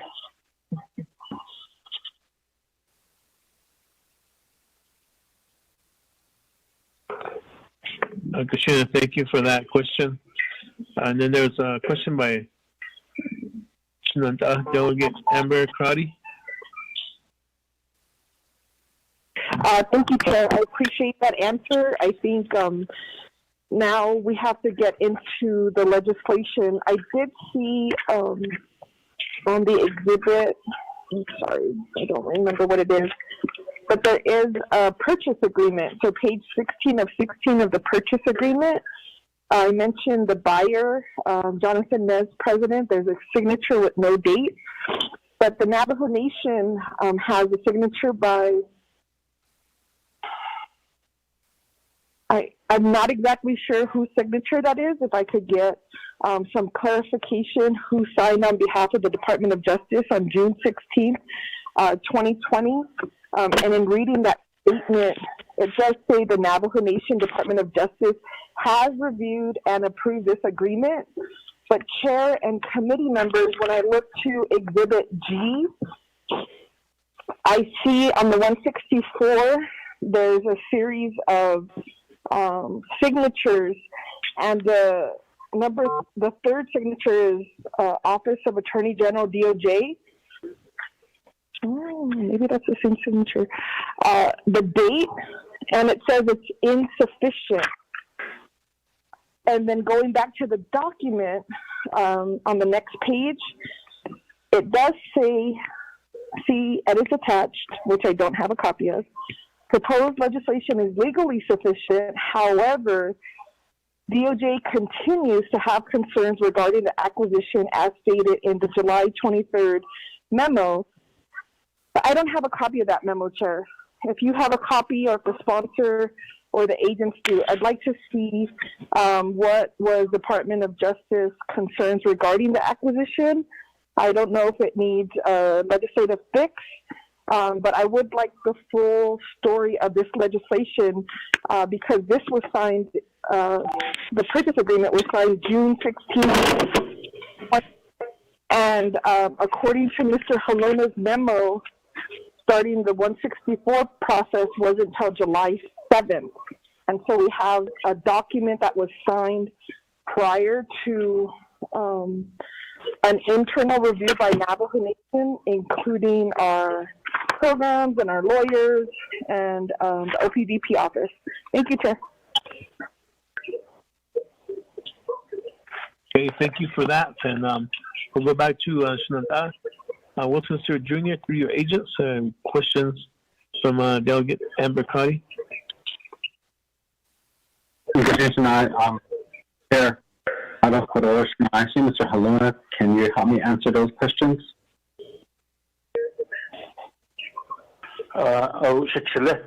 Chair, Vice Chair, Member of the BNF Committee, I'm actually going to defer that to Mr. Robert Allen, who worked on this project from the beginning and is still working with us on all the different processes that we went through, all the memos back and forth, purchase agreement, and working with the seller, the broker as well.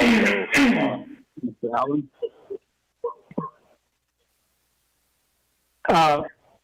Good afternoon, members of the Budget and Finance Committee, ladies and gentlemen. This agreement that you're looking at, yeah, it was signed by the Navajo Nation and it was approved by Department of Justice. That's the Veronica Black Hat signature you're looking at. But the sellers didn't sign this agreement until July 1st, which is the effective date. And that's when all the time periods start to run under the agreement. The purchase agreement was approved, but at the time, we all wondered whether or not there was enough money. And that's the main reason why we're coming to you is it was determined that there was not enough money in the income of the Land Acquisition Trust Fund during calendar year 2020, because they do their accounting at comptrollers on a fiscal year basis. So even though our last land acquisition was approved in 2019, they still counted money from the interest from fiscal year 2020 for that acquisition. So once that was paid out, the executive director has authority to make $5 million worth of acquisitions per calendar year. So he approved the second agreement in calendar year 2020. But as comptroller's office is saying there's not enough money left in fiscal year 2020 to pay a $4.8 million price tag for closing costs. So we submitted legislation soon after the contract was signed and approved by DOJ to come through the committees to get at the principal, which has to go through all these committees and then to the council. And that first draft that we submitted, that's what you're seeing as insufficient. So we had to redraft it. We had we had meetings and discussions with Department of Justice. And there's a memo that went with the first draft of this legislation. And we had to make changes. And in that memo, among other things, it says that the DNR director exceeded his authority because there's not enough money in the fiscal year income of the fund, and therefore he exceeded his authority, but he didn't. He has that authority for a calendar year. So in our discussions, in the end, when we had to redo the redraft and DOJ finally approved it, we took that memo out because part of it really didn't apply to this because the lawyer who wrote it wanted to equate calendar year with fiscal year, and we all didn't agree with that. So it was a 50-50 split, but in the end, they withdrew it from what you're looking at today. So in the end, there's just not enough money in the land acquisition income that you see that's budgeted. So next year, there's only going to be $4 million, even less money. So that's not enough money to cover this acquisition. And all the money that's left from this fiscal year, that $533,000 is going to revert to the principal of the fund. So on October 1st, it's going to be zero until there's money that goes into the income. There's $4 million authorized. That's still not enough money to do this acquisition. So we have to go ask to dip into the principal of the trust fund which the comptroller says there's $197 million.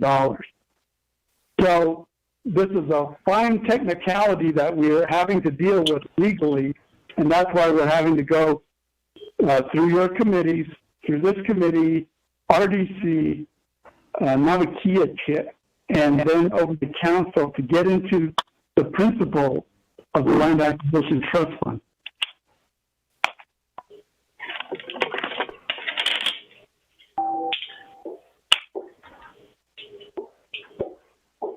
Okay, committee members, thank you for that response, Mr. Allen, Robert Allen.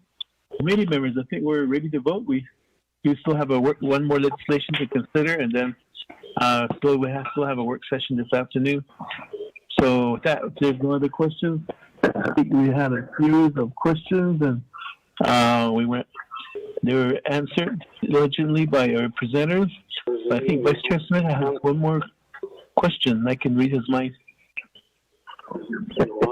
Thank you, Chair. Real quick question on that. Thank you for the explanation on the acquisition of property. Division of Natural Resources, RDC, BNF, and Nomination Council. If we have $1 million left, could we use that to offset the cost of the principal? And whatever's left on the amount, use the principal? Is that possible? Thank you. Okay, back to Mr. Robert Allen. I think you answered that question, but if you could provide more clarification. Okay, in our last discussions with DOJ and the comptroller and DNR, all of our employees here, what was said was that we could not use that money because there's an earnest payment that's due, and the comptroller said, no, you can't use that money. The council has to approve the purchase of the whole amount. Council has to approve that, and I won't authorize any of that money. And it's going to revert to principal at the end of the fiscal year, and there's not enough money left in next year's appropriation to cover the price of this acquisition. So you have to go to council anyway.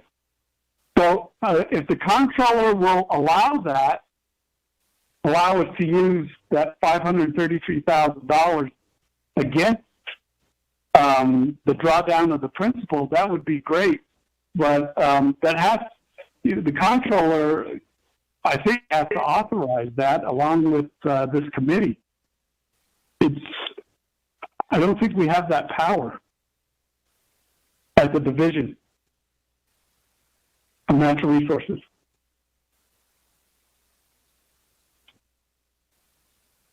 Okay, with that, back to Vice Chair Smith. Does that answer your question? Well, thank you, Chair. The question is, if we could utilize that and make that happen, I'm sure 2/3 of the council will vote for it. Right now, we're talking principle. And I heard Attorney Robert Allen saying, the controller saying, if we could use principal and interest to accomplish this, what can we do to get that done? I don't know if Legislative Council can answer that or DOJ can answer that. Chair, thank you.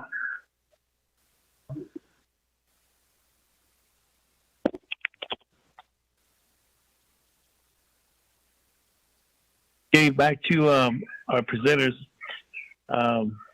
for that further question from Vice Chair Smith.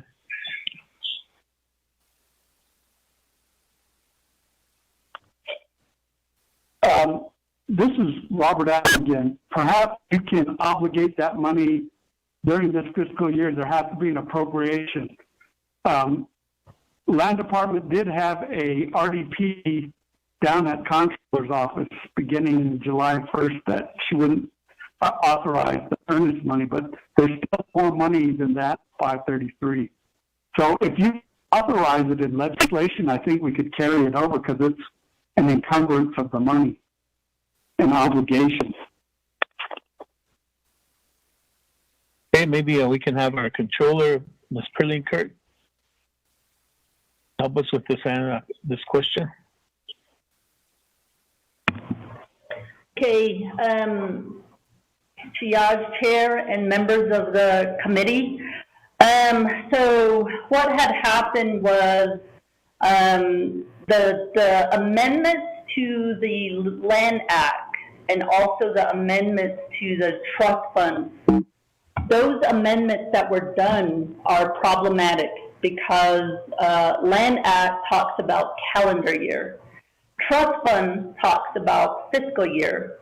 So originally when this came across our desk, my desk, Land Department was under the impression that they had more than enough money to make this purchase.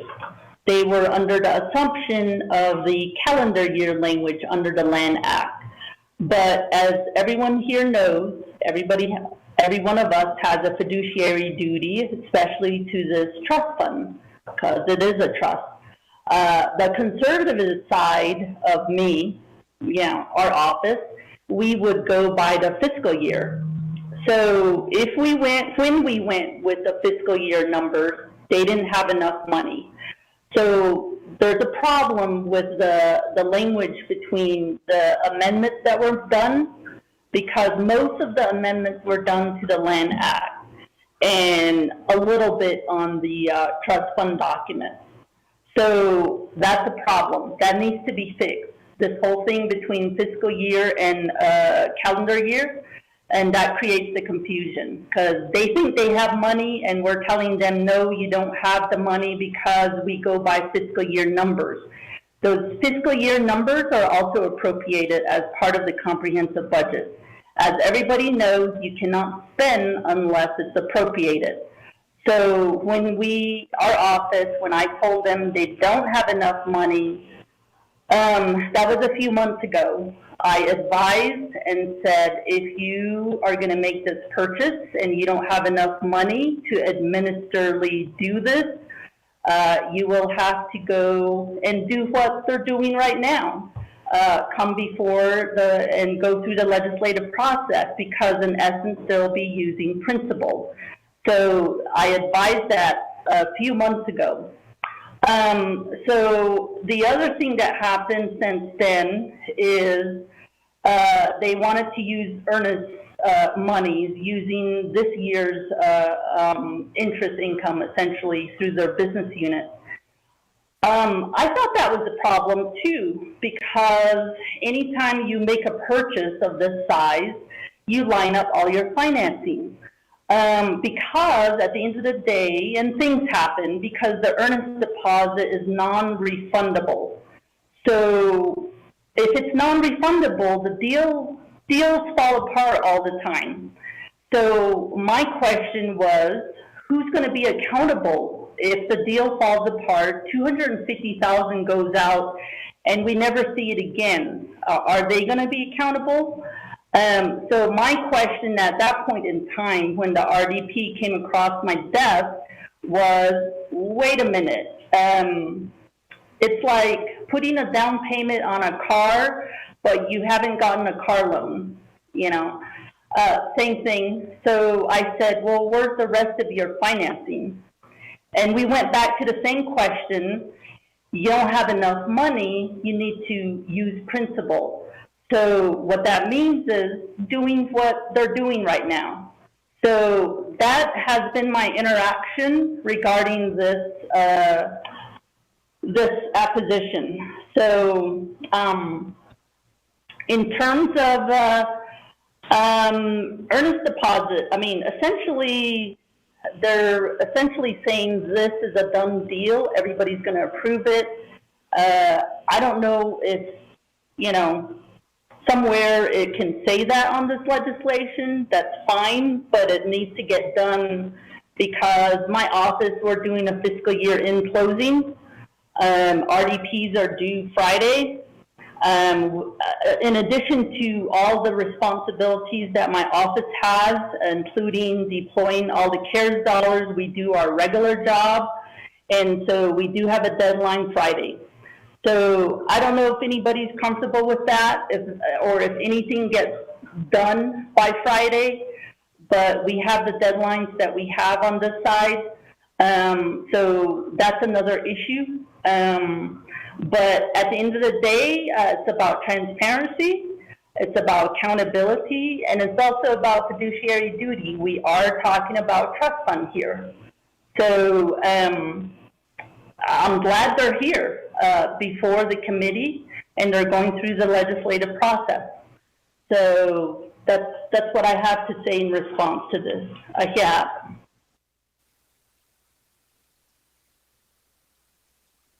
Okay, with that, back to Vice Chair Smith. Does that help you with your question you had? Thank you, Chair. It just leads to more and more questions. But this is going through the process, so I'm not going to delay it. I'll go ahead and summons my question to the next level, and in council. Thank you. Thank you for that, Vice Chair Smith. And with that, let's move forward to a vote. Roll call vote. Chair, it's Kristen. No, Kristen. Chair, I just wanted to call to the committee's attention. Delegate Smith said something about, never mind, I'm sorry. I'm going to go back on mute.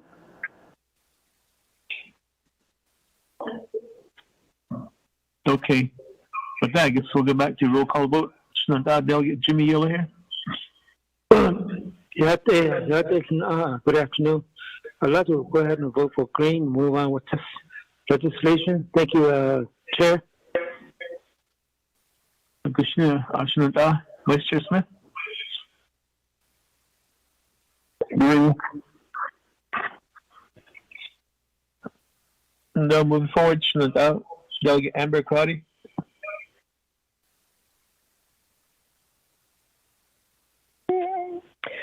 Chair, I don't think there was an operating maintenance plan approved, so I'll vote red until that's developed. Thank you.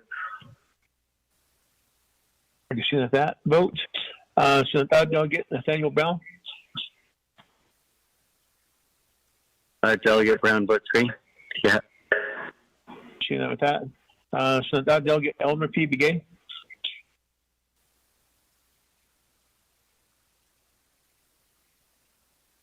Delegate Elmer P. Begay. Okay, we have 3 in favor, 1 opposed, chair not voting. With that, this moves forward to Nabikia. Delegate Wilson Stewart Jr. for presenting this to the committee, and all your agents for providing responses to all the questions we had. This is a question of privilege, Delegate Crotty. Go ahead, Delegate Amber Crotty. Thank you, Chair. If I could ask our Office of Legislative Service to gather all of the line item vetoes from this fiscal year. I'd like to review the memos to try to understand what are the priorities of the nation since we're moving forward with purchasing a building in Washington, D.C. Thank you.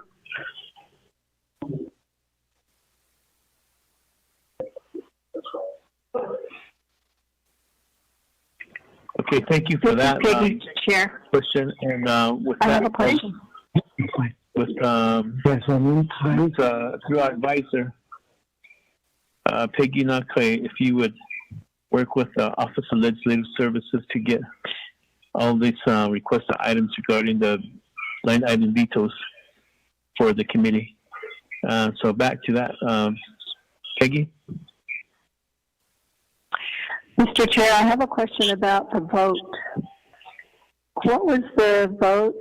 And that was basically it. It's Mr. Yellowhair and Mr. Brown held the motion and second, right? And what is the vote? Okay, the vote, Delegate Jimmy Yellowhair voted green. Vice Chair Smith voted green. Delegate Amber Crotty voted red. Delegate Nathaniel Brown voted green. And Elmer P. Begay did not vote.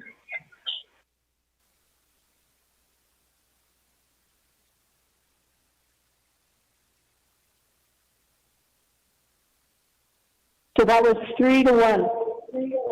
3 in favor and 1 opposed? Yes. Thank you. Okay, committee members, we are at the end of. Thank you, Shania. So, committee members, for this legislation and for your questions and your comments. So, out of my agents, thank you for doing our best to present this before BNF. Krishna. Krishna Delegate Wilson Stewart Jr. Okay, back to the agenda. Committee members, we did table one item. What's the wishes of the committee?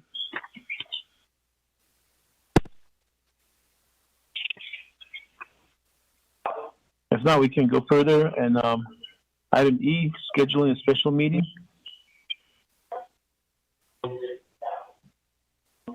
Peggy?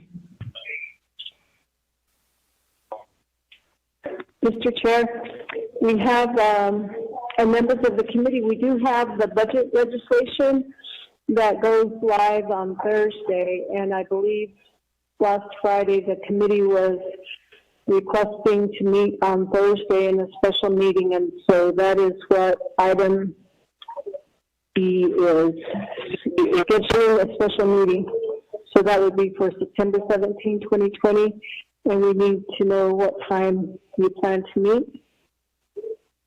With this, Peggy, before we do that, is what time is it? I'll be kids here. I believe I saw that it starts at 10 o'clock. Let me check again. Okay, with this, committee members, we do have this legislation that needs to be acted on by Budget and Finance, and then still give time for the staff to compile the committee reports before it's introduced at Nabikia. So I'm looking at available times, committee members, early if we could, maybe 8:30. 8 o'clock. I need a motion, committee members, for a special meeting. Thursday. Chair, the meeting starts at 10. Okay.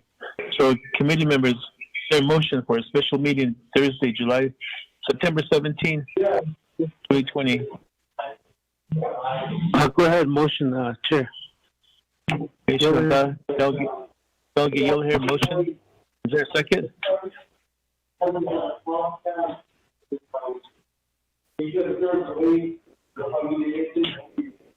This is Delegate Brown, L. Second. Delegate Brown seconds that motion. Motion by Delegate Jimmy Yellowhair, second by Delegate Nathaniel Brown for a special meeting on September 17, 2020. And committee members, with that motion, party second, how does 8:30 sound? Or 8 o'clock? 8:30? Delegate Yellowhair? Fine with me, Chair. Delegate Nathaniel Brown? Sounds good. Yeah. With that, there'll be one item on the agenda, which is the legislation for the 2021 budget. With that, roll call vote. Delegate Jimmy Yellowhair? I'll vote green. Okay, hold on. There's a question by Delegate Amber Crotty. Thank you, Chair. Just for clarification, so we're on E, and then we'll come back to the legislation that's been tabled. Okay, thank you, Chair. I vote green. Delegate Jimmy Yellowhair? I vote green. Okay, Vice Chair Smith? Green. Okay, Delegate Amber Crotty? Delegate Crotty votes green. Thank you. Okay, Delegate Nathaniel Brown? Delegate Brown votes green. Yeah. Ados Nanda, Delegate Elmer P. Begay. Okay, we have 4 in favor, 0 opposed, chair not voting on this action to schedule a special meeting. Hey, committee members, do we have any other business that we need to take care of? Let's see. Chairman Henia, this is Delegate Crotty. Location of that, Delegate Amber Crotty. Thank you, Chair. I'd like to make a motion to take legislation 0201-20 off of the table. Thank you, Chair. Okay, there's a motion to recall legislation number 201-20. Is there a second? Yellowhair. Second by Shananta, Delegate Jimmy Yellowhair. Okay, with that, we'll do a roll call vote, no debate. Shananta, Delegate Jimmy Yellowhair. I'll vote green. Chair. Shananta, Vice Chair Smith. Green. Aldo Shananta, Delegate Amber Crotty. Delegate Crotty votes green. Thank you. Okay. Aldo Shananta, Delegate Nathaniel Brown. Delegate Brown votes green. Yeah. Okay. Aldo Shananta, Delegate Elmer P. Begay. Delegate Elmer P. Begay. Okay, with that, we have 4 in favor, 0 opposed, chair not voting. That we have legislation 201-20 back on the table for consideration by the Budget and Finance Committee members. So with that, we do have a motion and second on this legislation already. And if we have our sponsor, Shananta, Chairwoman Eugenia Charles-Newton.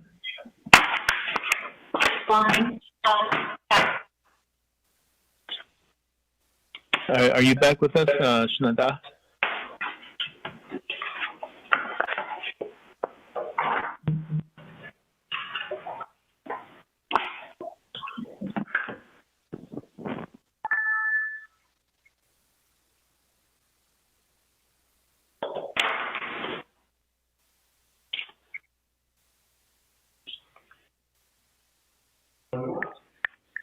Shananta, Delegate, Chairwoman Eugenia Charles-Newton.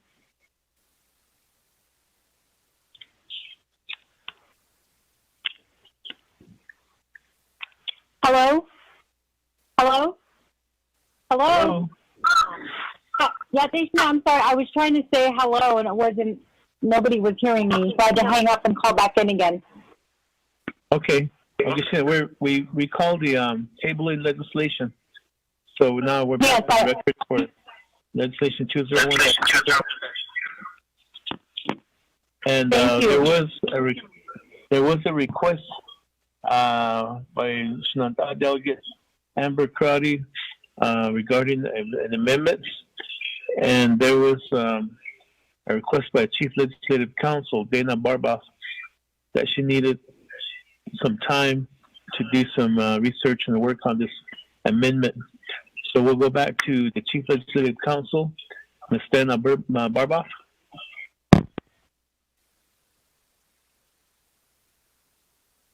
Thank you, Chair. About 15 minutes or so, I sent out a amendment to Delegate Crotty, Chairwoman Charles Newton, Peggy Nassai, Kristen Lowell, and I haven't heard back, but if they don't object, I think they can forward it to others. And I can read it in the record, or you can wait to get the written version. I'll go ahead and read it into the record, Ms. Barboff. Okay, thank you. So on page 4, line 8 of the legislation, after the word Exhibit 2, insert, including the clarification that the executive branch entity receiving the funding and administrative responsibilities through the office of the president and vice president shall be the office of the controller. Next, it's just a technical amendment. It's on page 7, line 14. Delete chapter distribution and insert hardship assistance. Now we're going to move to Exhibit 2, and on page 1 of Exhibit 2, under the section labeled Administrator of Funds, that's down towards the bottom, delete Office of the President and Vice President and insert Office of the Controller. Still on Exhibit 2, page 2, under the first full paragraph, delete Health, Education, and Human Services Committee and insert Budget and Finance Committee. And then delete its submission to the committee chair for resolution sponsorship and insert recommendation of Health, Education, and Human Services Committee. Then still on page 2, under the section labeled monitoring, which is also identified as Roman numeral 3, delete Office of the President and Vice President and insert Office of the Controller. Also on Exhibit 2, page 2, under the section labeled Roman numeral 5, means of funding, delete Executive Branch Division and insert Office of the Controller. Still on page Exhibit 2, page 2, under the section labeled Roman numeral 9, Affirmation of Administration and Management, delete Executive Branch and insert Office of the Controller. And then we have 2 saving clauses. One is the Office of Legislative Counsel and Office of Legislative Services shall revise Exhibit 2 in the hardship assistant expenditure plan as necessary to account for the amendments made. And last, the Office of Legislative Services shall renumber and reletter as necessary. Thank you, Chair. Those are the amendments I'm recommending. Christina, with that reading, I'll defer to the Delegate Amber Crotty. Thank you, Chair. That's my amendment. Thank you. Okay, there's a motion for amendment number 2, and as read by Legislative Council, and we all received our emails, committee members. Is there a second? This is Delegate Brown. I'll second. Second by Delegate Brown. With that, committee members, any questions or comments? Chair, I have a question, please. This is Peggy. Okay, committee members, any questions or comments? Then I'll defer to Peggy. Go ahead.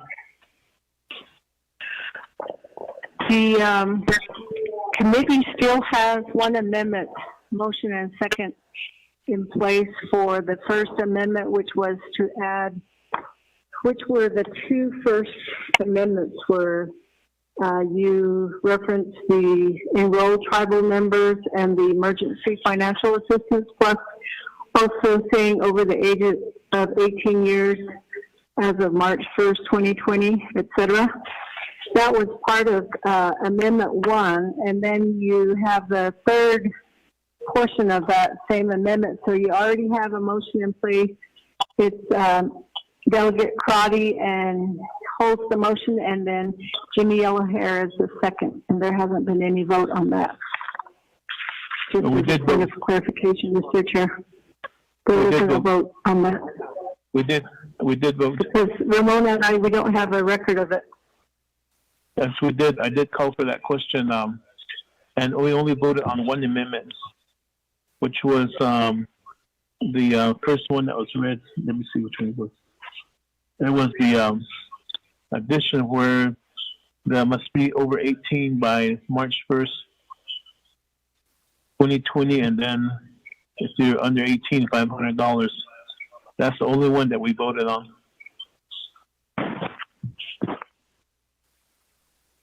And the vote was 4-0, one chair not voting, and Elmer P. Begay not voting.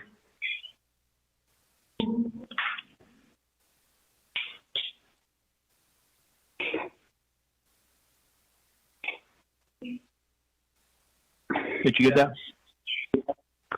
So the first amendment was pertaining to the enrolled Navajo tribal enrolled members. No. And that one, you didn't vote on that one? We haven't voted on that one yet. Because that was the first amendment. That was the first amendment. And then the second one is an addendum to the amendment is the one for 18 years and older. The amendment I and then the 500 for the children under 18. Listen, Peggy, listen. I recognize a motion and second for the second one, which is the March 1st, 2020, where you have to be 18 after that. And then the $500 if you're under 18. That's the one I recognize, and there was a motion second. And we voted on that. I haven't recognized the enrolled member yet.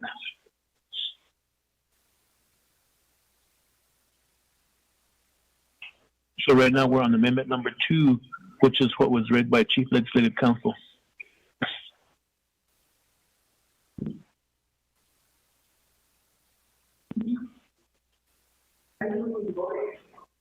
I thought Dana read the whole entire amendment. No, 3 pages. No, they came in separately. That's why I only recognize one.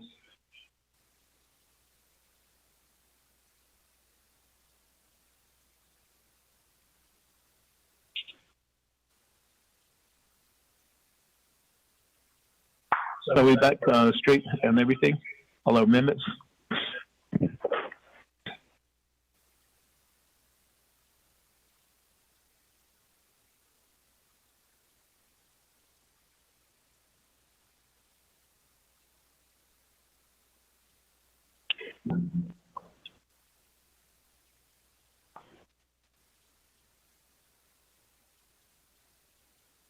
Are we back on straight? Are we back straight, Peggy, with the amendments for your records and committee reports?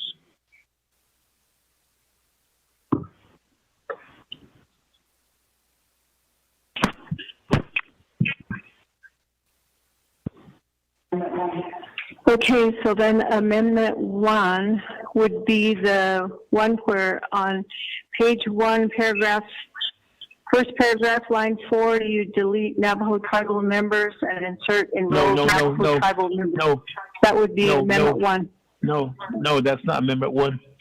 Amendment number 1 is the other part. It says that exhibit 2, page 1, at the end of the first full paragraph, after person, insert over the age of 18 years as of March 1st, 2020, and $500 per person under the age of 18 years as of March 1st, 2020. That's amendment number 1 that we voted on.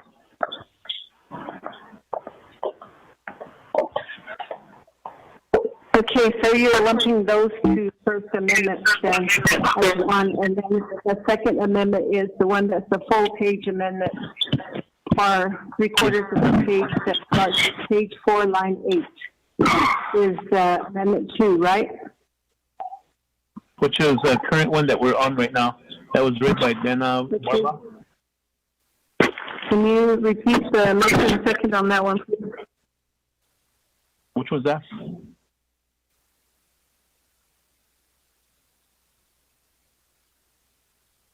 Amendment number 2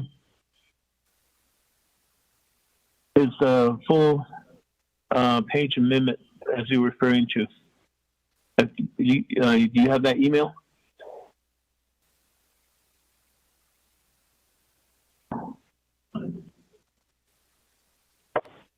So who holds the motion and second for that one, Chair? For the second amendment is Delegate Amber Crowdy and second by Delegate Jimmy Yellowhair.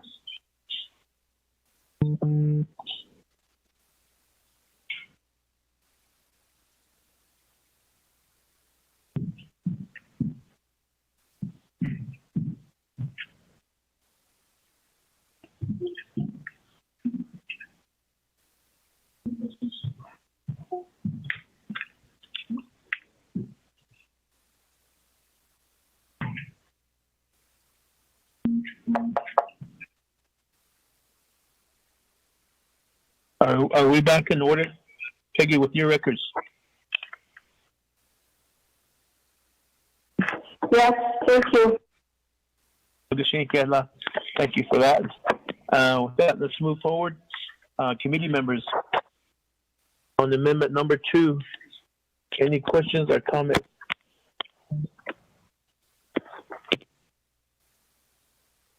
At the Noe, I'll call for roll call vote. Delegate Jimmy Yellowhair.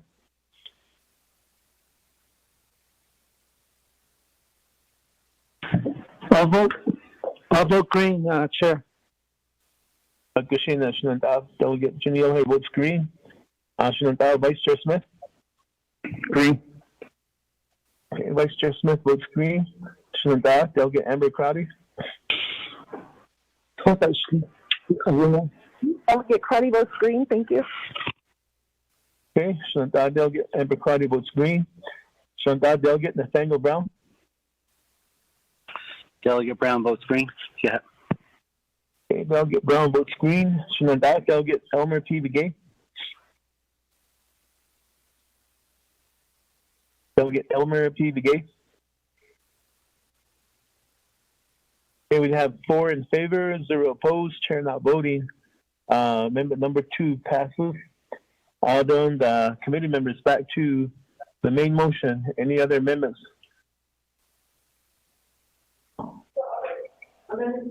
Three.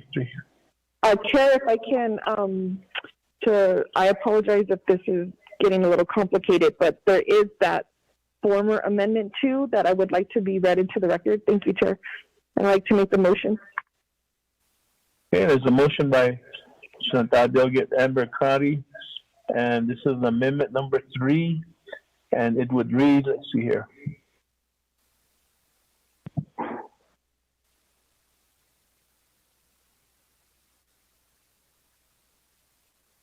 Exhibit 2, page 1, first paragraph, line 4, delete Navajo tribal members and insert new language, enroll Navajo tribal members.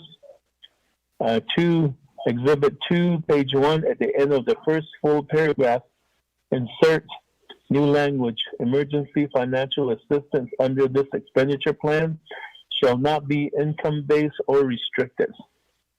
That is amendment number 2, committee members, and we did have an email that was sent out to us regarding this. So there's a motion by Delegate Amber Crowdy. Is there a second?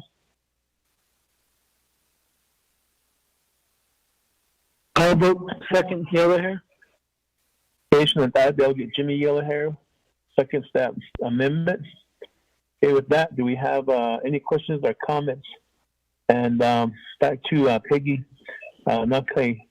This is amendment number 3 for your committee reports. Are we in order on that one?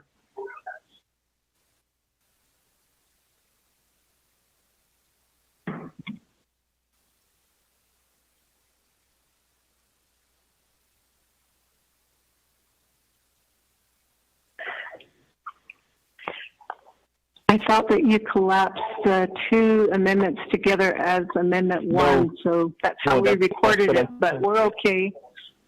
Okay, We'll go back to having that be amendment 3, Chair. Yeah, actually, and I thank you for that. So with that, committee members, any questions on amendment number 3? Hearing none, let's go roll call vote. Delegate Jimmy Yellowhair. Delegate Yellowhair votes green. Thank you. Okay, Delegate Vice Chair Smith. Green. Okay, Delegate Amber Crowdy. Delegate Crowdy votes green. Thank you. Okay, Delegate Nathaniel Brown. Delegate Brown votes green. Chair. Okay, Delegate Elmer P. Begay. Elmer P. Begay. Okay, we have 4 in favor, 0 opposed, chair not voting. Amendment number 3 passes. Okay, we're back to the main motions with 3 amendments. Committee members, any questions or comments?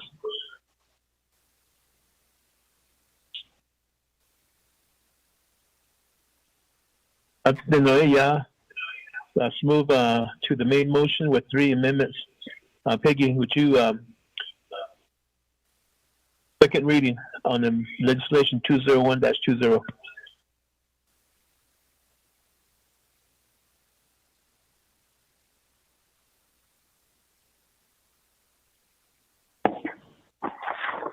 Amendment 1 is Exhibit 2, page 1. At the end of the first full paragraph after person, insert over the age of 18 years as of March 1st, 2020, and $500 per person under the age of 18 years of March 1, 2020.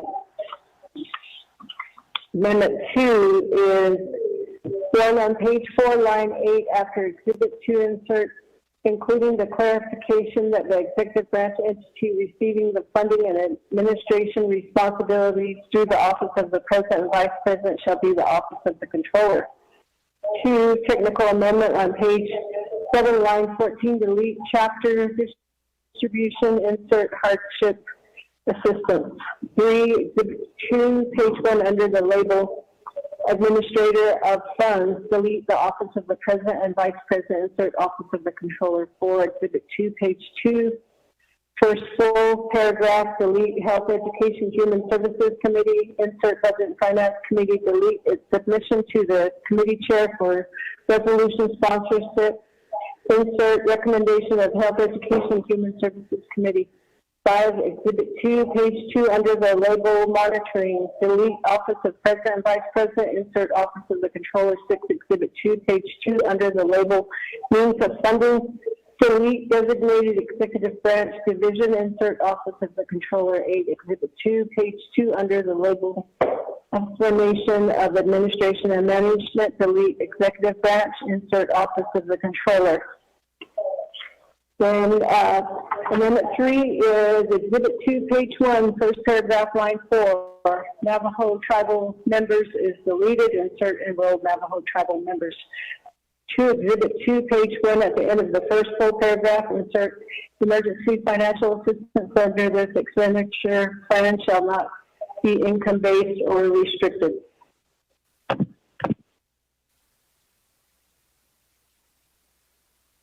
Okay, with that, second reading, committee members. On that, Delegate Jim Yellowhair.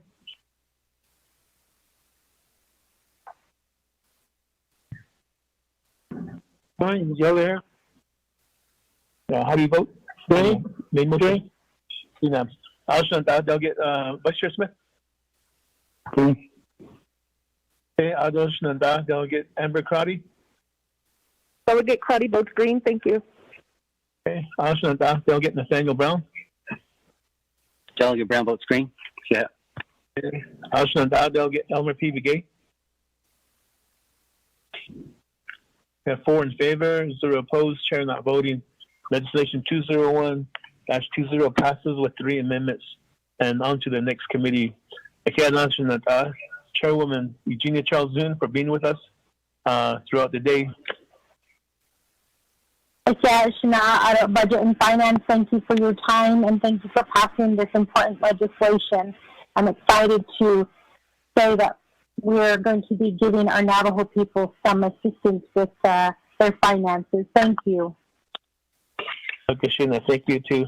Let's move on to our next item on our agenda, which is we're done with our new business. Next item on our agenda is reports.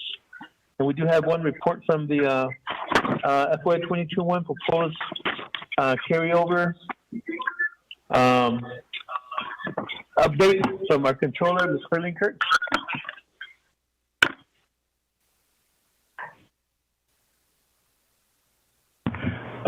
Good afternoon, Chair. This is Brent Wanika. Controller just stepped out, and she'll be back here any minute now.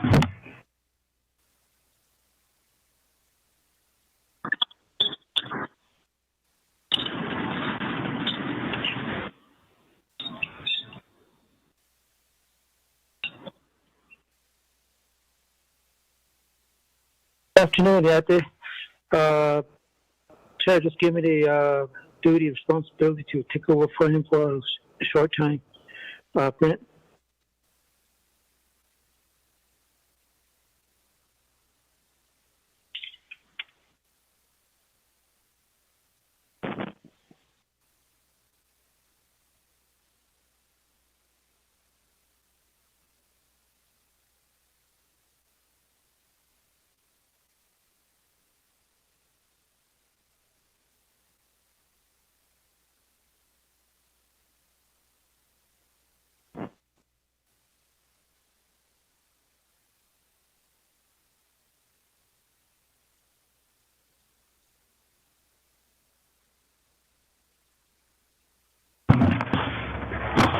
Hello. Hello, Yate. This is Delegate Yell here that Chair just took a little break too, and he gave me the audible, so go ahead and take over, Controller Clerk. Oh, okay, on the CARES expenditure report. Good afternoon, committee members, everyone who's listening. Delegate Crotty Shadeja was asking about an update on the expenditures out of the CARES fund. So we did send out a report, and it does have it broken down under the legislation CJN-47-20. If you look at the column right after the revised budget amount, it talks about actual amount. That's actually what has been expended. So under that first legislation, 47-20, there was a payment of $2,559,499 for financial system. And if you hear me talk about the portal, that's essentially what we paid for a lot of the work that has gone into the development. So we anticipate that a lot of things will go through that portal, and we'll give it a Navajo twist. I call it the BESO portal. So Otto, the other one from that legislation, CJN 47-20, DIT, Department of Information Technology, they did expend close to $2 million, $1,999,993. So they did expend some dollars. So out of that legislation, the legislation originally allocated over 21 million, about 4.5 has been expended. 12,750,000 has been encumbered. Usually they're encumbered for contracts and so forth. So available to be expended is over 3.7 million. So out of the next legislation, CJN-46-20, our office has been processing special duty pay. So 21 million has been allocated, and so far to date, we have expended $310,093.93. So that's the only activity from that legislation. Otto, the next legislation, CJY 67-20, judicial branch has expended, they were allocated 9.6 million. They did expend $10,494, and that's the only activity so far, except I will give an update, which I did earlier today, on the economic development. Their small business and artisan program, they were allocated 60 million. As I mentioned earlier today, we talk about the BESO portal. We did do the first round, the first batch of applications. We sent out 35 checks this morning. Those checks will be mailed out from Pennsylvania through our third-party payment. 106,000 is to 22 artisans. 340,300 is to 13 small businesses. Altogether, the checks that were mailed out was $448,300. And so that's the small business and artisan relief assistance. And so I just want to give that update. The other thing I just want to update the committee is the the CARES dollars that are on deposit since May and year to date up to September 14th, we did earn interest of $248,752. So that's the update regarding the CARES funds activities for the nation Ado Hiha.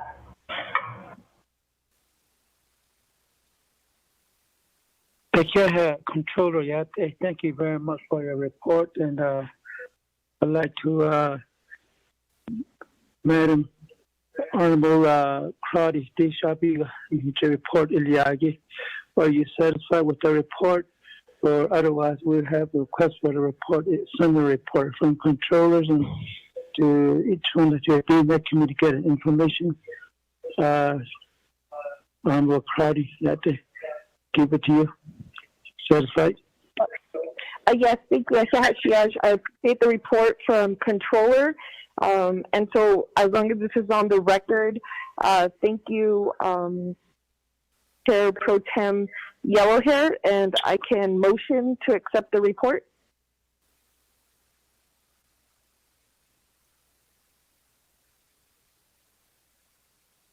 Okay, hello. Kasi other finance our Vice Chair is back in here, Honorable Smith. Give it back to you, Chair.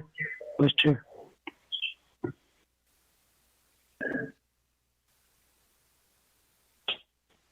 Here, last Chair. Glad reporting that Sitsui, Honorable Crowdy motion. I need a second. Yellowhair. I've got a motion and a second by Honorable Yellowhair. Shinanda, Nadi Kiristala.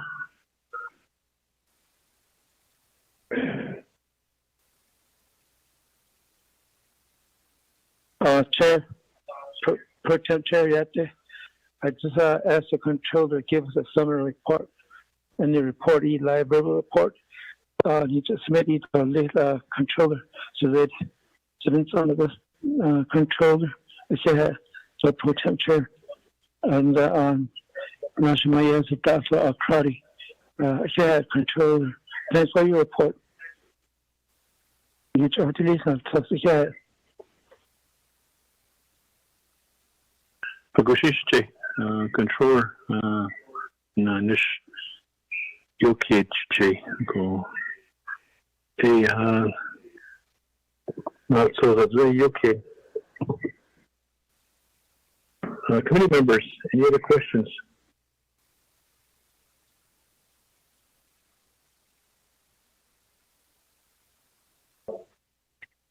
Vice Chair. Honorable Crowdy, go ahead. Thank you, Chair. I'm just trying to digest this high level. I appreciate the report. If the controller, if they could just give me a percentage. So I'm reading it's 4.8 that has been expended out of 520 million. Is that about 1%? If I could just get a percentage, I'll be a happy camper. Thank you, Vice Chair. Honorable Crowdy, committee members, any other questions?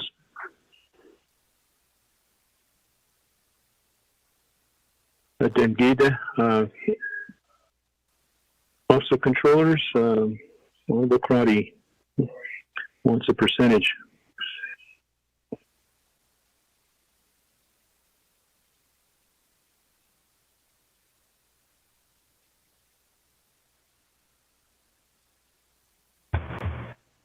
Vice Chair, we're running the numbers. Hold on. I appreciate it.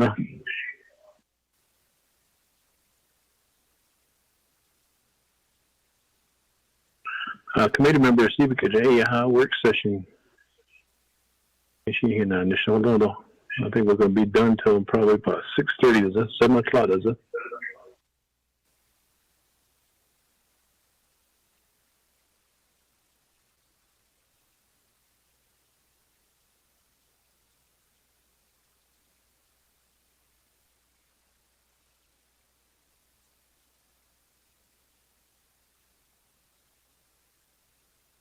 Vice Chair, we can get that information later, and if you want to move to the vote, thank you. We took 4.8 million plus the 448,300 of the small business checks that went out under that assistance program, plus the 4.8 million, which is the report that we sent out, which is an FMIS report, and we divided that by 537 million, which has been allocated, 537.7 million essentially, and we came up with 9.9%. So 0.9%. I'm sorry. Yeah. So almost 1%, I will say. So that if that gives you an idea. Okay, thank you for that percentage. Committee members, almost 1%.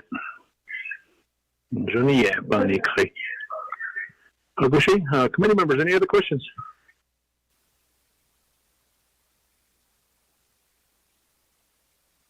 I'm going to call for the question.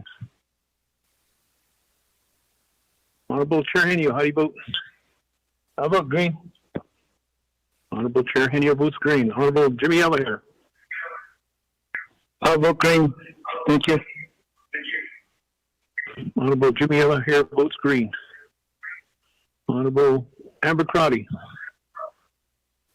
Vice Chair, I'll vote green. Thank you. Honorable Crotty votes green. Honorable Brown. Delegate Brown votes green. Yeah. Honorable Brown votes green. Honorable Begay. I vote green. Honorable Begay votes green. We have 5 in favor. Vice Chair not voting. Yeah, for the report. Okay, I'll turn the floor over to our Chair, Henio. You have the gavel. Thank you, Vice Chair Smith, for that, taking over for me for a short period of time. Committee members, we have completed our new business. We have completed our reports, and we are now at close of session. Is there next regular meeting is October 6, 2020 for the Budget and Finance Committee. We have a special meeting scheduled for September 17, 2020, 8:30 in the morning. That closes the session. Is there a motion to adjourn? Vice Chair Henio. Okay, hold on.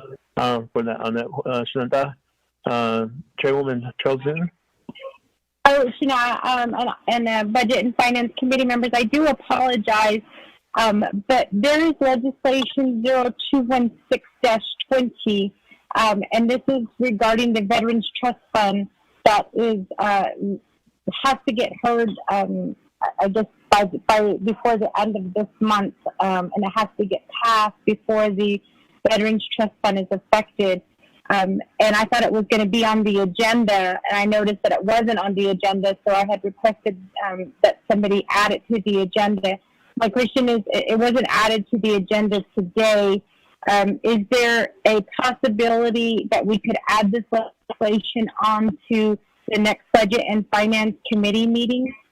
I did talk to Speaker Damon and Law and Order Committee. It's supposed to be heard at Law and Order Committee after Budget and Finance, but because there's an urgency to this legislation, Speaker Damon allowed Law and Order Committee to hear it, even though Budget and Finance has not heard the legislation yet. So I'd like to ask Chair Henio 0216-20, when can we add that to the agenda to get heard by Budget and Finance? Thank you. Okay, our next Budget and Finance Committee meeting is, our special meeting is this Thursday on September 17th.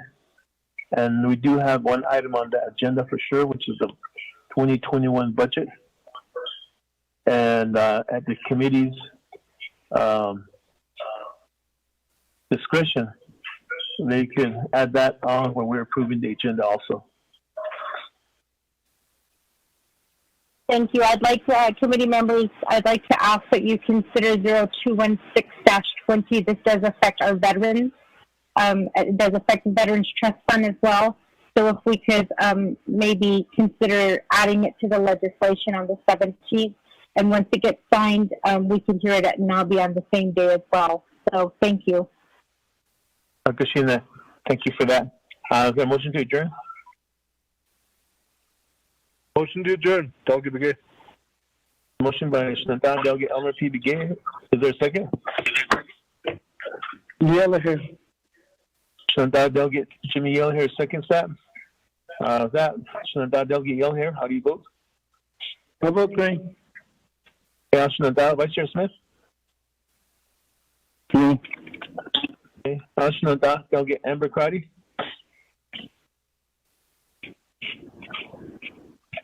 Okay, Delegate Amber Crotty votes green by text.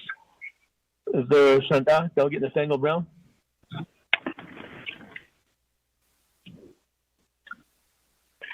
Delegate Nathaniel Brown?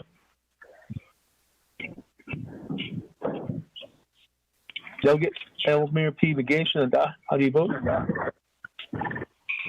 I vote green. Okay, we have 4 in favor, 0 opposed. Chair not voting. We are hereby adjourned at 3:35 p.m. Thank you, Headline Committee members, for your hard work on this regular Budget and Finance Committee meeting. And let's pause for a little bit and then start our work session.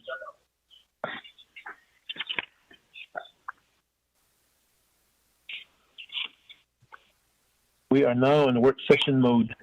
Committee members, September 15th, 2020, and it is 3:36 p.m. I'll call this work session to order. And for the formality, Ramona, can you do roll call for us? Excuse me, Chair. This is Peggy. Can we have a few minutes to finish our committee reports?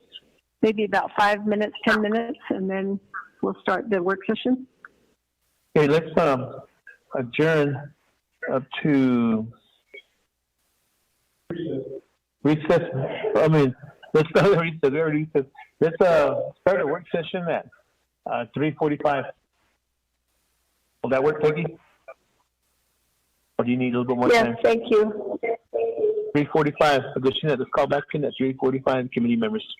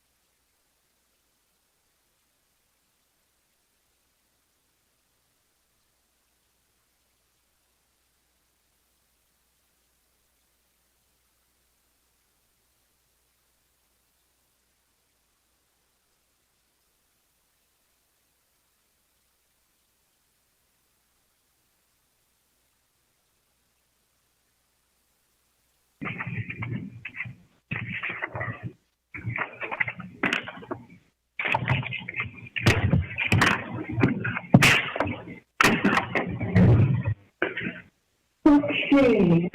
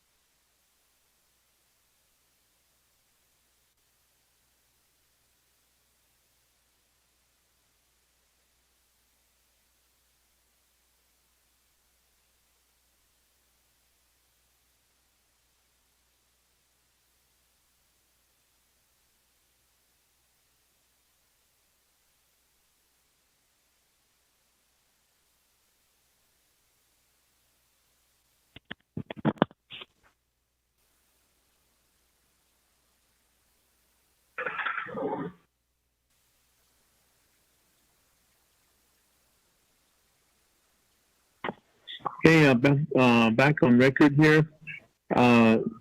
Ramona, are you available?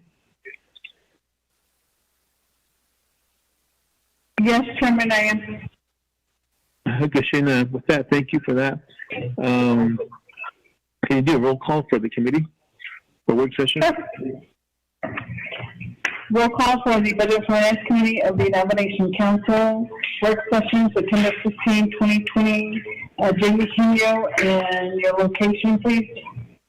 I'm present here in Winter Rock, Arizona. Okay, thank you, Chairman. Raymond Smith Jr.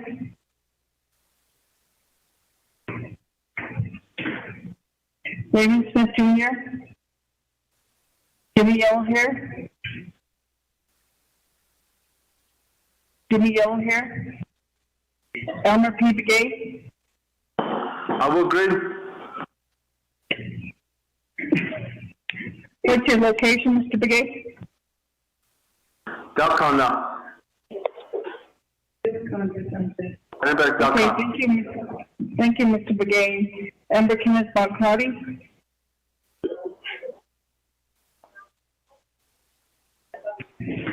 Amber Kenneth Balcardi. This is Delegate Amber Kenneth from Winter Rock, Navajo Nation. Thank you, Shada.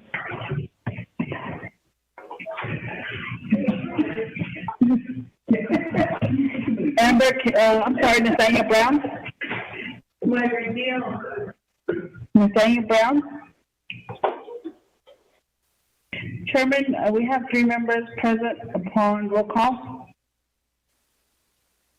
Okay, with that, let's continue with our discussion here for the work session. We did schedule a work session to go over several items that we want to get more clarification on. And we did agree that let's all kind of come together in person. With that, so we did have a invocation this morning. And Delegate Nathaniel Brown. So let's continue with that. And then also recognizing guests and visiting officials. Do we have OMB on the line?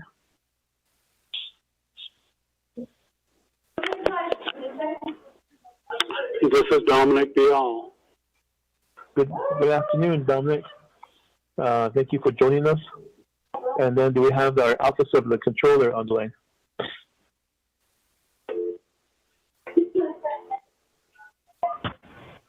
We have the Controller's Office on the line? Oh, we're here. We're here. Okay. All right. Thank you. Thank you for being here. And then do we have our Legislative Counsel, Ms. Kristen Lowe? I'm on the line, Chair. Okay. Thank you for being on the line. Do we have our Department of Justice?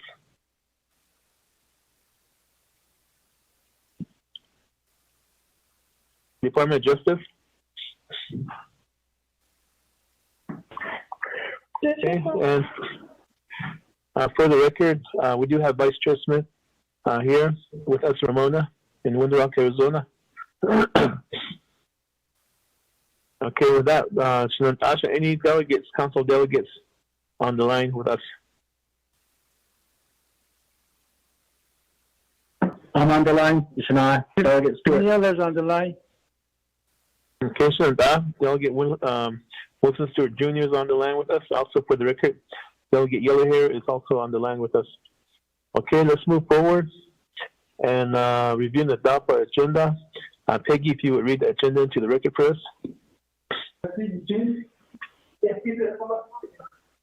Okay, thank you. The proposed agenda of the Budget and Finance Committee of the Nomination Council, December 15, 2020, work session.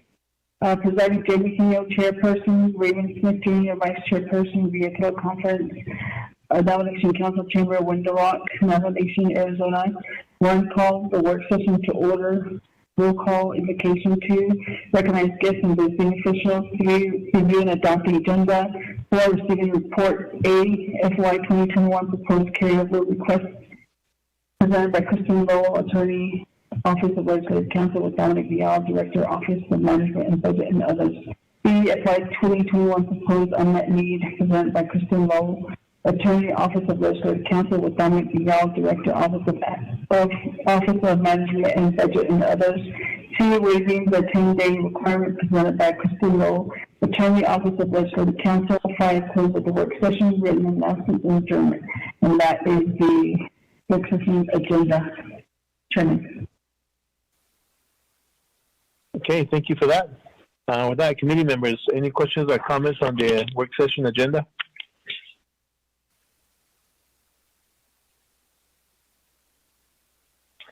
Okay, there's no questions or comments. We'll keep the agenda as read. Unless if there's anything that needs to be added, the committee members can make that request. Okay, moving down to receiving reports. FY 2021 proposed carryover requests. We did receive a handout earlier today, committee members. And with that, we'll refer to our Legislative Counsel and Mr. Dominic Vial. He will provide this presentation. Leave it up to you, however you want to take it. Who goes first?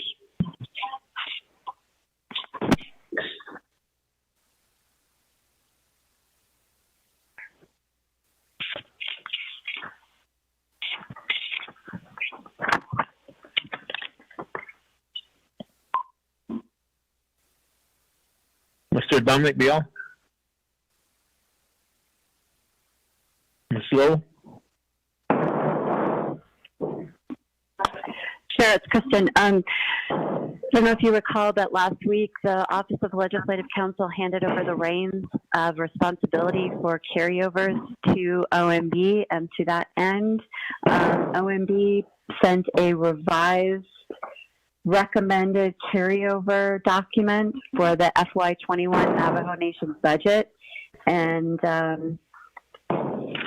we received that last week. It looks like there was another document that was revised 9/15, which is today.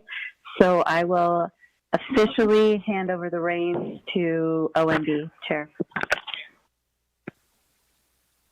Okay, with that, Mr. Bial. Members of the committee and everyone else who's listening in,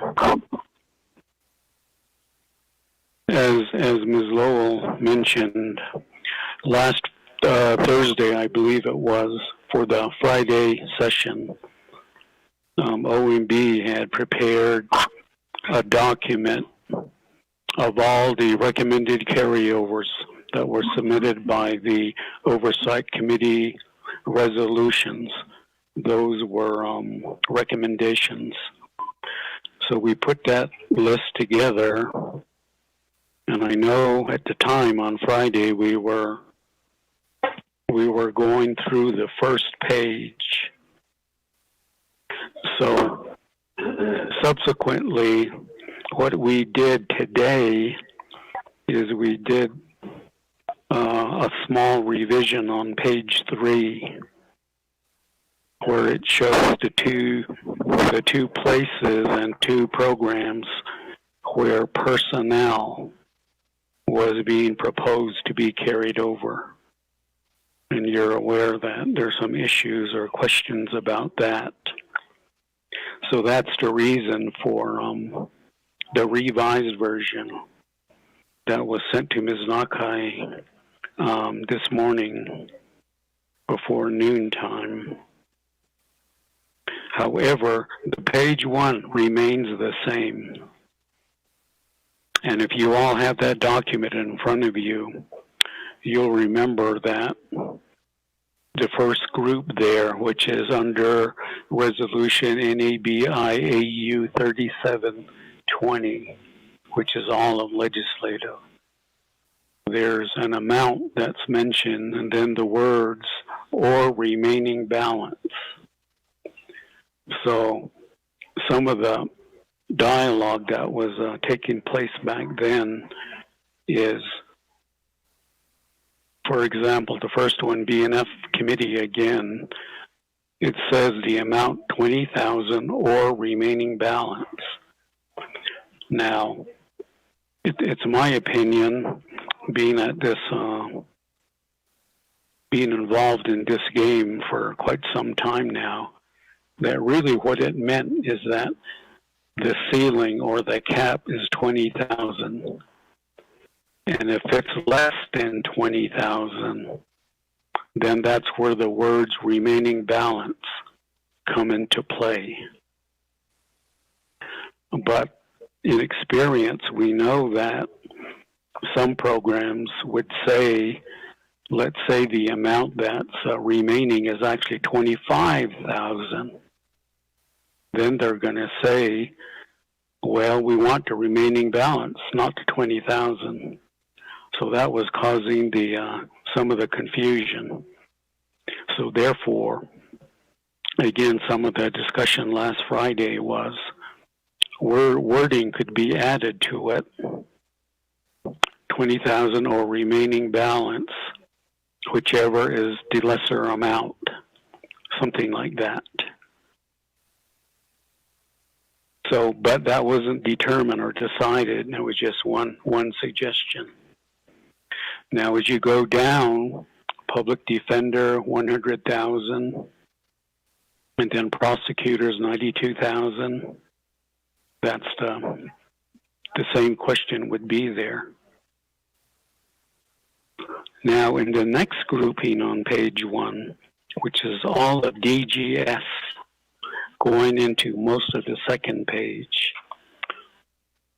all of them say remaining operating balance. So in some cases, the remaining operating balance Budget and Finance adjourned. could be quite high. Yeah, we had a short meeting this morning with the legislation.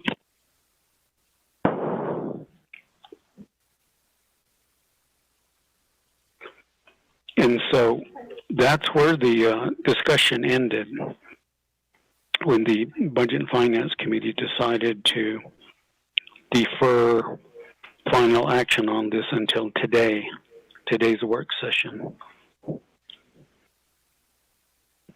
So just to keep going, at the bottom of page 2 is where the HESI committee starts on Division of Health. Again, it doesn't say any amount, just remaining balance. So going to page 3, at the top of the page there from RDC, these are all general fund programs in DNR. And again, it reads remaining balance until business unit 115027. That's resource enforcement. That one has 270,000, which is the personnel amount. That's personnel and fringe. So that's where the question would come up.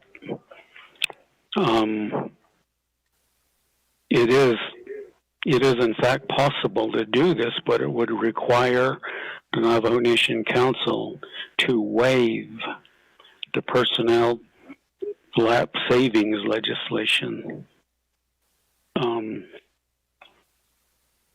which is CF 0711.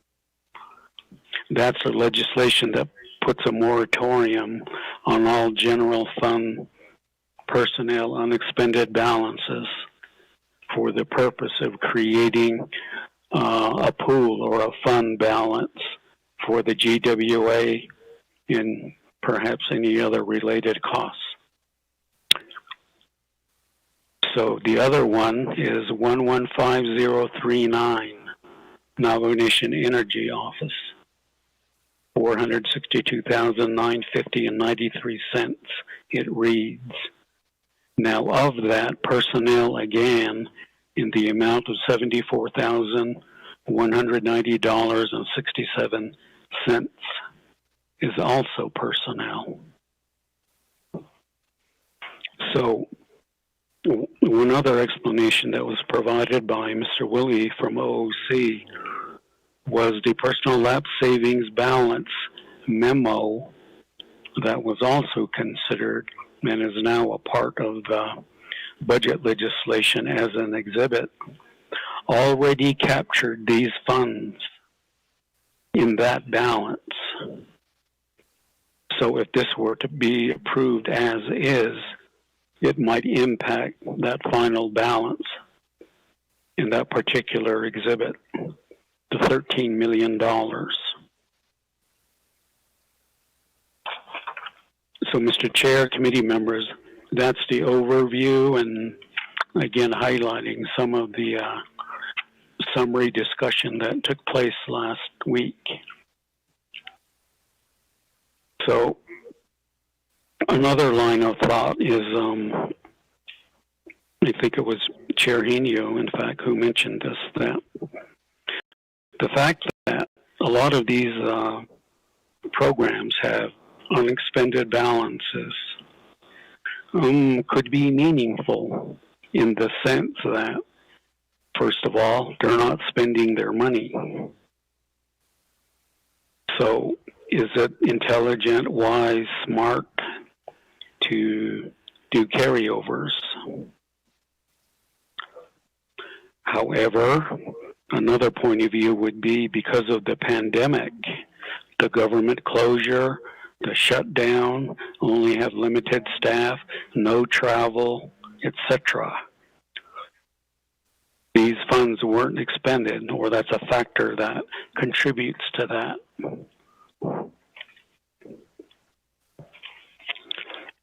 So, Mr. Chair, again, that's the overview, the summary of this particular document. Now, what B&F committee needs to do is decide which, if any, of this to support as far as going into the legislation as an exhibit, as a recommendation for carryover.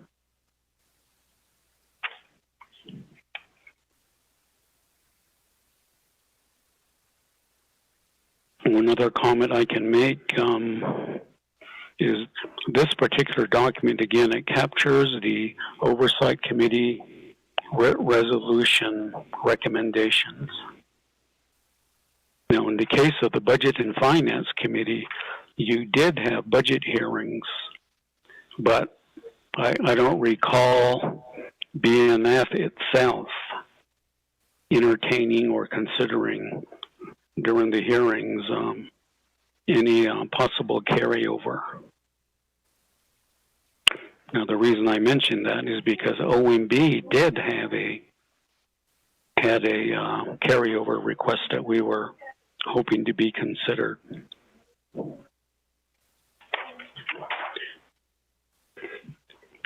Mr. Chair, that's where we are at the moment. Thank you.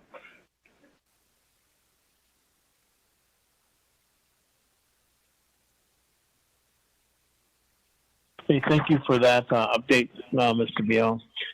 With this, committee members, any comments, questions regarding the proposed carryovers for F2021?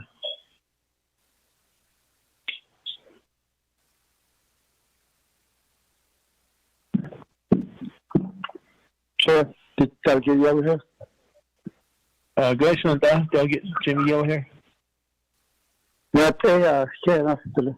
thank you very much, Mr. Bial, bringing this carryover money. Do you have any idea how much the total amount will be carried over to 2021? Mr. Bial, thank you very much. There's no plan yet.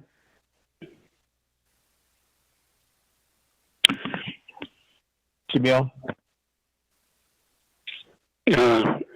Chairman Inyo, members of the B&F committee, responding to Delegate Yellow Hair. At this point, it's really, you really can't tell, because remember that whatever is carried over eventually will be the remaining balance, usually the operating balance, and that's going to be dependent on the final closeout. And those numbers wouldn't be available until most likely sometime in November. The controller can speak more to that. So that's why we were saying the numbers like 20,000 of remaining balance. You don't know, in fact, what that's going to be, because between the time this was first suggested by the NABI committee, in the case of B&F committee, the first one, some spending may have occurred and will still occur up to 9/30, because the fiscal year 20 budget is still in place. I know that related to this matter, to this particular question, Delegate Crotty was also asking for a report going back about 5 years as to how much the carryovers were during that particular period. And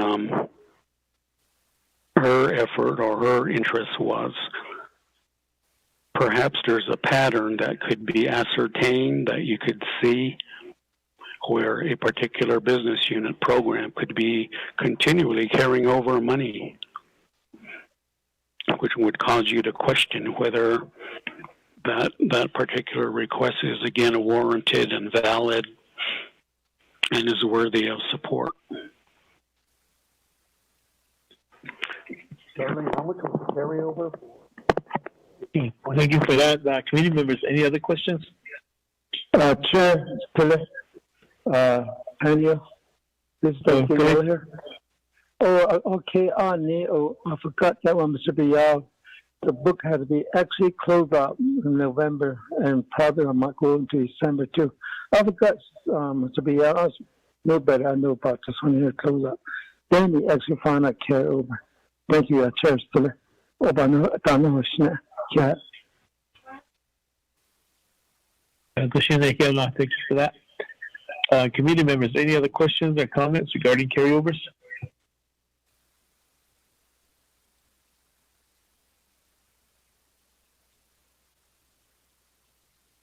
I have a question, Mr. Biel.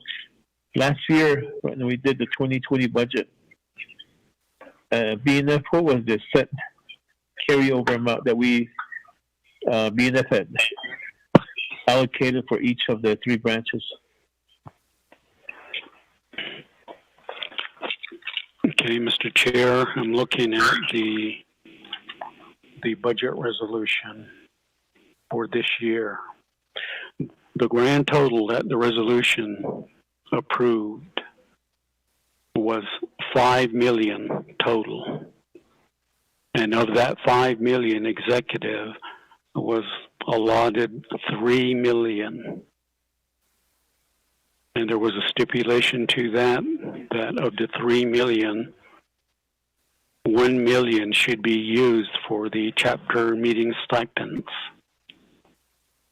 And then for the legislative branch, there was $1.5 million. Judicial was $500,000.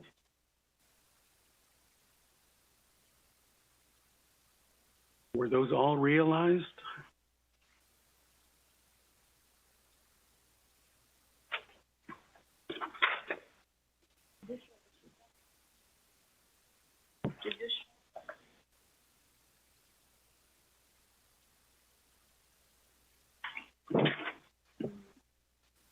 Okay, thank you for that, Mr. Biel.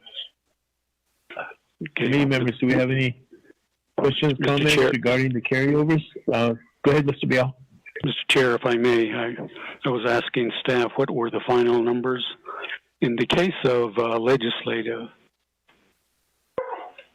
even though they were approved for up to $1.5 million, the final balance that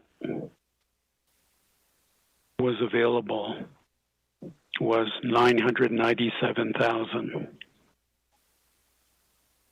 So although they were approved up to $1.5 million, the actual carryover unexpended balance was $997,000.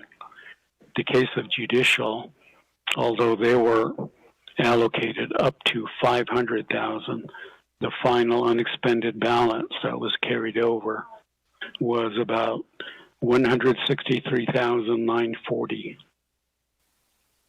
And executive did receive the full $3 million. Mr. Chair.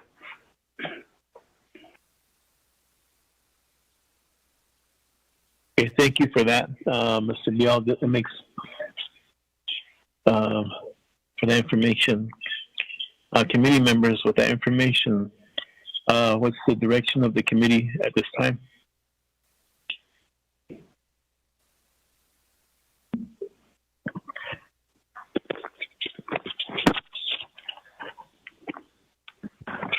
This is Delegate Cuddy.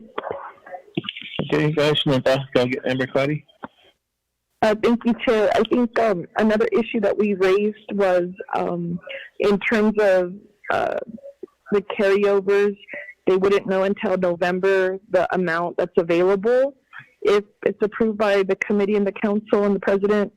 So does this mean the program has the complete fiscal year to use those dollars? Or maybe if Mr. Biel can help me, if there's ever been a historical record where that funding needs to be used like by the second quarter. I'm not sure if that's an accounting nightmare. I am just trying to understand the projected shortfall that we're going to have next year, because we're not going to have permanent trust fund revenue supporting or supplementing by $25 million.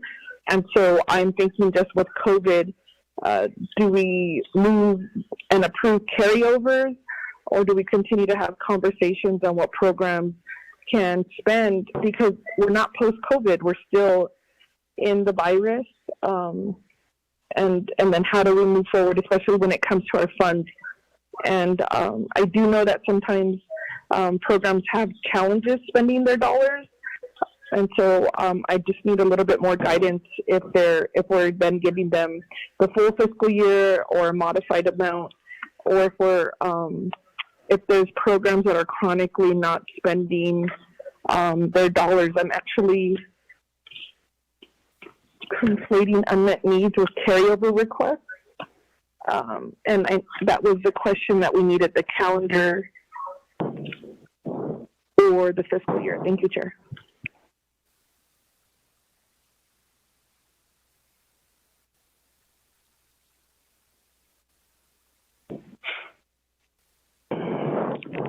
Mr. Chair. Okay, with that, Mr. Bial, if you would respond. Yes, okay. Responding to Delegate Crotty, as I mentioned, the final carryover amounts that are approved in the legislation will be determined by the final closeout as done by the Office of the Controller. And as I said, typically that's in either late October or sometime in November. So once those amounts come out, then what OMB does is we'll send that information to the respective divisions, branches, and programs, saying they have X amount of dollars as carryover. And they're asked to prepare a budget accordingly. And theoretically, that amount could be for the entire 12 months, October 1st to September 30th of the following year, the full fiscal year.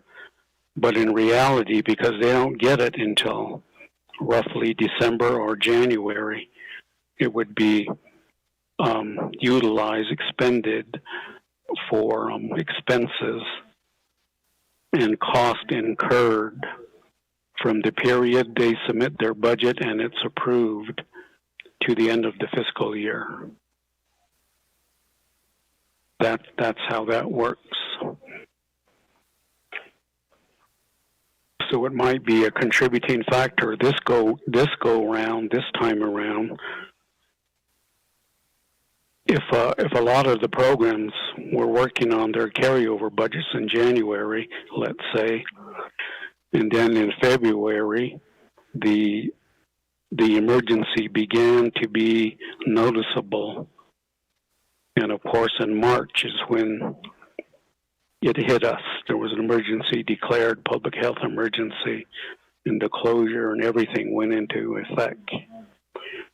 That brought a lot of the spending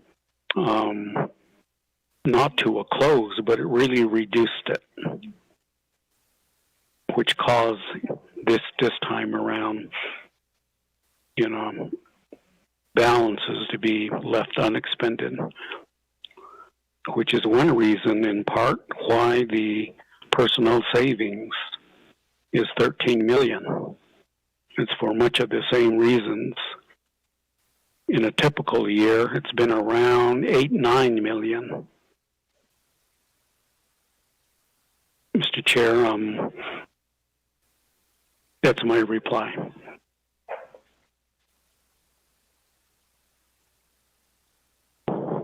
Okay, thank you for that, Mr. Bial, on that reply. Committee members, any other questions, comments that we have?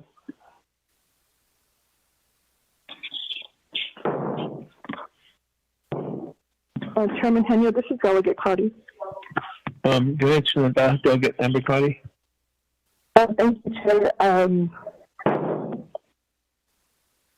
just wondering if it's better for the committee to look over carryovers when we have actual numbers. So maybe have this conversation in November I think that carryovers are part of the comprehensive budget process just to make it easier, but it's posing a challenge as we're dealing with COVID and then trying to get the CARES spent. And we still don't have an idea of what CARES eligible for the general budget. I don't know how you feel about that recommendation, Chair, or if there's carryover, if there was an agreement that certain carryover dollars would be used to cover unmet needs. I would just need to know that information as we continue with this discussion. Thank you, Chair. Okay, thank you for that. I'll get Amber Crowdy, and with maybe Mr. Bial, if you could help us with that question. Mr. Chair, I'm thinking that it may be possible to do what Delegate Crowdy is suggesting. However, I think there would have to be a paragraph in the budget resolution, something along the lines of saying that carryover balances will be determined in the future, whenever the closeout is finished. But I guess we need the controller's office to weigh in, because I don't know how that would affect the numbers they do and they generate for purposes of unspent funds and excess revenues going into the UUFB. That might delay that somewhat. So I suggest the controller's office speak to this as well, Mr. Chair. Okay, thank you for that, Mr. Bial. Shma, Ms. Controller Perlin Kurtz.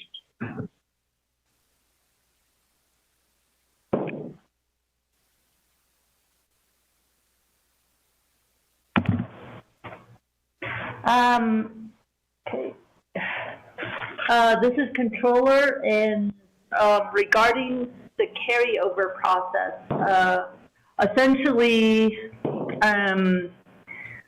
right now we have started cutoff dates for activities heading into the end of September.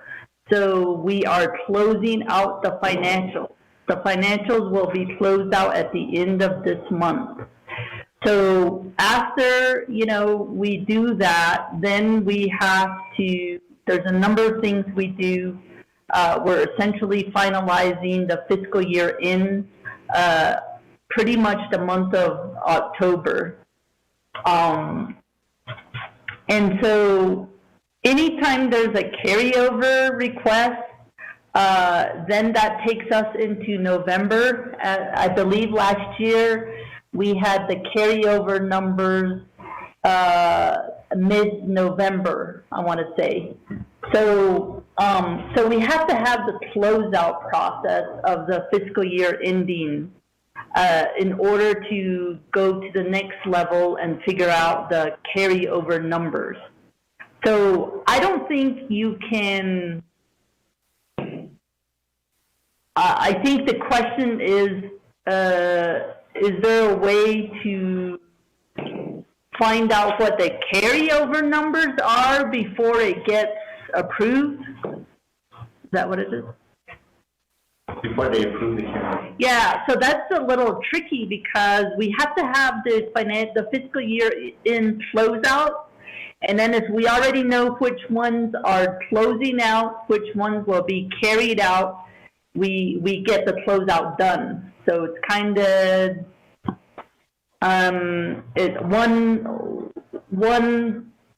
the closeout happens because we don't close out the carryover requests. So I think it's impossible to kind of make a decision after the closeout because we're closing them out. So And this resolution has to pass. Yeah, and the resolution has to get passed, soon here before we start the new fiscal year. So it's a timing issue, and I think we have to make a decision right now on carryovers if there's going to be any. So that would be my response. And did you want to say something? I have Mr. Woolley here. He can further chime in. Thank you. Robert Woolley, Controller's Office, Accounting Manager. The other piece of that is that those carryover numbers, once they do get calculated, if they're not part of the budget resolution, they fall into the fund balance. So I believe that's where the unmet needs come in. So when the branches get together, they decide what the unmet needs are, and then they allocate those dollars. In this case, if they're not going to do carryovers and they're going to wait for the carryover numbers, essentially that's non-recurring dollars that are still sitting out there. And in my opinion, that probably would have to be allocated through the budget or through a process which authorizes the funding, which would be UUFB, because they would be non-recurring. And that's all I have to add.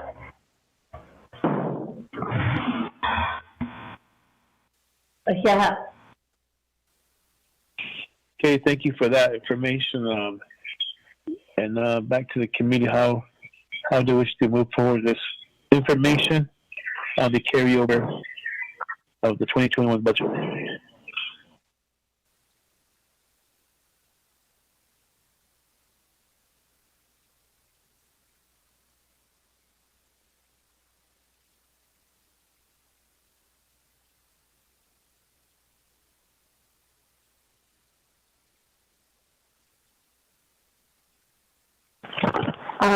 Chairman Henry, this is Delegate Crotty. Congratulations on that, Delegate Amber Crotty. Thank you, Chair. I think in terms of reviewing the carryover requests that were recommended by the oversight, my request was I really wanted more of a number. And at this time, there's a lot of blanks or a lot of estimates. I think, Chair, unless a program can tell us an exact amount and what they need it for,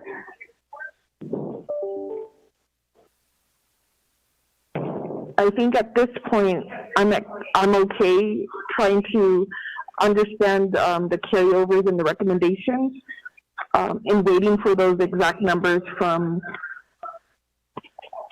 the Office of the Controller. And if it's just going to go into a fund balance, then maybe the more appropriate way is to look at unmet needs. That's just what I'm thinking right now, Chair. My concern and my only hesitation is if there's a carryover request that would impact any type of direct needs. And so I would ask if any program who's asking for carryovers and been approved by their oversight, would that be identified? Thank you, Chair. Okay, thank you for that. And I do agree that there should be actual numbers instead of just ballpark figures. So, like when you see on the listing 20,000 or more, they should have a pretty good understanding of what is still available in their budget. Because we've seen budgets that have expenditures of less than 50%, and they were at the end of this fiscal year. And if you really look at the budget, many of those expenditures are not all in personnel. Some of them are in like supplies and different areas of what I've been seeing. So, any other comments, committee members?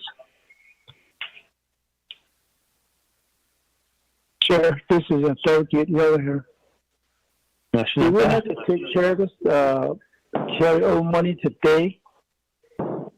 Can we wait until actual those accounts close? Then we will see the actual amount carryover for the total of Navajo Nation's accounts. Then we see what's the actual carryover amount that we can discuss? Because right now we don't know, but we can just wait for it. What's the way we rush today? Chair 11 الثلاثة ونأتي فستات قارن بانتي إلى نوفمبر تنتا تكدي extra close out of $1,000 قارن $1,000 close out إلى of the controller. هل تسله لو ما suggestions chair go vice chair. Additional Delegate O'Hare. I think Additional Delegate Amber Crowdy suggested that we look at holding off until November when the actual closeouts do actually happen and the numbers are realized for each department, what their carryover amounts look like. But then with that, the recommendation was that there should be language in the legislation, should be 2021 legislation, as far as identifying the carryover amount in that legislation. And so, but then there was comments by Office of the Controller that this number needs to be identified so that they can move forward with their balance sheet and the UFB, I believe it was, and then also the general funds amount. But committee members, there's two things we can do. One is to hold off on this until November, add language to the legislation to that effect, and wait for the actual numbers to be posted for each department. The item, option 2, the way I see it is that we do the same action we did last year, and where we, Committee Budget and Finance Committee set a limit of $5 million. And out of that $5 million, $3 million went to the executive branch, and they worked their carryover within the executive branch, and then 1.5 to the legislative branch, and 500,000 to the judicial branch. But as the report came back from Mr. Bial, that out of the $3 million, the executive branch used up all $3 million for their carryovers. Legislative branch, they only used up $982,000 out of that $1.5 million, and judicial branch only used, I think, less than half of that $500,000 as part of their carryover. So those are the two ways we can approach this, but it's up to committee members on which route they wish to take.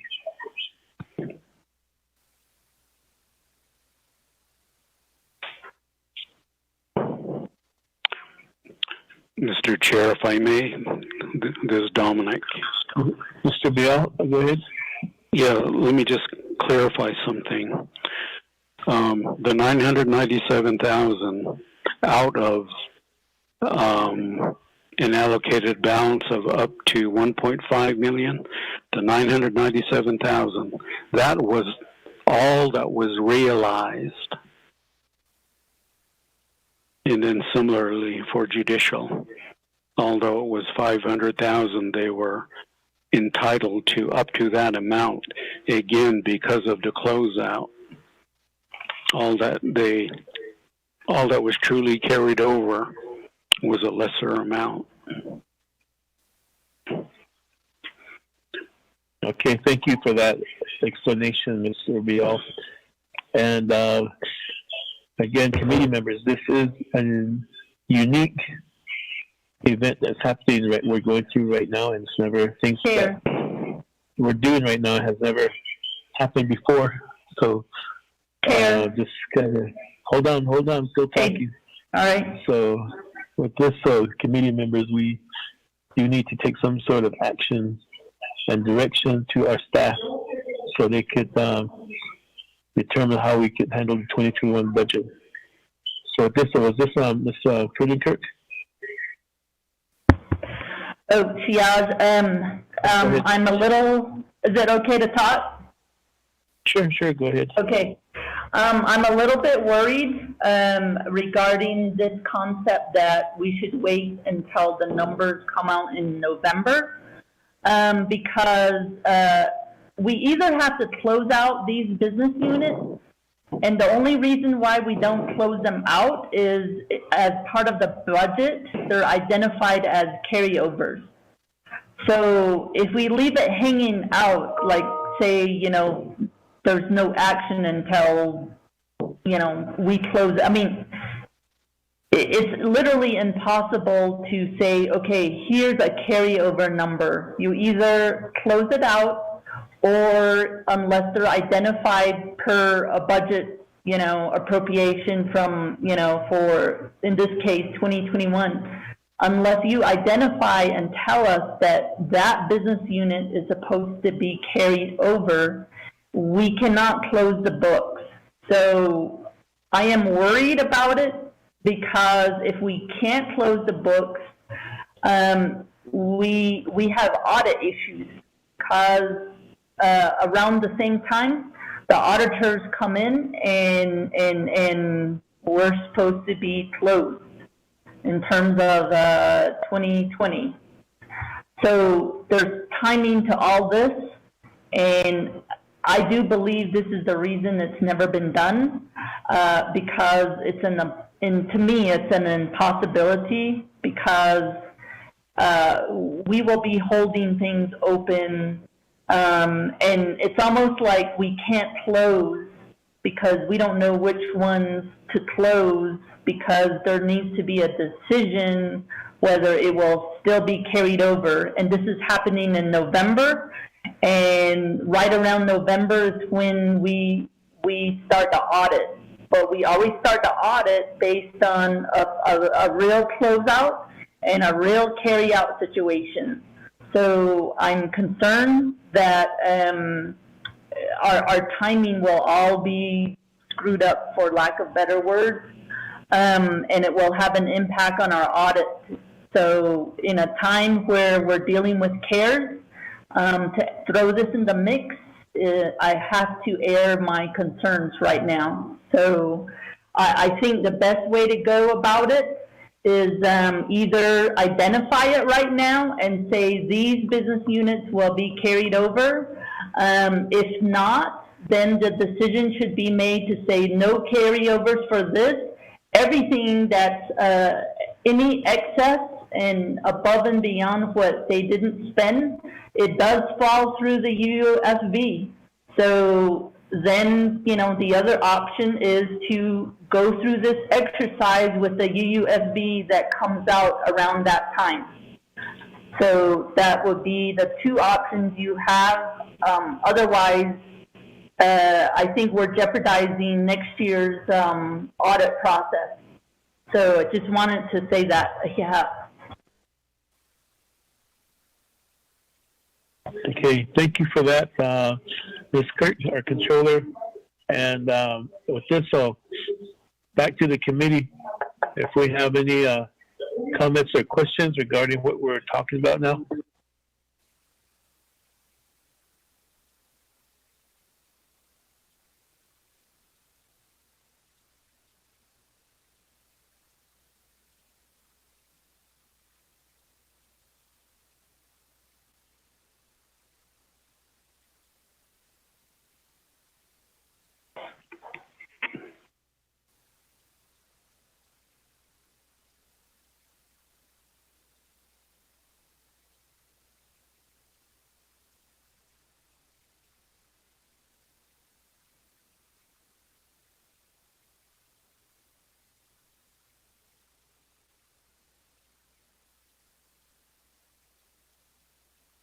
Okay, back to our committee.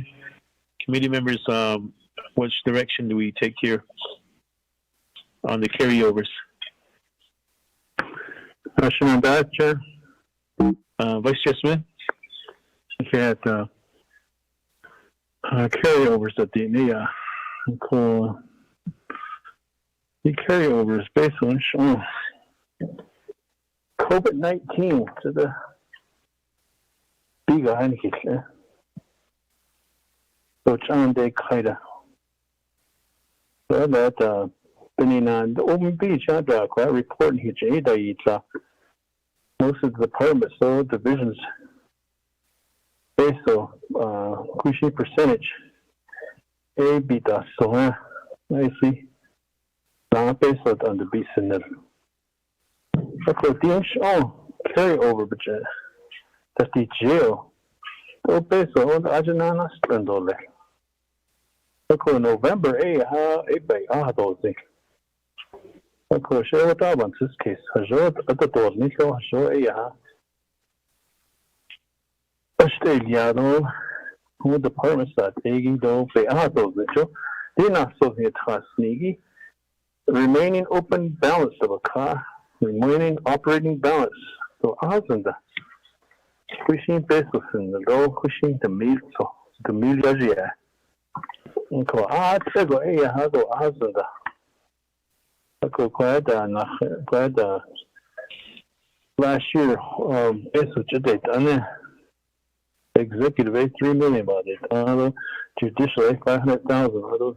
Which is legislative 1.5 million. Okay, they should have been in COVID-19.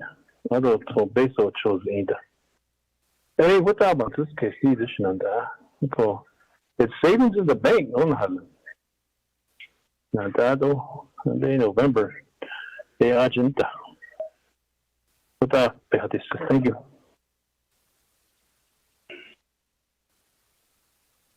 Vice Chair Smith, for your remarks on this carryovers topic that we're talking about.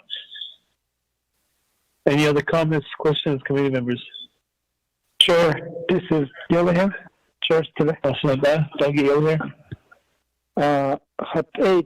Need to be diligent. We have to close the nomination. The book has to be closed actual amount in the month of November. That time we're gonna know the actual amount close out earlier. Based on all the carry over 5,000. She already got some all the close out, but not see time. Just all on that and not as it does. You know that the next 24 council president for next committee, she got actually at the control has $1,000. $1,000. I thought the cheese and all. My eat the total person. If you find the shit with the other one, just keep as you close out here. Or yesterday, I go out as about $1,000. That's such another eating. But nothing constant in September, out of October, out of November. November 30, that's an actual close out. I don't about this thing. So she out of close out that area and they control. Jenny at the so this is not on. Thank you, Chair, the Vice Chair, and my colleagues, Budget Finance Committee. Thank you very much. Yes, no, Annie. Thank you. Go back on mute now. Chair. Before I recognize Elmer Brigade, just one thing, Chantal, is that our controller is cautioning the committee not to do this because we will be leaving the books open and they won't be closed out. And the audit, we have to be mindful of that too, that it might be an audit finding. It's what she's trying to tell us here. But Delegate Elmer Brigade? Yes, Chair Henry, this is the way I understood Controller. That's what I was going to say to Mr. Yellowhair. That I think Controller, the recommendation, I think we're within. Can we go ahead and just go along with that? I think so. Right now, the reason why I'm thinking like this is that there's COVID money that are still. Understand that 16 million for this year, so some of them are still not spending yet. Alcohol. So that department that received the COVID-19 funding, I know that they're going to have some carryovers. So Yeah, I think the best way to do it is probably go with along with because we want to be in tune with the audit too. So I think that we'll go along with the controller's recommendation. Yeah, they will have to send social. Chair. Okay, with that, so I'm going to begin. Is there any other comments, committee members? Chair, this is Peggy. May I? Peggy, go ahead. Members of the committee, there is a report that you requested last week from the controller's office, and Rob sent that out, and I sent it out to you. It's the last 5 years carryovers. You wanted a report on that. So could he maybe go over that with you so that you kind of have an idea, and then maybe based on that, you might be able to decide how you want to approach this?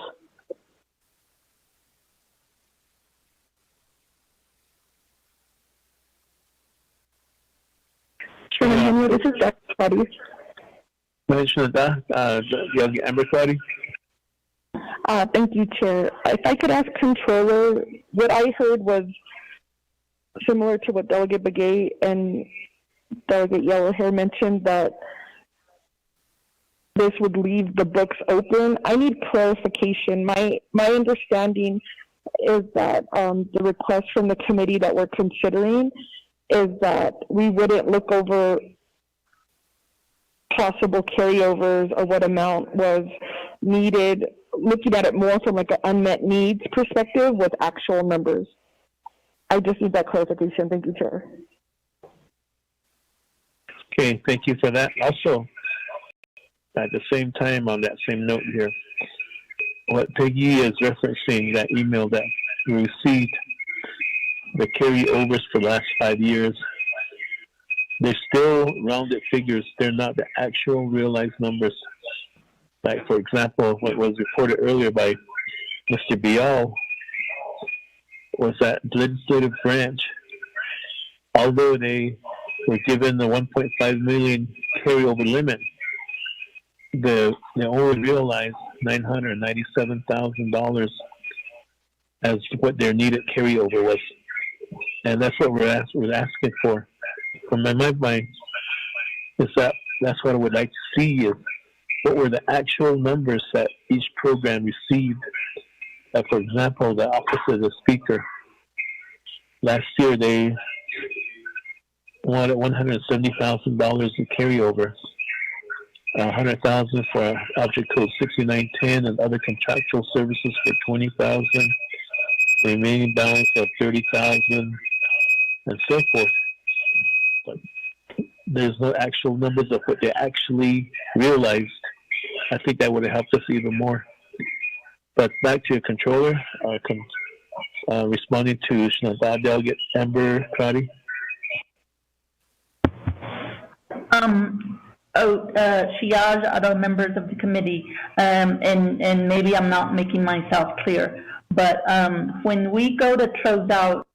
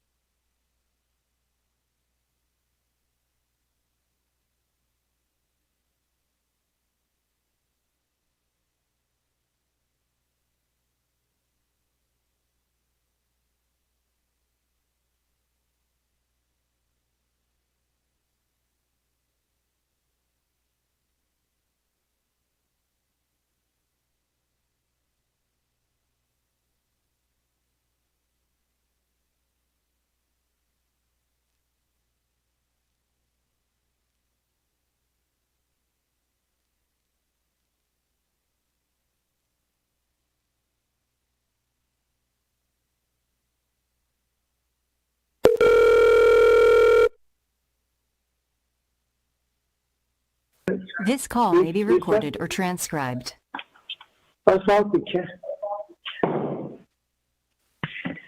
Committee members, any comments on behalf of this 2020 carryover?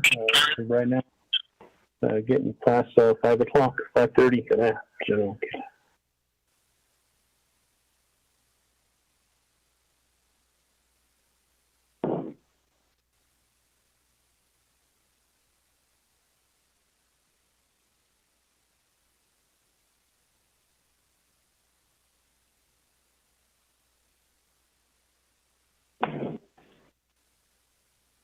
Chair.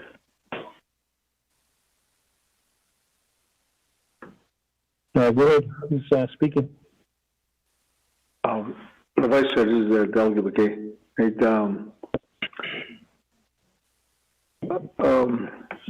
So when we heard from Mr. Willie saying that if we go with waiting until November, and he stated that we'll have to go before the delegate again. So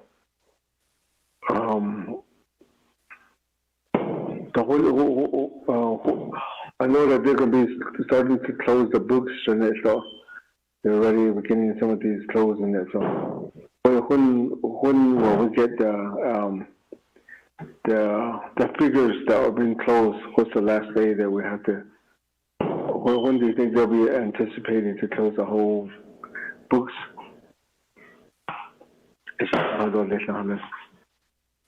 That's my question.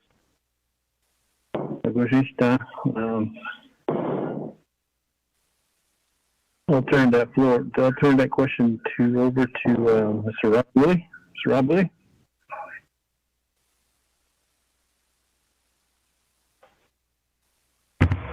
Thank you, Mr. Chair, members of the Budget and Finance. We're shooting for a closeout timeline of having the numbers during the week of November 16th. So most likely the 19th and the 20th, we have the final numbers. Thank you. Okay, so really that's mid-November.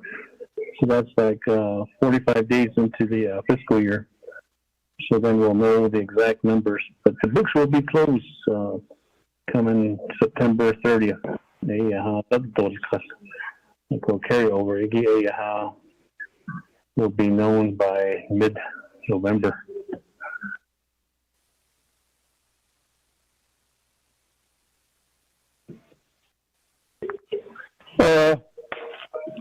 Pro-Temp Chair, name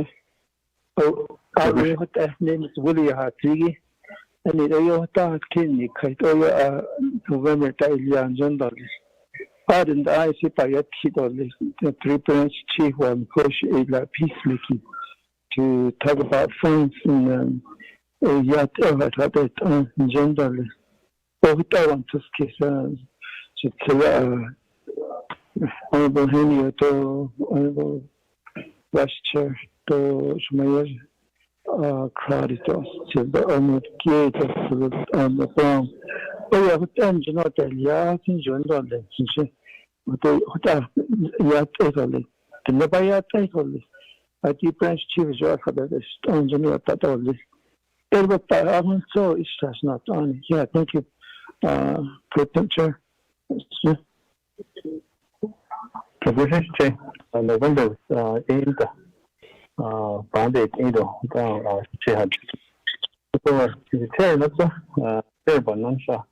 was a motion, I made a motion in November to go to Asa, Shinanda, Majda Sintagi. So, actually, and the Papa, here. Vice Chair Smith, we're in the work session now. That's why I just asked for a consensus of all the committee members. And it seems like there's an overwhelming consensus that the Budget and Finance Committee members wish to wait till November, as stated by Vice Chair Smith, until all the numbers are realized to make a decision on the actual carryover amounts for each of the three branches. So that's the direction that the Budget and Finance will take. And Ms. Lowe as far as the legislative language is concerned, will there be an amendment needed on Thursday?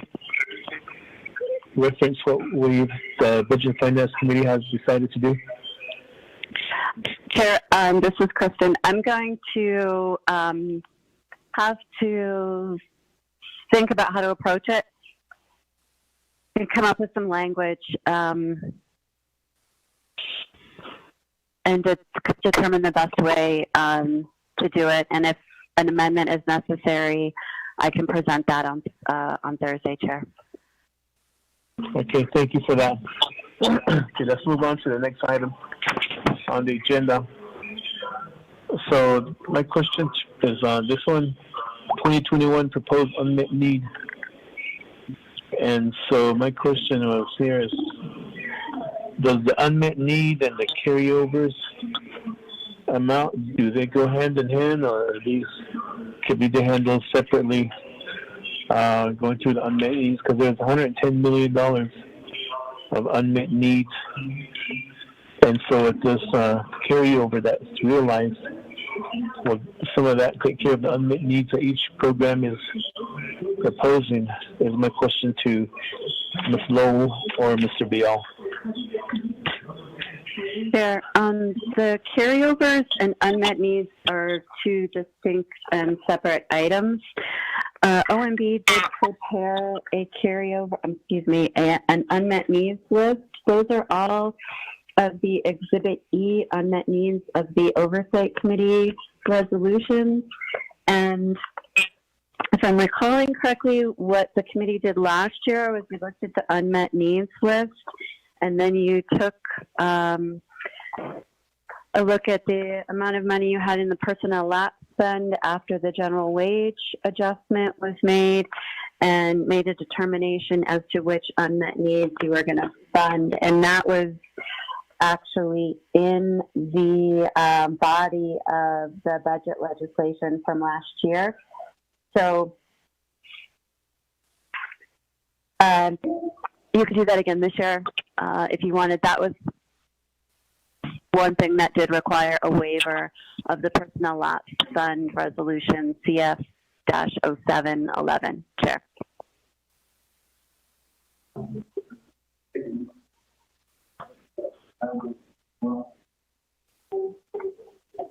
Okay, Mr. Bial.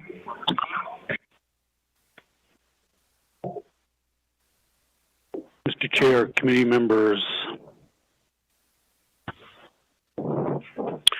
typically, for a number of years now, at least 8 years or so, the estimated or projected personnel savings lapse balance, the Budget and Finance Committee considered that amount and decided where to allocate it. So first of all, typically the purpose of the fund in the first place is the GWA, the general wage adjustment. And last week you decided the 3% option. So the cost of that was $3,846,992. So that would leave a balance of $9,236,549. So again, typically, the B&F committee has used that figure to decide what to fund out of this particular fund source. And examples in the past, right, was chapter officer stipends. Another one was retirement. Another one was Daltex, and so forth. It's all listed in the FY20 budget resolution. So that's the way, at least that's the way it's been that's the way it's been dealt with in the past. Let me see, I'm looking at 2020 resolution. I mentioned GWA, chapter official stipends. Apparently in this fiscal year, there was a shortfall for legislative district assistants, the speaker's energy consultant, and it goes on for a while. Tax Commission, Energy Office, Veterans Administration, Office of the Controller, NDOT, some of the prosecutors' costs.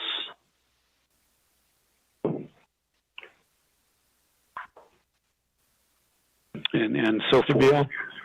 Yes. Mr. Beal? Yes. Okay, one thing maybe is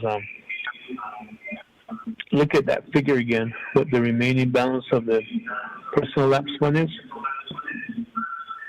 And out of that, divide that by 6 ways.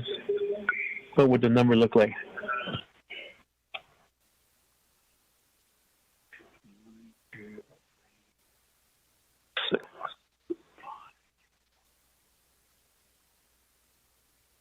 Six ways? Yes, 6. That would be 1,539,425.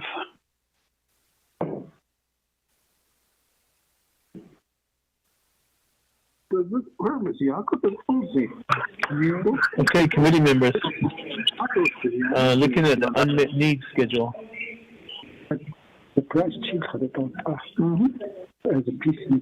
Can somebody mute their phone? We can hear your secret discussions. Can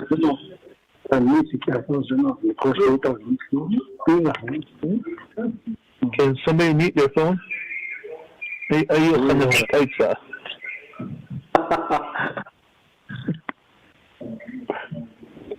Gushing the nomination fair is almost over. So with that, committee members, out of the remaining balance of $9.2 million plus, the reason why I asked to be divided 6 ways is last year we did the same exercise where each of the delegates were given an opportunity to fund their unmet needs areas, but then it wasn't that equal though. And so with this, it's equality. That's why I asked for 6 ways. Each delegate of the Budget and Finance Committee member will be allocated $1,539,425 to allocate towards the unmeet of their choosing. That's my proposal here to move this forward. I'm sure looking at the list there are unmet need areas that jump out at you, or you've been approached by certain offices requesting that you help them with their unmet needs.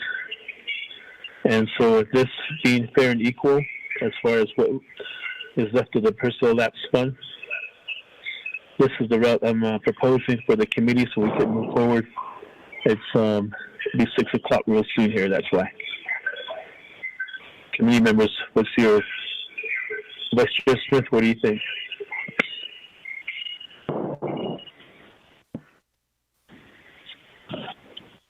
Thank you, Chair, and committee members. Looking at the unmet needs, and I think you're on track there, Chair. We can all come to an agreement looking at the unmet needs and appropriate these funds accordingly. That should be all. Thank you. Okay, in this session, Delegate Jimmy Yellow here. That's pretty good way to go. There's need for us in Black Mesa, so that's a great plan, sir. Delegate Elmer Begay.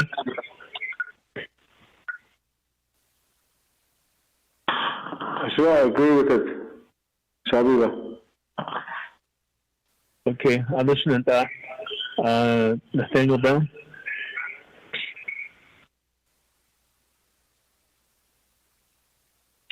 this is for which state again, sir? What we're doing is the personal lapse funding. We're looking at the listing for unmet needs, and the list is long, just like last year. But we can only fund certain programs up to a certain amount. So there's 9,236,000 and some change that's available after the GWA. So my proposal is to equal that divide that by 6 in equal proportions for each committee member to fund an unmet need of their choice up to $1,539,425.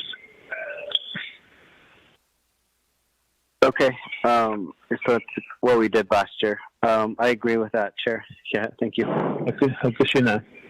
Delegate Amber Crowdy, are you still on the line with us?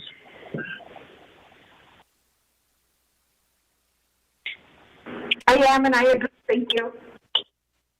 Agushina. Okay, with that, committee members, let's begin this exercise of marking out which unmet need areas you wish to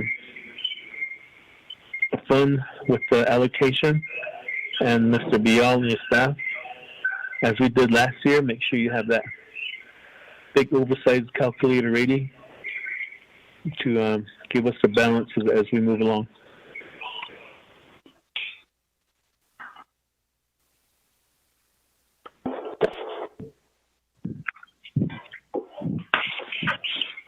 They say they're ready, Mr. Chair. Budget sections here. Thank you. Mr. Bial.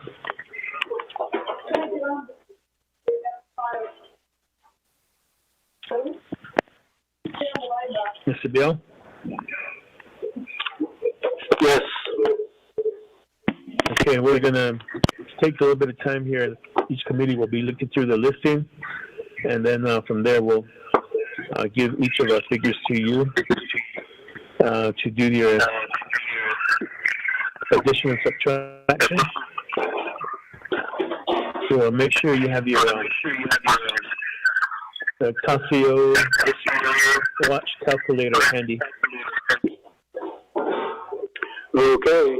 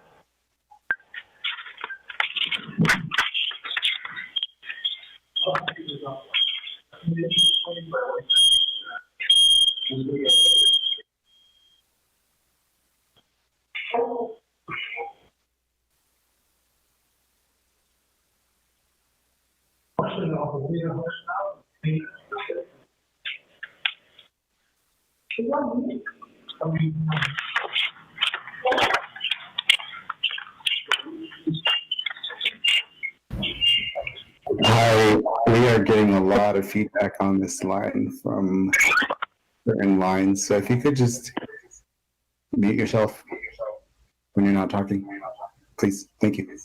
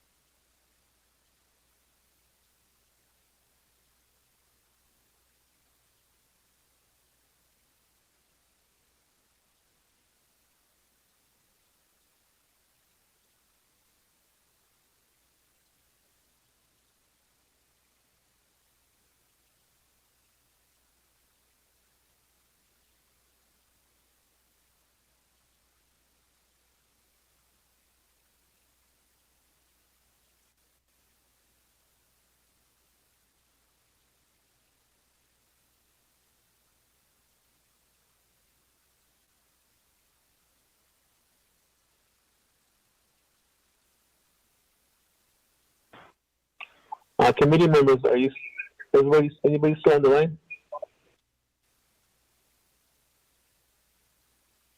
Mr. Okay, so Delegate Elmer Begay.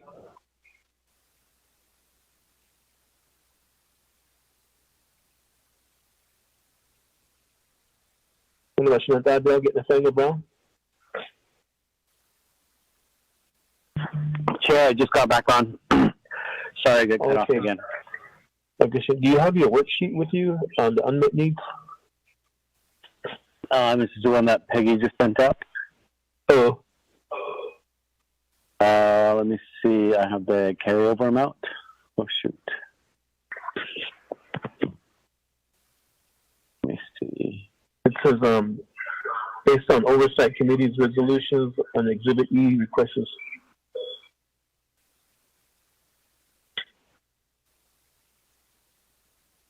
Page 2 or 3. I have a bunch of documents open here, sorry.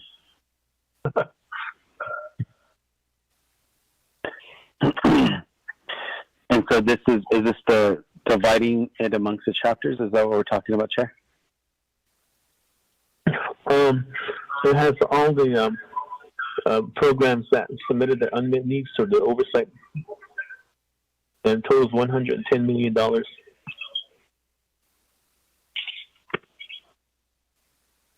Okay, let me reconnect to my Wi-Fi. Sorry, I got kicked off also.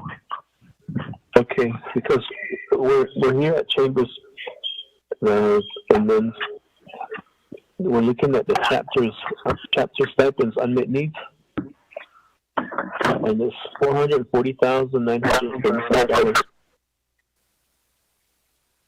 And the four of us that are here all agree that if we could split that 6 ways between all committee members with your allocations of $74,000 each, we would be able to assist in funding the chapter stipends unmet needs.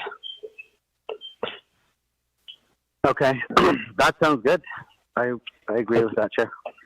Addition is on your worksheet. Just mark that $74,000 for chapter stipends unmet needs. Okay. The Vice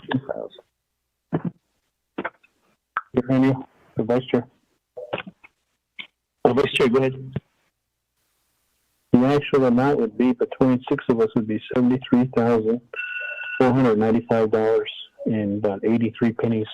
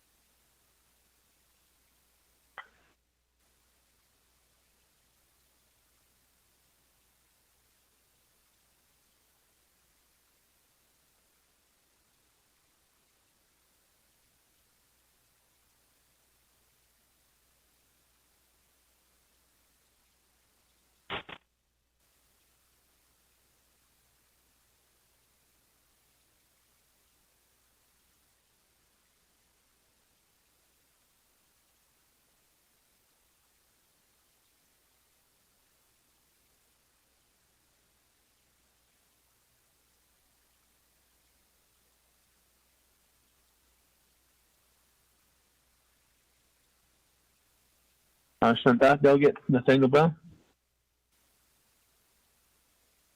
Yes, I'm here. Okay, we Vice Chair did some math again, so we the allocation from each delegate committee member would be $73,500 for the chapter stipends to fully fund them on the unmet needs. Okay, that sounds good. Appreciate you, Hannah. Shanta, Delegate Elmer Begay.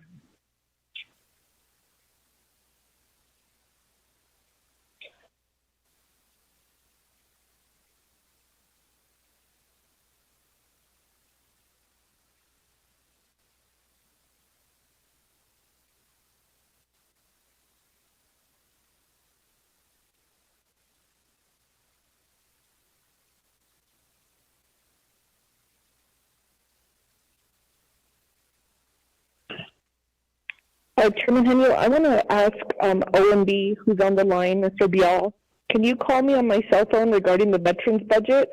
I'm very concerned on OMB's recommendation to start laying individuals off. Thank you. Please call me right now.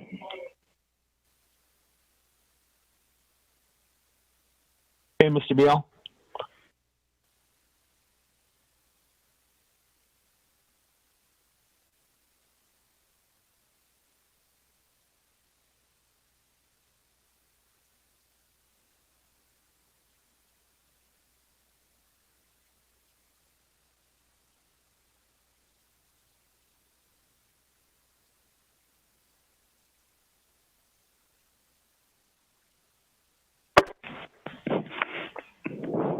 Delegate Crotty, can you give us your number? My number is 928-286-7968. Thank you. Okay, thank you.